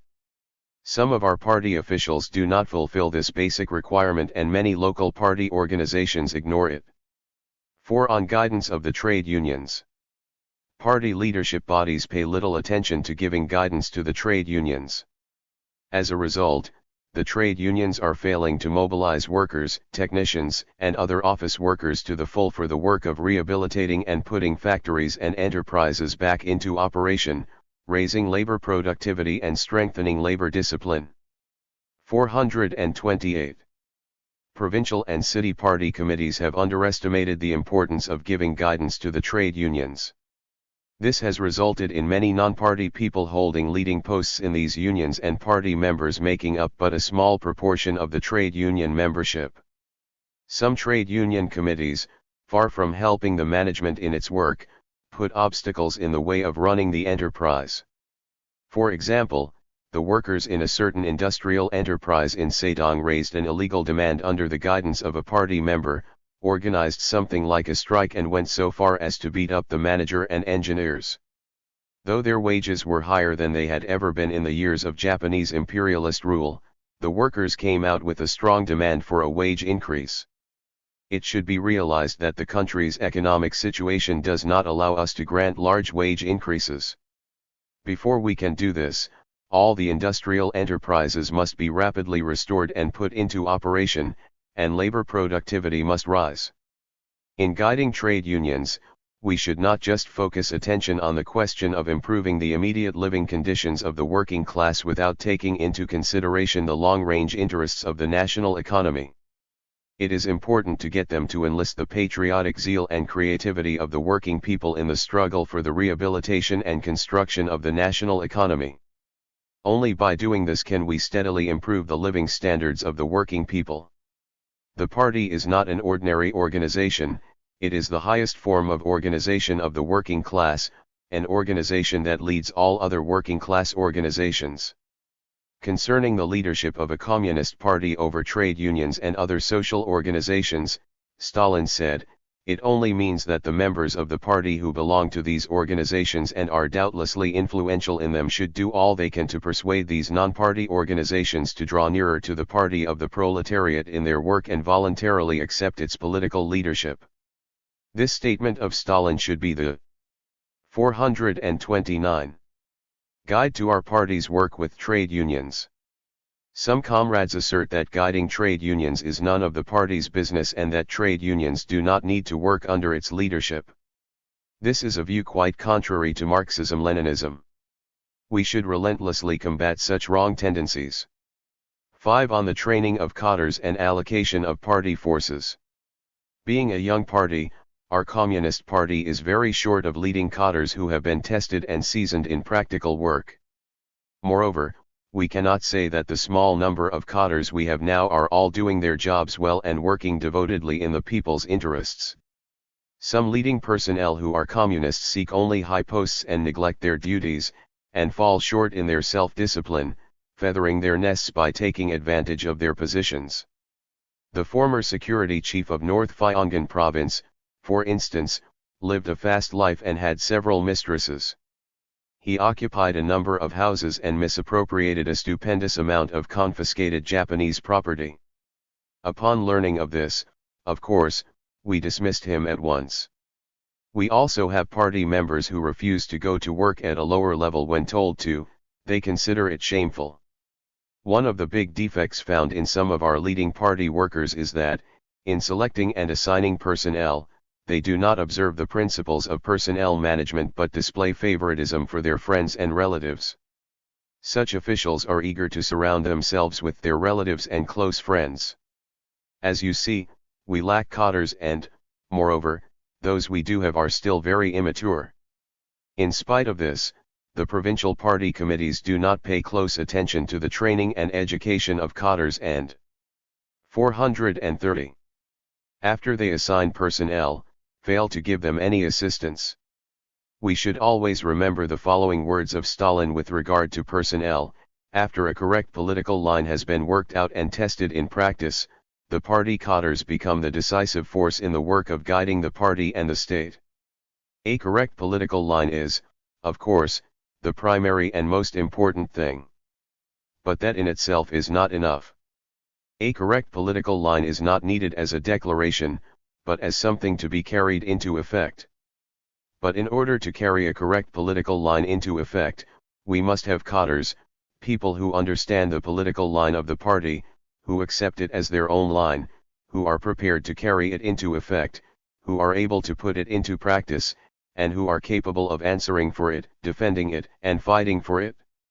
Failing this, a correct political line runs the risk of being purely nominal. We should train cadres, assign them fittingly, teach them through practice, check up on their work, give them help when needed and keep exact statistics on them. We are now in dire need of competent newspapermen. As a result, our party publications are working very unsatisfactorily and are failing in their task of explicitly explaining and popularizing the line of our party. The Central Organizing Committee of our party must intensify the work of training and educating cadres to ease the shortage and raise their qualifications. 6. On the work of issuing party membership cards and keeping membership statistics. A serious defect in the work of provincial and city party committees is that they do not keep accurate statistics on their party. 431. Organizations and members. They have no standard forms for registering and keeping statistics on party members, and they do not compile monthly statistics on their membership. Party members do not as yet have uniform party membership cards. This situation is fraught with the danger of hostile elements forging party cards and passing themselves off as party members. The Central Organizing Committee has now prepared uniform party cards. We will soon issue them to party members. Great vigilance should be exercised to avoid party cards falling into the hands of hostile elements in the process of issuing them to party members. While issuing the membership cards, we should check up on the party members and expel the alien elements who have wormed their way into the party. 7. On the question of the United Front. Our party is not working as well as it should in establishing a united front with the democratic political parties. Instead of trying to solve the weighty problems facing the party and the people in cooperation with the friendly parties, some of our comrades provoke unnecessary friction. This places great obstacles in the way of forming a united front with the democratic political parties and social organizations. In the localities, it is not uncommon for communists to oppose members of the democratic political parties and vice versa. We cannot tolerate such a practice. Why do we need a united front? It is needed to unite all the people, put political and economic life quickly in order at home and build our country into a unified, democratic, independent and sovereign state. The party cannot carry out this great task single-handedly. Only in unity with all the democratic political parties and 432 social organizations in the country and with all the people can we realize the cause of building a unified, democratic and independent state. Comrades, what lies at the bottom of the mistakes and defects discovered in the work of the organizations of the Communist Party of North Korea? It is the unsatisfactory work of the Central Organizing Committee. Now, then, can we eliminate all these shortcomings? Yes, of course. To do this, we should first strive to preserve the unity of our party ranks and establish iron discipline within the party. Without this, we cannot do anything, nor can we strengthen our party and make it invincible. 8. Our tasks. What, then, are our party's immediate tasks? First, the political line of our party at the present stage is to establish a unified democratic government in our country based on an alliance with all the democratic political parties and social organizations and transform North Korea into a powerful democratic base for the building of a unified, democratic and independent state. Therefore, we should, on the one hand, rouse the working masses in the urban and rural areas to the struggle for the speedy democratization of the political, economic, and cultural life in North Korea and, on the other, form a united front with all the democratic political parties and social organizations in North and South Korea and strengthen it in every way. Second, the issuing of party membership cards should be done with scrupulous care. This is of great political significance.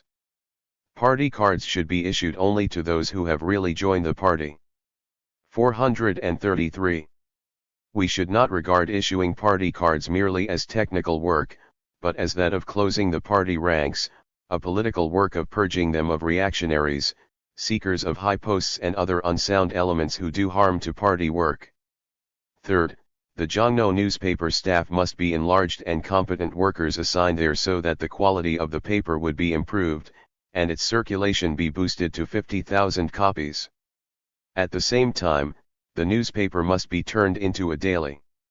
We must thus see to it that our newspaper becomes a mass propagandist and organizer. Fourth, the growth of the party must be properly controlled. The finest of the working people in the urban and rural areas, particularly advanced workers, should be enrolled in the party ranks.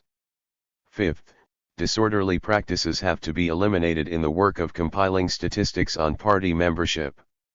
Every party organization must enforce the system of collecting and summarizing monthly statistics on party members and see that they take good care of their membership cards.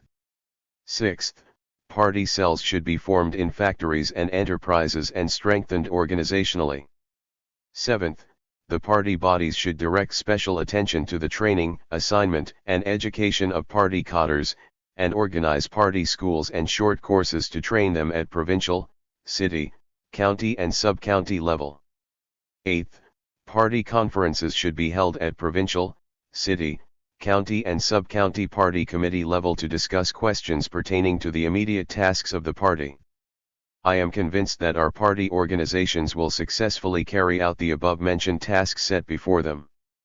434. For the consolidation of the party. Concluding speech delivered at the Third Enlarged Executive Committee meeting of the Central Organizing Committee of the Communist Party of North Korea December 18, 1945. Though agreeing with your speeches, I am going to emphasize some questions. First, the Communist Party must be consolidated organizationally. The party still fails to strike roots deep among the working class, and its ranks include a large number of petty bourgeois intellectuals. We have not yet organized party cells widely in factories, mines, and other industrial enterprises on the organizational principle of a Marxist-Leninist party.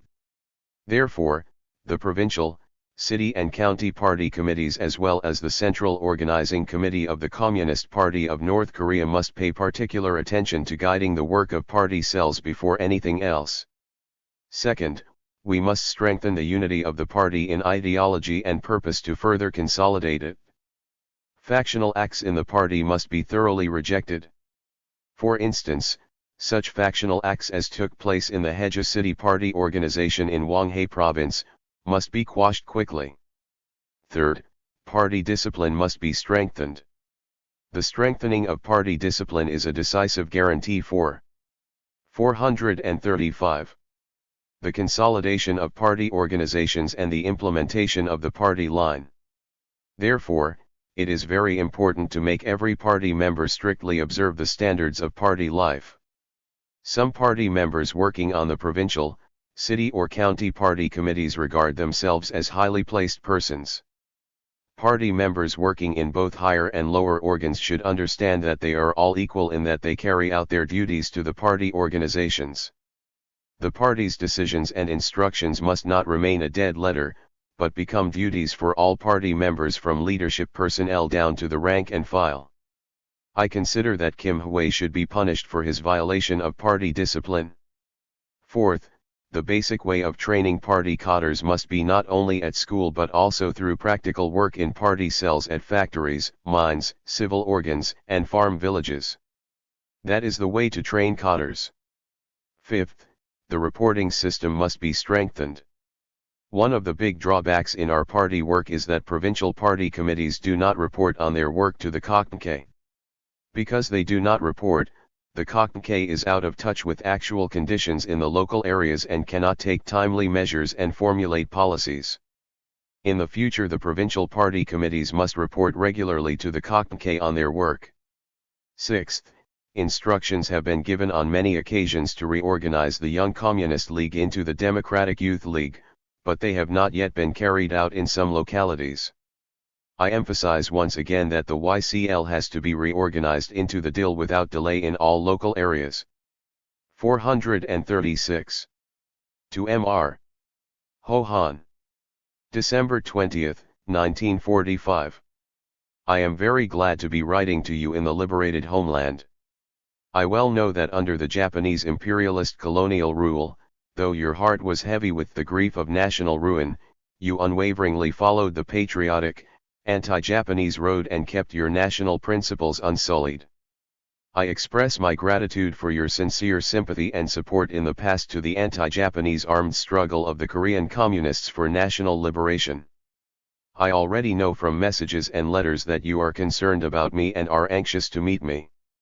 These are also my sentiments. I would like to meet you right now, but as it is, I am unable to do so. That is why today I am writing to convey my greetings. Having returned to the homeland about which I never stopped thinking, awake or asleep, I am now working and living among my compatriots with really great joy and happy emotions.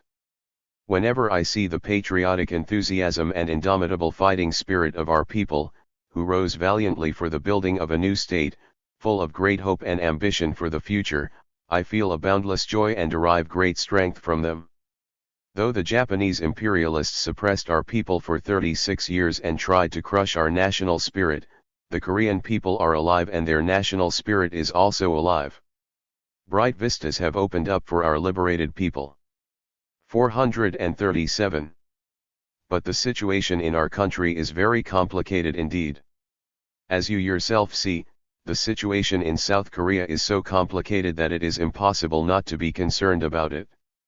The democratic activities of the patriotic people for building a new state in South Korea today are severely restricted by the U.S. military government, whereas the anti-democratic maneuvers of the reactionary forces, including pro-Japanese elements and traitors to the nation, are intensified as the days go by.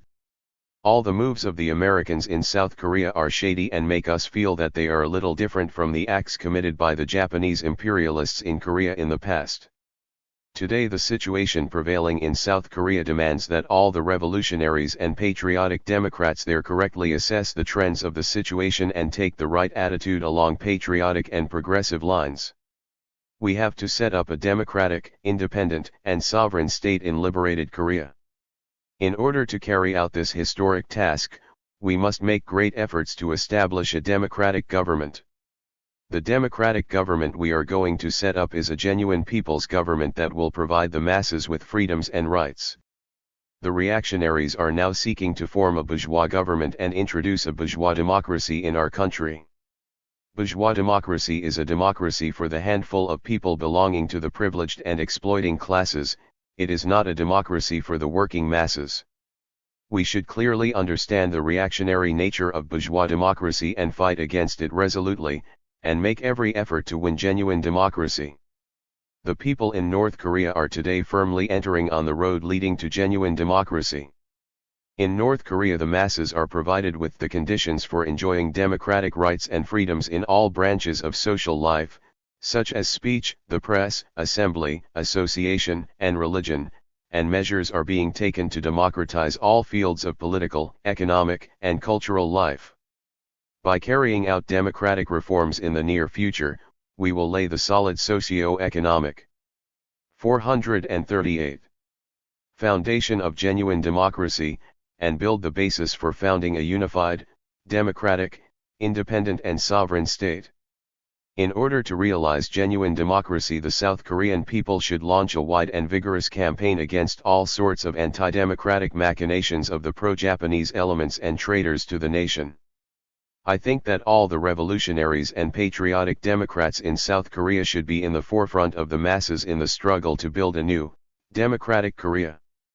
I think that if we are to win the complete independence of the country and build a new, prosperous democratic Korea, what we need, first and foremost, is to have the right attitude towards nation building. We must definitely reject that wrong viewpoint of turning for help to outside forces in our nation building and take the correct attitude of building the country by the efforts of the Korean people themselves. Some people in South Korea are now flattering the Americans and kowtowing to them in order to make a successful career, without caring at all about the destiny of the country and the nation, and are spreading illusions about the United States among the masses. I think we must not cherish any illusions about the United States. If we imagine that the United States, an imperialist country, would present complete independence to our country, that would be very foolish, indeed. It is my firm belief that you will try to rid the prominent patriotic Democrats and the masses in South Korea of all illusions about the United States and cultivate a sense of national independence in them. All Koreans, who are conscientious and judicious, hope that their nation will build a new country with their own distinct identity.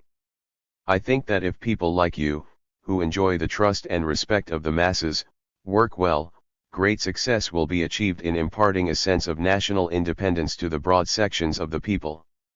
One of the most important problems in building a democratic, independent, and sovereign state is to strengthen the unity of the broad democratic forces. 439. As you are well aware, the democratic forces in South Korea are disunited at present. This is mainly due to the factionalists quarreling in factions. You can see from the situation in South Korea that those who style themselves patriots and revolutionaries have formed different parties and groups and, each pushing forward their own party and group, are indulging in factional strife. This places a big obstacle in the way of strengthening the unity of the democratic forces and rallying broad sections of the patriotic people. Factional strife brings ruin to a country and revolution. This has been proved by the history of our country. At one time factional strife even ruined our country, and it also did great harm to its national liberation movement. In South Korea today factionalists are indulging in factional strife once again, instead of learning a lesson from the bitter historical facts of the past. With a view to breaking up the democratic forces from within, the American reactionaries and their lackeys are now covertly egging the factionalists on to create factional strife. There is not a single good faction among them, and factional strife only benefits the enemy. As the South Korean realities show, the factionalists have no scruples about collaborating with the enemy to achieve their objective. They are patriots or revolutionaries in name, but in fact they do not care a straw about the revolution and the country. Owing to factional strife, the struggle in South Korea for building a new country is today experiencing trials and complications. Anyone who loves the country and nation and would like the Korean Revolution to win, will not be able to remain indifferent to this situation. I think you have a correct attitude towards factional strife. The factionalists are willing to draw anybody over to their side for their factional aims. You should fight resolutely against factions, and if the factionalists approach you, you should offer them principled criticism and strongly advise them to unite for the complete independence of the country. Your conduct and attitude could considerably influence other 440 people. If you take a correct stand, thoroughly denounce the maneuvers of the pro-Japanese elements, traitors to the nation and other reactionaries and wage a positive struggle against factions, many people will follow you and great success will be achieved in this struggle. I think that while combating factions, the patriotic Democrats of different strata should strive to achieve unity. If we are to build our nation to good purpose, we should join hands with all people who love their country, irrespective of party affiliation, religious beliefs, and political views, and win over the broad masses of the people. We must unite with all the people who have a spark of patriotism in them, even if their political stand is non-committal. In particular, it is of great importance to join with such patriotic Democrats as Mr. Ryo Eun-hyung in winning over the broad masses and expanding and strengthening the democratic forces in South Korea. Mr. Ryo Eun-hyung had anti-Japanese, patriotic views in the past, and today is opposed to our country's subordination to any other country, so he has great influence among the masses including the youths and students. Therefore, you would do well to work together with patriotic Democrats like him. It is a really important question to win over the masses of the people. It is impossible to build a new country solely through the efforts of the communists or a few patriotic Democrats. Therefore, we should concentrate all our efforts on rallying the broad masses and expanding and strengthening the democratic forces. I have written here some of the things I had wanted to speak to you about. I feel certain you will keep my advice in mind and act along the true line of nation building. The road of struggle you will traverse in future may be fraught with difficulties and complexities, but I hope you will fight well without losing sight of the importance of the responsibility you bear. In conclusion, I sincerely wish you good health and great success in your patriotic work. I am ready to meet you at any time. 441. On the question of the National United Front. Lecture delivered at a political forum sponsored by Democratic Youth Organizations December 22, 1945. Today I would like to explain why the National United Front is necessary for the revolution in our country and how to form it. The revolutionary forces should be formed competently on the basis of a correct analysis of the prevailing situation and the correlation of class forces in order to win victory in the revolutionary struggle. The question of the United Front is one of the important Marxist-Leninist strategic and tactical questions to win over the masses and guarantee decisive superiority for the revolutionary forces. The forming of a solid national united front in our country is a very urgent task at present.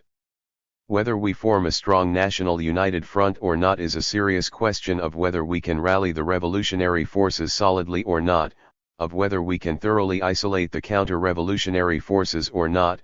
Accordingly, it is one of the vital questions on which the victory of our revolution depends. Therefore, we have laid stress on the question of the National United Front. If we are to build a new, democratic Korea successfully by actively organizing and mobilizing the efforts of all the people in the complicated internal and external situation of today, we must 442. Understand the question of the National United Front definitely. In particular, it is necessary for our youths, young builders of the nation, to understand it clearly. 1. The character of our revolution. In order to discuss the question of the National United Front, we must first analyze the character of our society, just like in any other political question.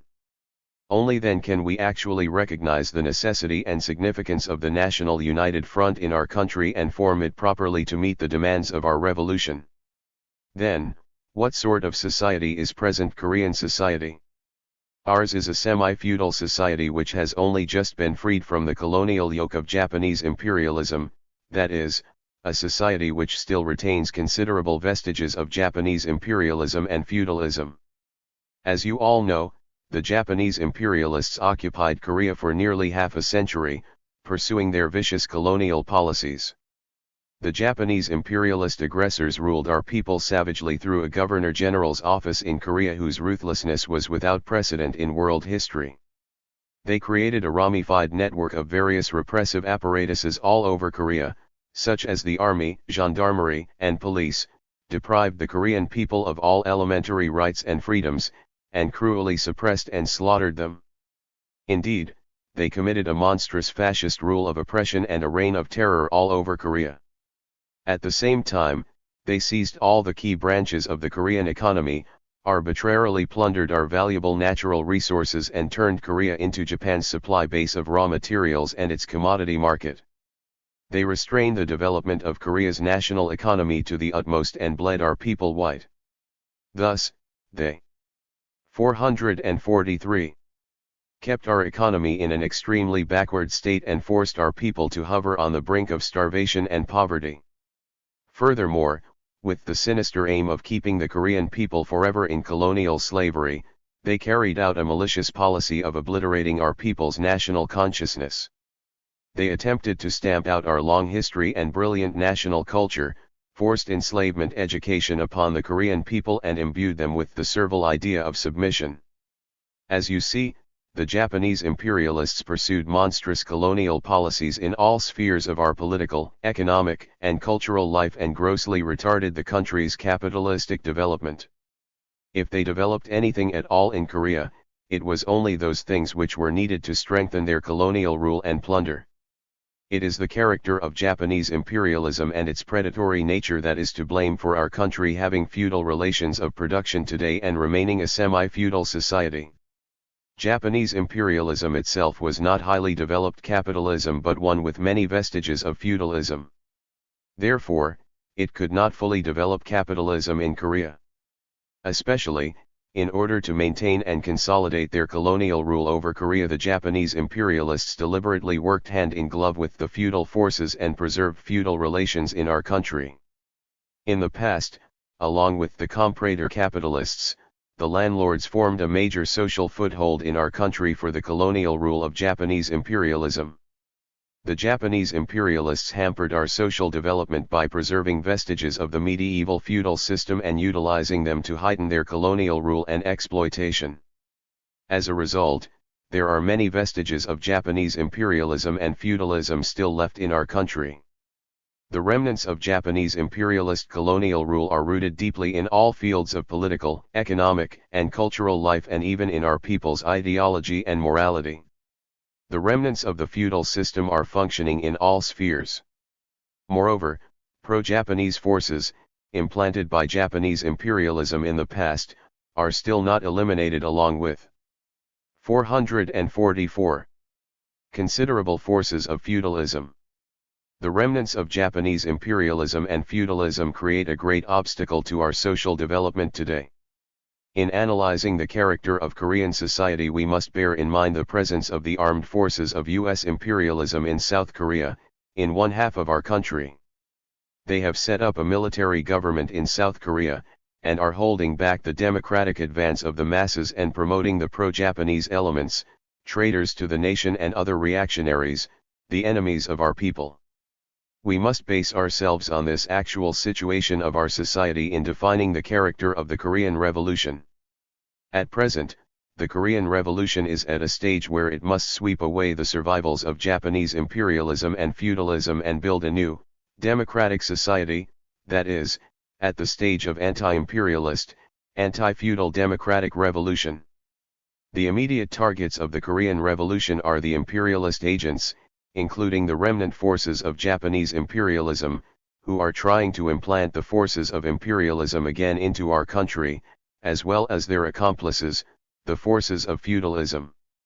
Both of these forces are supporting each other because of their common aims and interests and are closely united. The remnant forces of Japanese imperialism, and other imperialist agents as well as the feudal forces, are opposed to our country's democratic progress and are resorting to every possible means to steer Korea along the road to anti-democracy.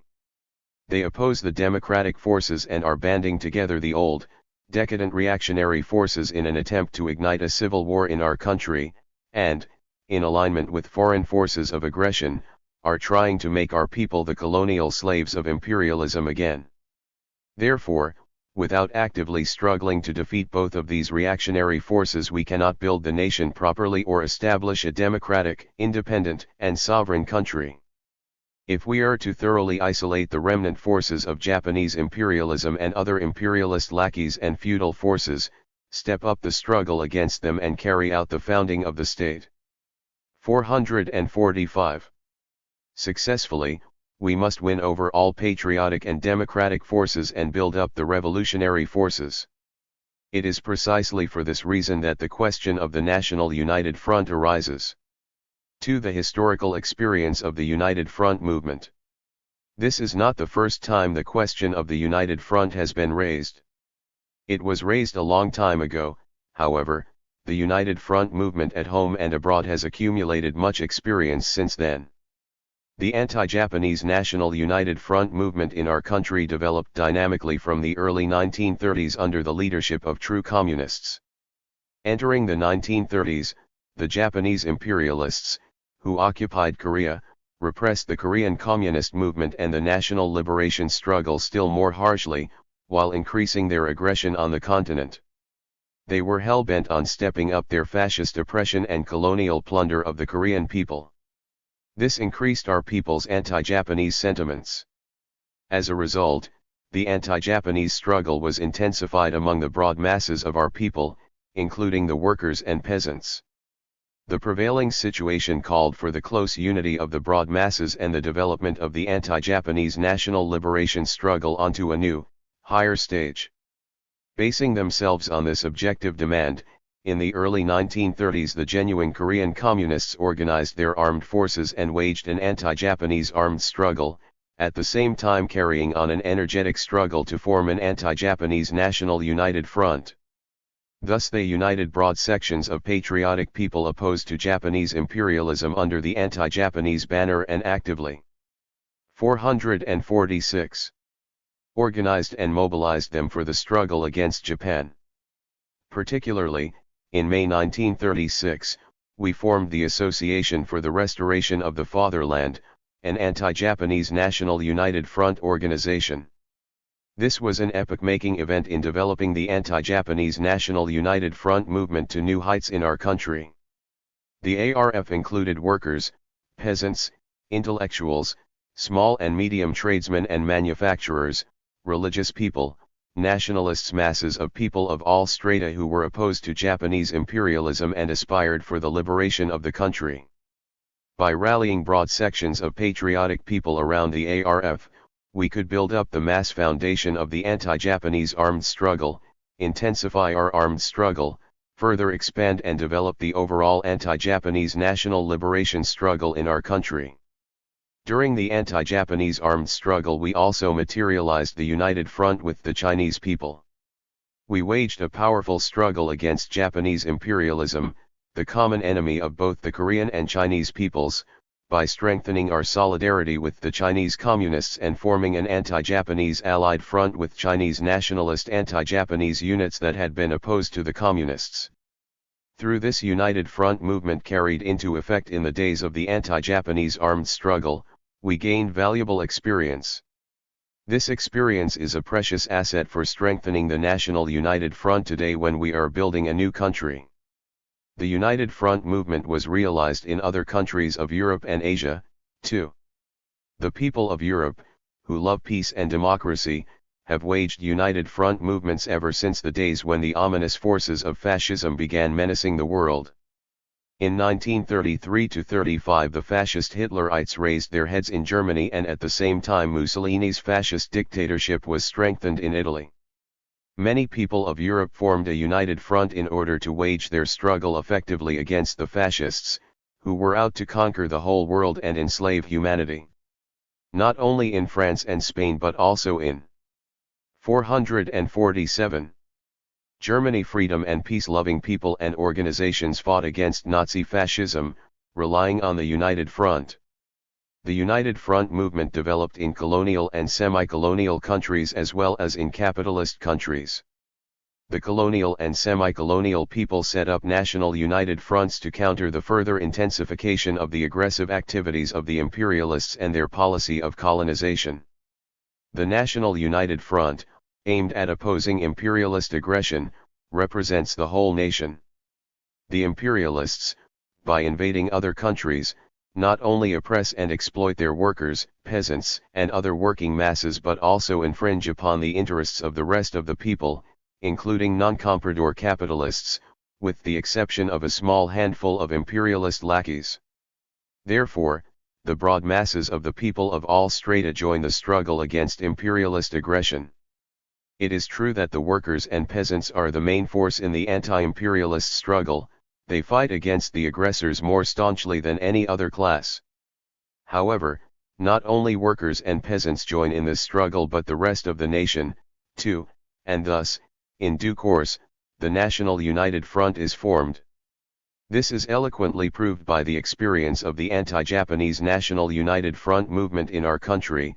It is also proved by China's example.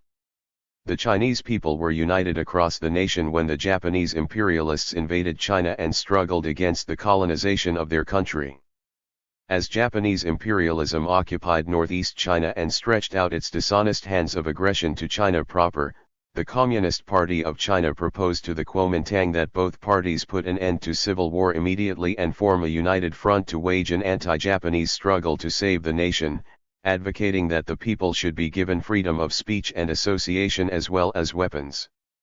For a long time, the recalcitrant reactionaries of the Kuomintang turned a deaf ear to this proposal and continued to pursue a policy of non-resistance.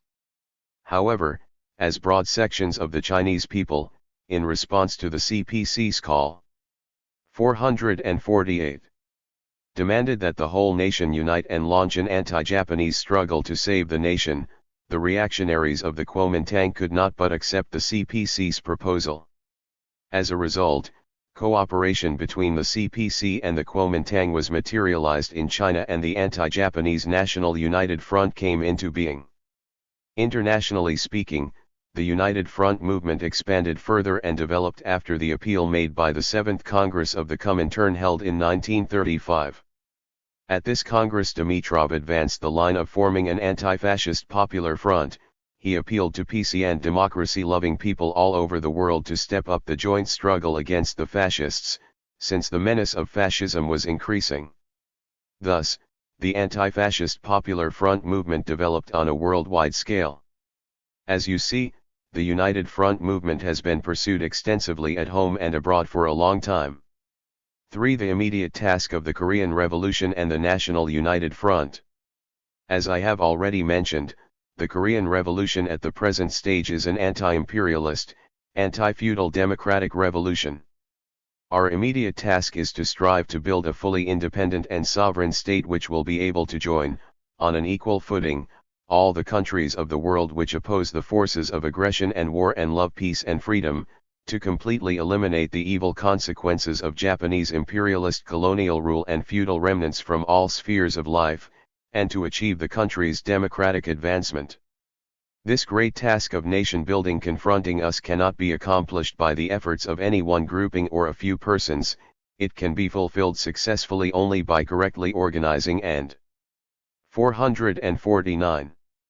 Mobilizing the efforts of the broad masses. To this end, it is imperative to unite all patriotic and democratic forces firmly. Uniting the broad masses is a decisive guarantee for the victory of the revolution. Unless we win over the masses and guarantee the preponderance of the revolutionary forces, we cannot repulse the offensive of the counter-revolutionary forces or achieve victory for the revolution. If our revolution is to be effective, we must first work to win over the broad masses of the people. We should strive to rally all the people of different strata under the banner of democracy, who are opposed to the imperialist agents, including the remnant forces of Japanese imperialism and the feudal forces. Only by doing this, can we set up a truly democratic state, sweep away the survivals of Japanese imperialism and feudalism and democratize society, while also quickly building up the nation's economy. The Japanese imperialists destroyed all our factories and enterprises and devastated our agriculture. Therefore, only ruined factories and enterprises and barren soil are left in our country. Our economy is in such a state that it is impossible for only a few people to rehabilitate and develop it. It is necessary to mobilize all the people. Those who have strength must contribute their strength, those with knowledge their knowledge, and those with money their money. All the people must be stirred up to rehabilitate and develop the nation's economy and build a new, democratic Korea. We are building our country today in an extremely complicated situation. In South Korea now, unlike in North Korea, pro-Japanese elements, traitors to the nation and other reactionary forces are assembled under the wing of U.S. imperialism. They are making desperate attempts to obstruct our people who have risen to build a new, democratic Korea. The pro-Japanese elements and traitors to the nation remaining in North Korea, too, in alliance with the reactionaries in South Korea, are trying to frustrate our people's cause of building the nation. Moreover, bogus revolutionaries and factionalists who pretend to be patriots are trying to divide the people. 450. And are taking steps to confuse them so that they will not know which road to take. This situation urgently demands that we step up our struggle to rally all the patriotic, democratic forces who are interested in the building of a new, democratic Korea firmly around a national united front. At present, all sections of the people in our country are interested in the anti-imperialist, anti-feudal democratic revolution. Only when this revolution materializes and a democratic, independent, and sovereign state is built, can the people of all strata be assured of genuine political rights and democratic freedom, and enjoy a happy life. In the past, under the colonial rule of Japanese imperialism, all the Koreans, except for a small handful of pro-Japanese elements and traitors to the nation, suffered harsh oppression and exploitation. Not only the workers, peasants, intellectuals, small tradesmen, and handicraftsmen, but even the non-comprador capitalists suffered from the national oppression and humiliation of the Japanese imperialists, while economically, they were steadily bankrupted and ruined by Japanese monopoly capital. In short, all the people were keenly aware, through their own experience, of the misery of living in colonial bondage to imperialism, as they had not their own government. For this reason, not only the proletariat today but all the rest of the people, including conscientious non-comprador capitalists, are opposed to the pro-Japanese elements, traitors to the nation and other reactionaries trying to transform our country into an imperialist colony again, and are demanding the building of a democratic, independent, and sovereign state. Therefore, the workers, peasants and the rest of the working masses and also conscientious non-comprador capitalists can take part in the building of a new, democratic Korea. This shows that it is vitally important to form a solid national united front in our country, and that it is possible to form this front from the broad masses of all strata of the people. We must rally all the political forces, who love the country and the 451 people and desire the democratic development of the nation, around a national united front.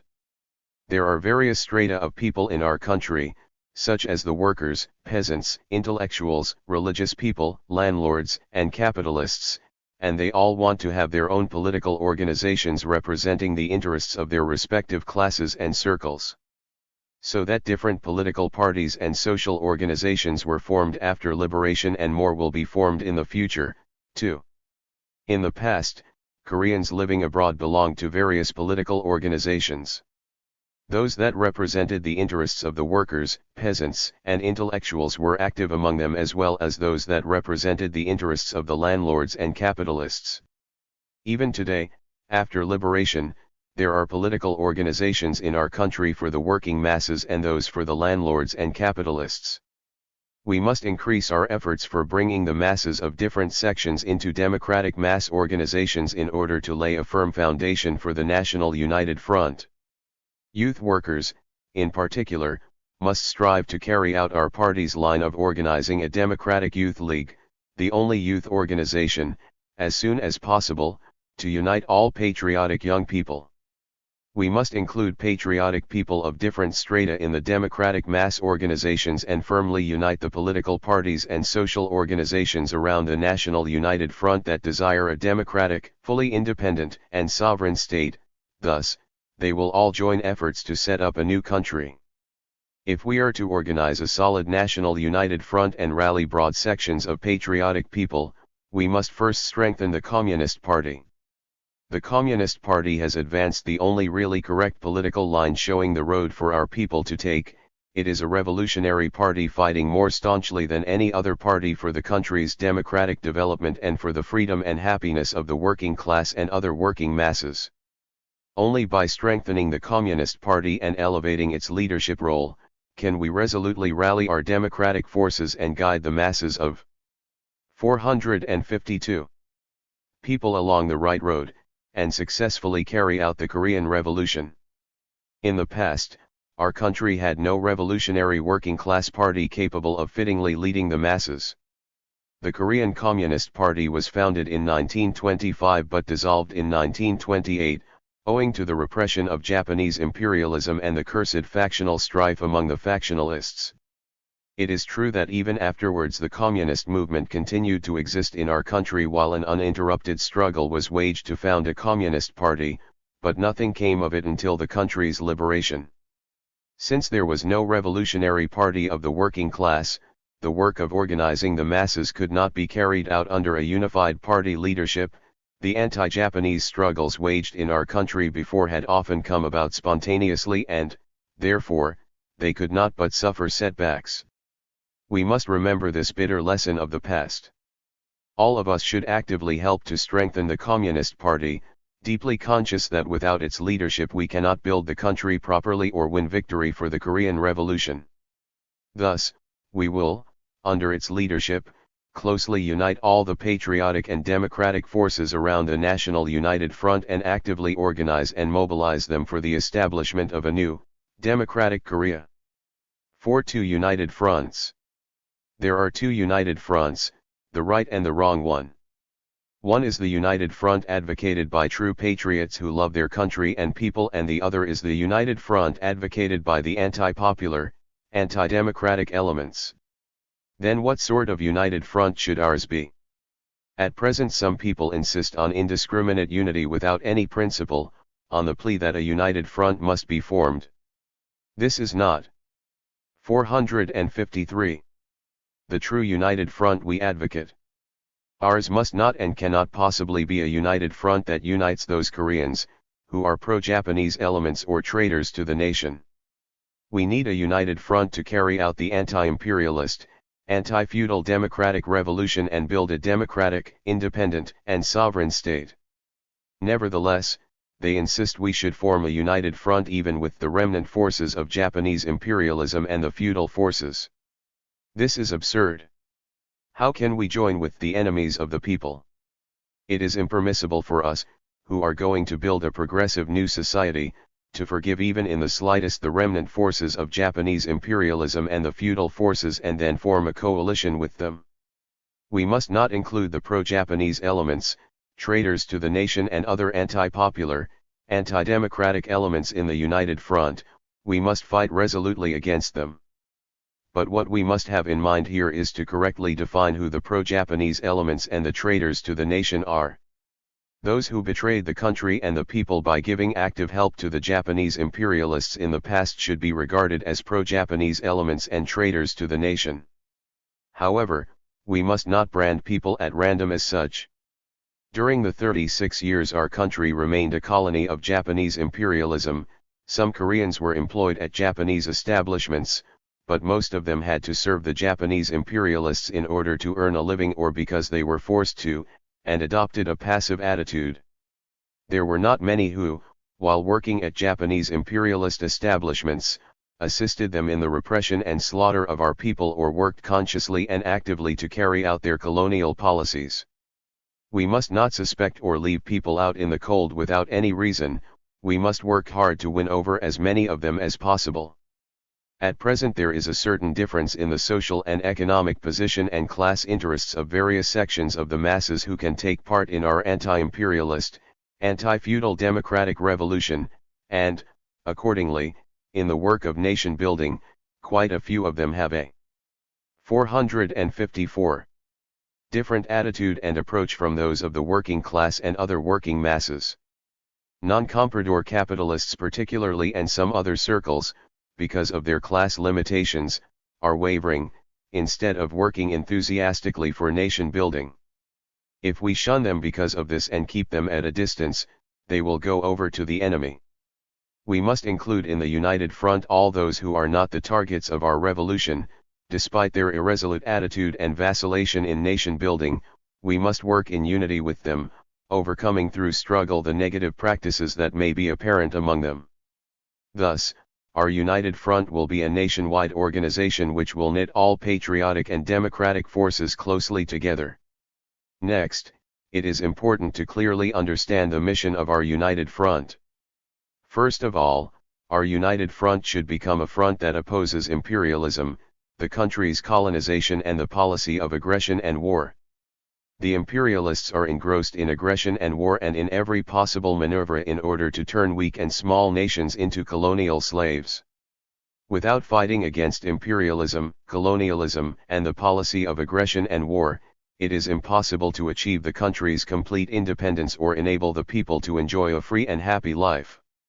Our people understand this very clearly from their own experience.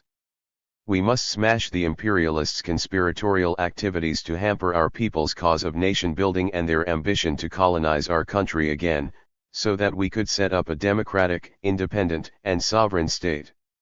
If we are to fight imperialists' acts effectively, we must first intensify our struggle against their lackeys. We must make no allowances to those who support and defend imperialism, colonialism, the policy of aggression and war, and to those agents of Japanese imperialism who have implanted and are going to implant the Japanese imperialist forces in Korea. We must resolutely fight against them. 455. Our united front must step up the struggle against the conspiratorial activities of the imperialists and their lackeys, in order to contribute actively to the complete independence of the country. At the same time, ours should be a united front which is thoroughly opposed to feudal relations of production and feudal methods of exploitation.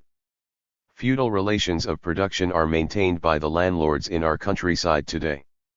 The feudal system, under which the handful of people harshly oppress and exploit the overwhelming majority of our people, is intolerable both from the point of view of social development and the nation. Unless the feudal relations of production and the feudal methods of exploitation are eliminated, we cannot effect a happy life for the peasants and other working masses, achieve the progress of our society and the prosperity of our nation, or establish a democratic, independent, and sovereign state. Therefore, our united front should wage a mighty struggle against the forces of feudalism and to stamp out the survivals of the feudal system. However, the aim of our united front should not be to set up a capitalist system in Korea, under the pretext of opposing the feudal system. The capitalist system is a system for a mere handful of privileged classes. It is an anti-popular system that brings lack of rights and poverty to the toiling masses.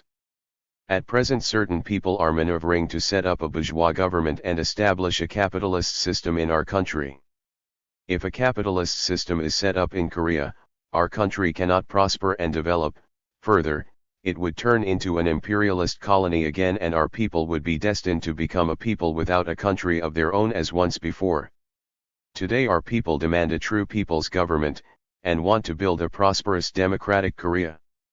The new Korea must not take the road to capitalism, it must take the road to progressive democracy. We must build a democratic society where the broad masses of the people enjoy true political rights and democratic freedoms and lead a happy life. Our united front must strive to build a 456. Democratic state which conforms with our country's specific conditions and the will of all the people. This is precisely what our united front should be. At this moment the pro-Japanese elements, traitors to the nation and renegades of the revolution are trying to deceive the masses so as to bring them into their fold, and are working hard to form a united front entirely different from the united front we are advocating. They are doing this in an endeavor to realize their anti-popular aims and satisfy their foul political ambitions. There are the right and wrong united fronts. The former is progressive, designed to ensure the people's interests and the country's prosperity and progress, while the latter is moribund and reactionary, aimed at selling out the people and obstructing the country's progress. It is self-evident which united front our masses want.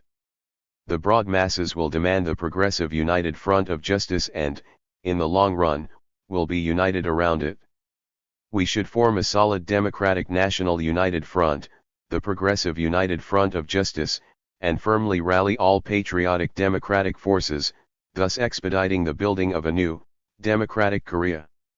Our young people should have a correct understanding of the united front and make active efforts to form a solid democratic national united front. 457. On the tasks of the party. Organizations of South Pyongan Province. Speech delivered at the first conference of South Pyongan Provincial Organizations of the Communist Party of North Korea, December 27, 1945. Comrades, 4 months have already passed since our country was liberated from the colonial yoke of Japanese imperialist rule. Many successes have been scored in this period by the party organizations of South Pyongan Province in consolidating the party and in their struggle to build a new country. Communist Party organizations have already emerged in every city and county of South Pyongan Province, many sub-county party organizations and party cells have been formed, and the party ranks expanded quickly.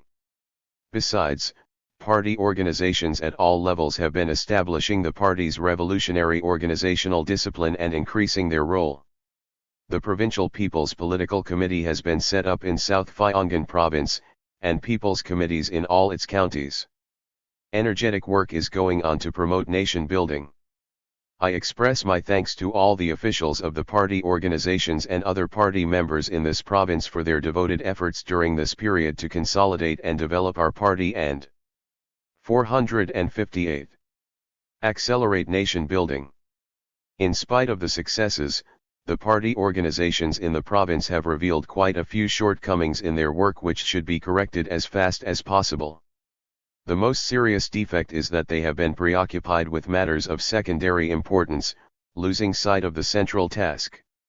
The main aspect of party work is to build up the party ranks, educate them to enhance their vanguard role, and unite the broad masses solidly behind the party.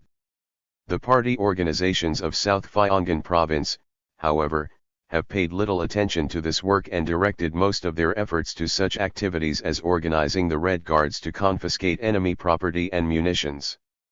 They have concentrated on these activities, not on their main duties, with the result that the work of strengthening the party ranks has been unsatisfactory, and party organizations have not taken roots deep among the masses. The main reasons for these shortcomings are that party officials are not yet fully aware of their tasks and the method of party work. In the party organizations of South Pyongan Province, as is the case elsewhere, almost all the officials are inexperienced in party life and work. Lacking education and experience in this sphere, the workers in the party organizations at different levels in the province do not know what to do, or how to do things, they just do whatever tasks come along, indiscriminately. After all, shortcomings are the result of ignorance. So no one is to blame. If all of you study hard and learn party work diligently, you will be able to rectify these shortcomings and become efficient. Now I shall dwell on several tasks confronting the party organizations of South Pyongan Province. The most important task for the party organizations in this province is to increase and strengthen their ranks. The Communist Party is the most revolutionary of parties representing and championing the interests of the working class and other broad sections of the working masses. Today our party is faced with the serious task of building a new, democratic Korea by 459. Mobilizing the broad masses of the people to frustrate the acts of the enemies at home and abroad. It must steadily expand and consolidate its ranks if it is to organize and lead the struggle to build a new country correctly. Our party today has a membership of over 4,500. As it has been in existence for such a short time, this is a great success, but on no account can we rest content with it. We must devote a great deal of effort to increasing party membership. The party organizations of South Gyeonggi Province should steadily increase their ranks by actively recruiting fine progressive people into the party from among the workers, the poor peasants and farm hands who are sound politically and ideologically, and work devotedly to build a new country. In increasing the party's membership, you should not be too particular about the people's past record of struggle and theoretical level. Otherwise, people eligible for party membership will be denied admission. True, it is good to recruit numerous people experienced in struggle and highly qualified theoretically. But it is wrong to regard people without experience in struggle or with little theoretical knowledge as unsuited for party membership. How is it possible for every single one of our workers and peasants to have a record of revolutionary struggle? And where could they have learned revolutionary theory? People's qualifications for membership are their high degree of class awareness and enthusiasm for nation building. Even if one did not participate in the revolutionary struggle in the past and does not know Marxism-Leninism, one can become a communist as long as one has a high degree of class consciousness and shows great enthusiasm in building up the country. That, however, does not mean that people can be admitted to the party indiscriminately, without careful examination. If the work of party growth is handled carelessly in violation of the procedures for admission, quite unqualified persons or undesirable and alien elements may slip into the party. This is illustrated by the fact that in Yangdok County those who had collaborated with the Japanese 460 imperialists wormed their way into the party and even held leadership posts. The party organizations should strictly observe the established principles and heighten their revolutionary vigilance in recruiting members. While preventing evil people from joining the party ranks, you should also expose and purge all the undesirable and dissident elements that have already wormed their way in. Lurking in the party, they work ceaselessly to destroy the party from within. Our party would be unable to consolidate itself or increase its militant power if they were not eliminated from its ranks. The party organizations in this province should draw a serious lesson from the case of Yangdok County and intensify the struggle to purge themselves of undesirable and dissident elements, thus fully guaranteeing the purity of party ranks. They must organize party cells in factories and other enterprises and in farm villages. In this way they will make sure that Communist Party organizations are deeply rooted among the working masses wherever they are. Correct selection and assignment of cadres is of great significance in building up the party organizations and increasing their role. Whether party organizations have well-qualified cadres or not is one of the major factors in determining their militant power. As the real state of affairs in the party organizations of South Gyeonggi Province shows, work is done efficiently where there are well-prepared workers even if conditions are unfavorable, and vice versa. The party organizations, therefore, should pay close attention to building up the ranks of cadres. The party organizations of South Gyeonggi Province should reinforce the ranks of their cadres with fine people who have been tempered and tried in the work of nation building.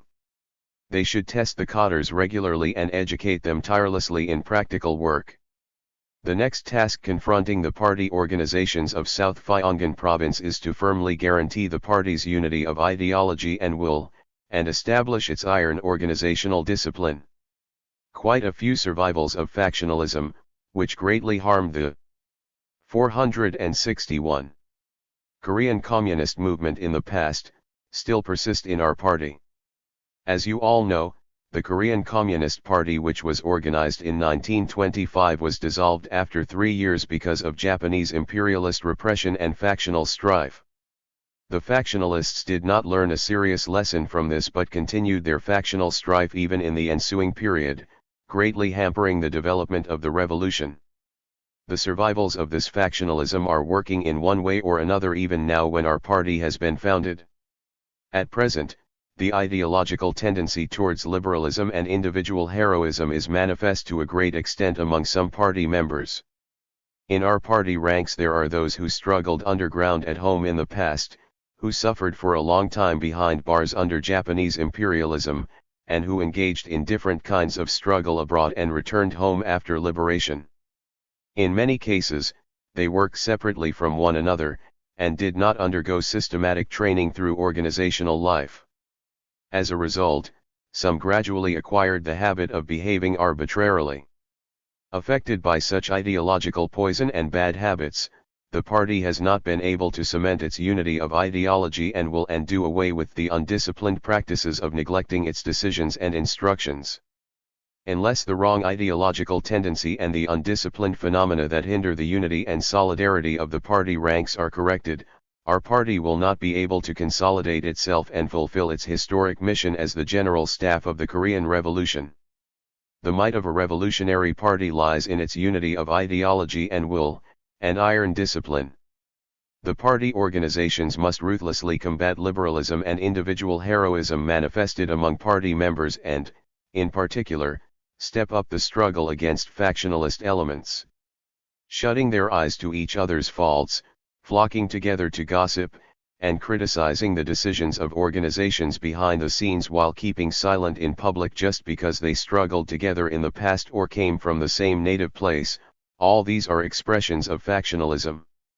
If they are left to grow, these tendencies 462 will, in the end, develop into factions and actions against the party.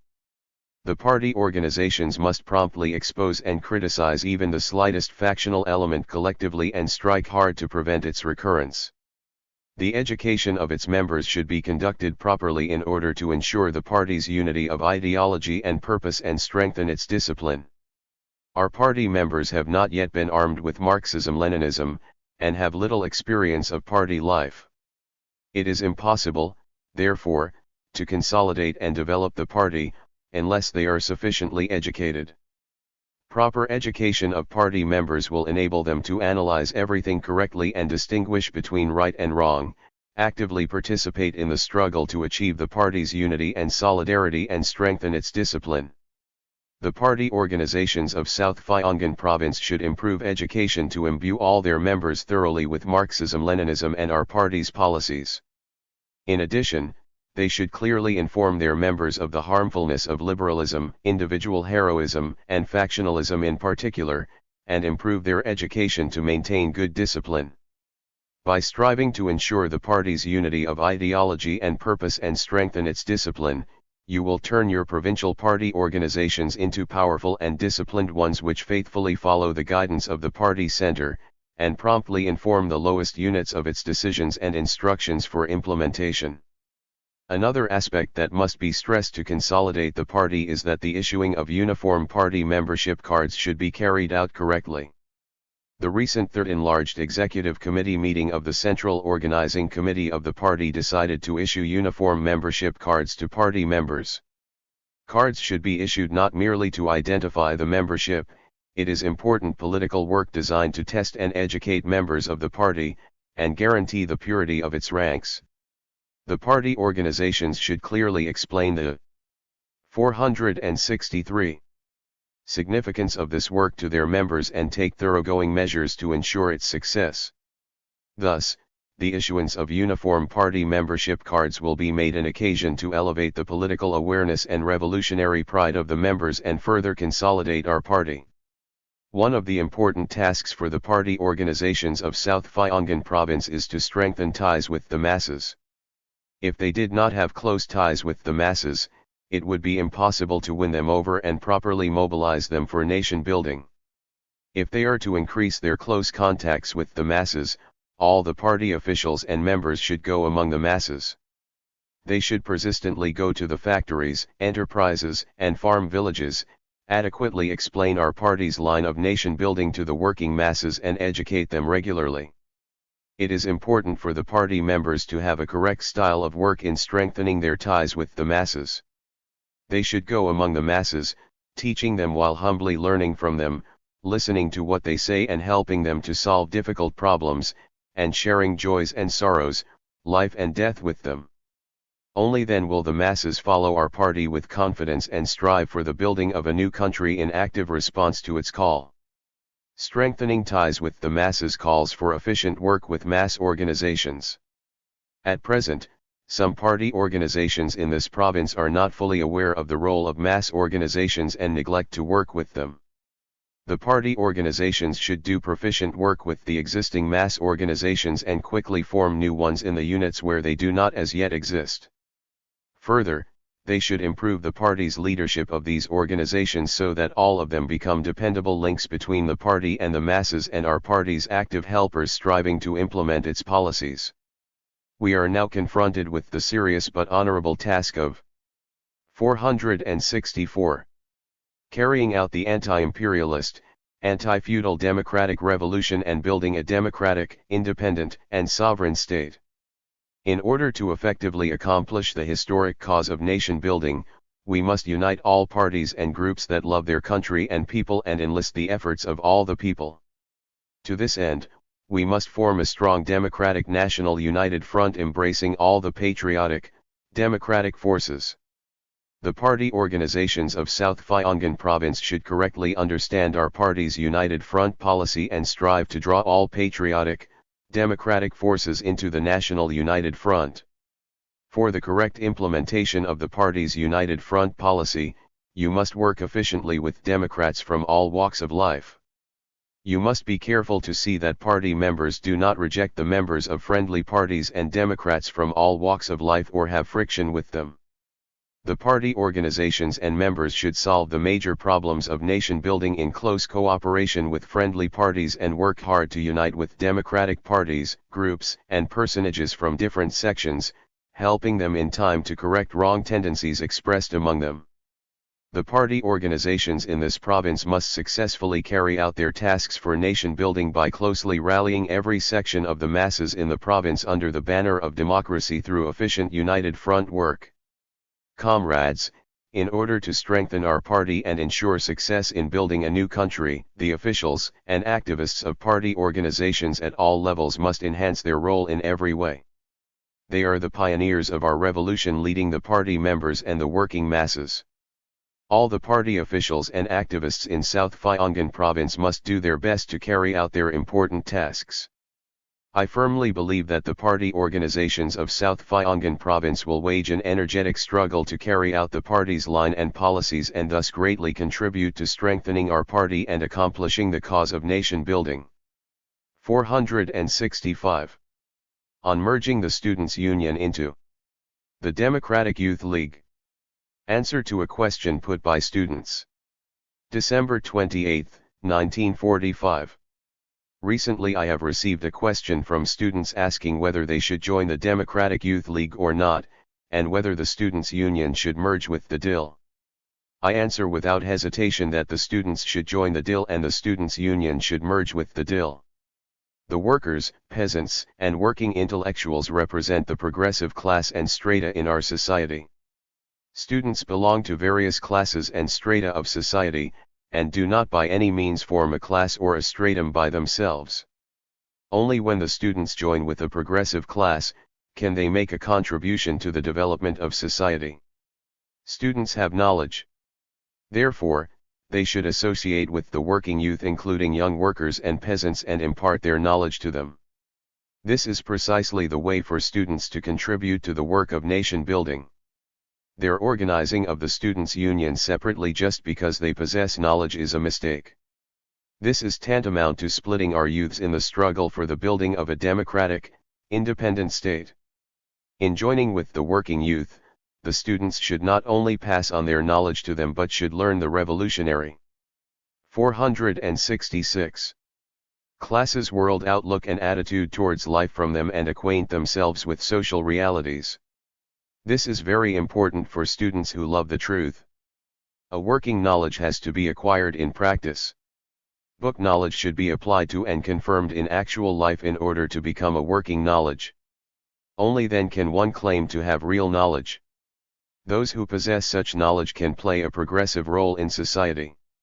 The students cannot participate in the progressive movement without an organization. Therefore, those students who really want to take part in the building of a prosperous, independent, and democratic state should, as a matter of course, join the DIL. This is the primary task stemming from the demand for uniting the youth movement. 467. Answers to questions raised. By Seoul Sinmun Reporters. December 29, 1945. I heard yesterday that you had arrived. You must have had quite a bit of trouble traveling such a long way across the 38th parallel in such cold weather. I am grateful to you for your compassion on my having experienced such hardships in the long drawn-out struggle against the Japanese imperialists for the independence of Korea. As for the hardships, they were nothing. We were duty-bound, as sons of Korea, to fight against Japanese imperialism, arms in hand. The suffering of our fellow countrymen languishing under the diabolical tyranny of the Japanese imperialists was far greater than mine. While fighting the Japanese imperialists, the suffering and misery of our compatriots were constantly in my thoughts. You address me as General, but I would like you to simply call me Comrade. Question: the South Korean people are overjoyed at the news that you, General, have returned in triumph, and are eagerly waiting for you to come to Seoul soon. When will you come to Seoul, General? Answer: I am immensely happy to see our longed-for fellow countrymen, brothers and sisters, in the liberated homeland. I feel like going to Seoul right now to see our South Korean compatriots. But the 468 situation in the country does not permit me to do so. This land of ours is divided into the north and the south, and quite different situations have been created in the two parts of Korea. In North Korea, a struggle is being launched to liquidate pro-Japanese elements and traitors to the nation and democratize political, economic, and cultural life, but in South Korea, under the patronage of the U.S. military government, pro-Japanese elements and traitors to the nation have raised their heads and are trying in every way to halt the advance of the patriotic, democratic forces. We must smash the machinations of the reactionaries and establish a unified democratic, independent, and sovereign state in which all our 30 million compatriots can prosper. We have much work to do to achieve this. It is a great pity that even though the country is liberated, we cannot meet our dear South Korean fellow countrymen. We cannot meet them now, but the day will surely come when the people of the North and the South meet each other. Question: the South Korean people move this way and that, because they are not clear which road liberated Korea should take. They believe that only you, General, can advance the correct line of the Korean Revolution. When leaving Seoul this time, we were requested by the people that we should call on you, General, to learn in detail which road Korea must follow. Which road should Korea choose in the future and how should we fight, General? Answer: which road should our country take, now that it has been liberated from the yoke of the Japanese imperialist colonial rule? This is a very important matter, indeed. Syngman Rhee, that traitor to the nation, is seeking to set up a bourgeois republic in our liberated land. This reveals the United States' sinister design to protect pro-Japanese elements, traitors to the nation and other reactionaries and, with them as the core, to establish an anti-popular government. The policy of building a bourgeois republic signifies a road of darkness which will enmesh our people. 469. Again in the yoke of colonial slavery and bring them nothing but poverty and a complete lack of rights. We, therefore, cannot allow ourselves to take this road. However, we are not in a position to raise the slogan of socialist revolution at the moment and head for this revolution, as some claim. The road of socialist revolution they advocate is a leftist way of bypassing the stage of revolution without taking into consideration our actual conditions. Which road, then, should we take? For long years our country was under the colonial rule of Japanese imperialism, and the present society of Korea is strongly impregnated with Japanese imperialist and feudal remnants. That is why our liberated people must carry out the anti-imperialist, anti-feudal democratic revolution and advance along the road of building a democratic people's republic. To this end, a democratic national united front representing all patriotic, democratic forces of various strata must, first of all, be formed on a firm basis. Anyone who loves the country and nation must strive to organize it. When all the people, rallied closely, rise to build a new Korea, all the reactionaries including pro-Japanese elements and traitors to the nation can be eliminated and a new, democratic Korea built successfully. What is of special importance in our nation building is to reject the idea of depending on outside forces. In South Korea there are people today who try to create an independent state by relying on foreign forces. Theirs is an extremely dangerous idea inviting national ruin. Only when we have an undeviating point of view that everything has to be tackled by ourselves, can we achieve the complete independence of the country and carry out the revolution in a fitting way. All the people must work devotedly in order to build the country well, counting every minute and second. We must not try to show off, but work in a modest manner as faithful servants of the people. Question: the South Korean people are anxious to know in detail about 470. The armed struggle during which you, General, fought against the Japanese imperialist aggressors, using the art of shortening distance. Would you kindly tell us about this struggle you led, General? Answer: there is nothing in particular to be proud of. In the course of the prolonged anti-Japanese armed struggle, however, we did have experiences, waging numerous battles and conducting underground political work. If you wish to listen to the story, nevertheless, I will let you meet some of my comrades in arms. You had better hear it from them. Question: would you please let us have your photograph, General? Answer: what is the use of my picture? I have done nothing to speak of. Why, then, need my photograph be sent to the press? If you really want it, I will try to see if any exist. Question: have you anything to convey to the South Korean people, General? Answer: it is my wish that, once back in South Korea, you will convey my warmest greetings to the people. Although I am here, my thoughts are always with them. The North Korean people are endeavoring to establish people's power and create a new life. They would like to build a democratic, independent, and sovereign state through concerted efforts, in close unity with their South Korean compatriots. I hope you will tell our fellow countrymen, brothers, and sisters in the South, that they must wage a strenuous fight for the early establishment of a unified democratic government. Since all sorts of false propaganda against North Korea and communism is being carried on in South Korea, I would like you, on your return to Seoul, to give the South Korean people an unbiased account of what you have seen and heard here. 471. The journalists of a new, liberated Korea must have the interests of the masses at heart, being always on their side, and fight staunchly against reactionaries of all kinds at home and abroad. They must not write as onlookers, but from the point of view of the country's and nation's interests.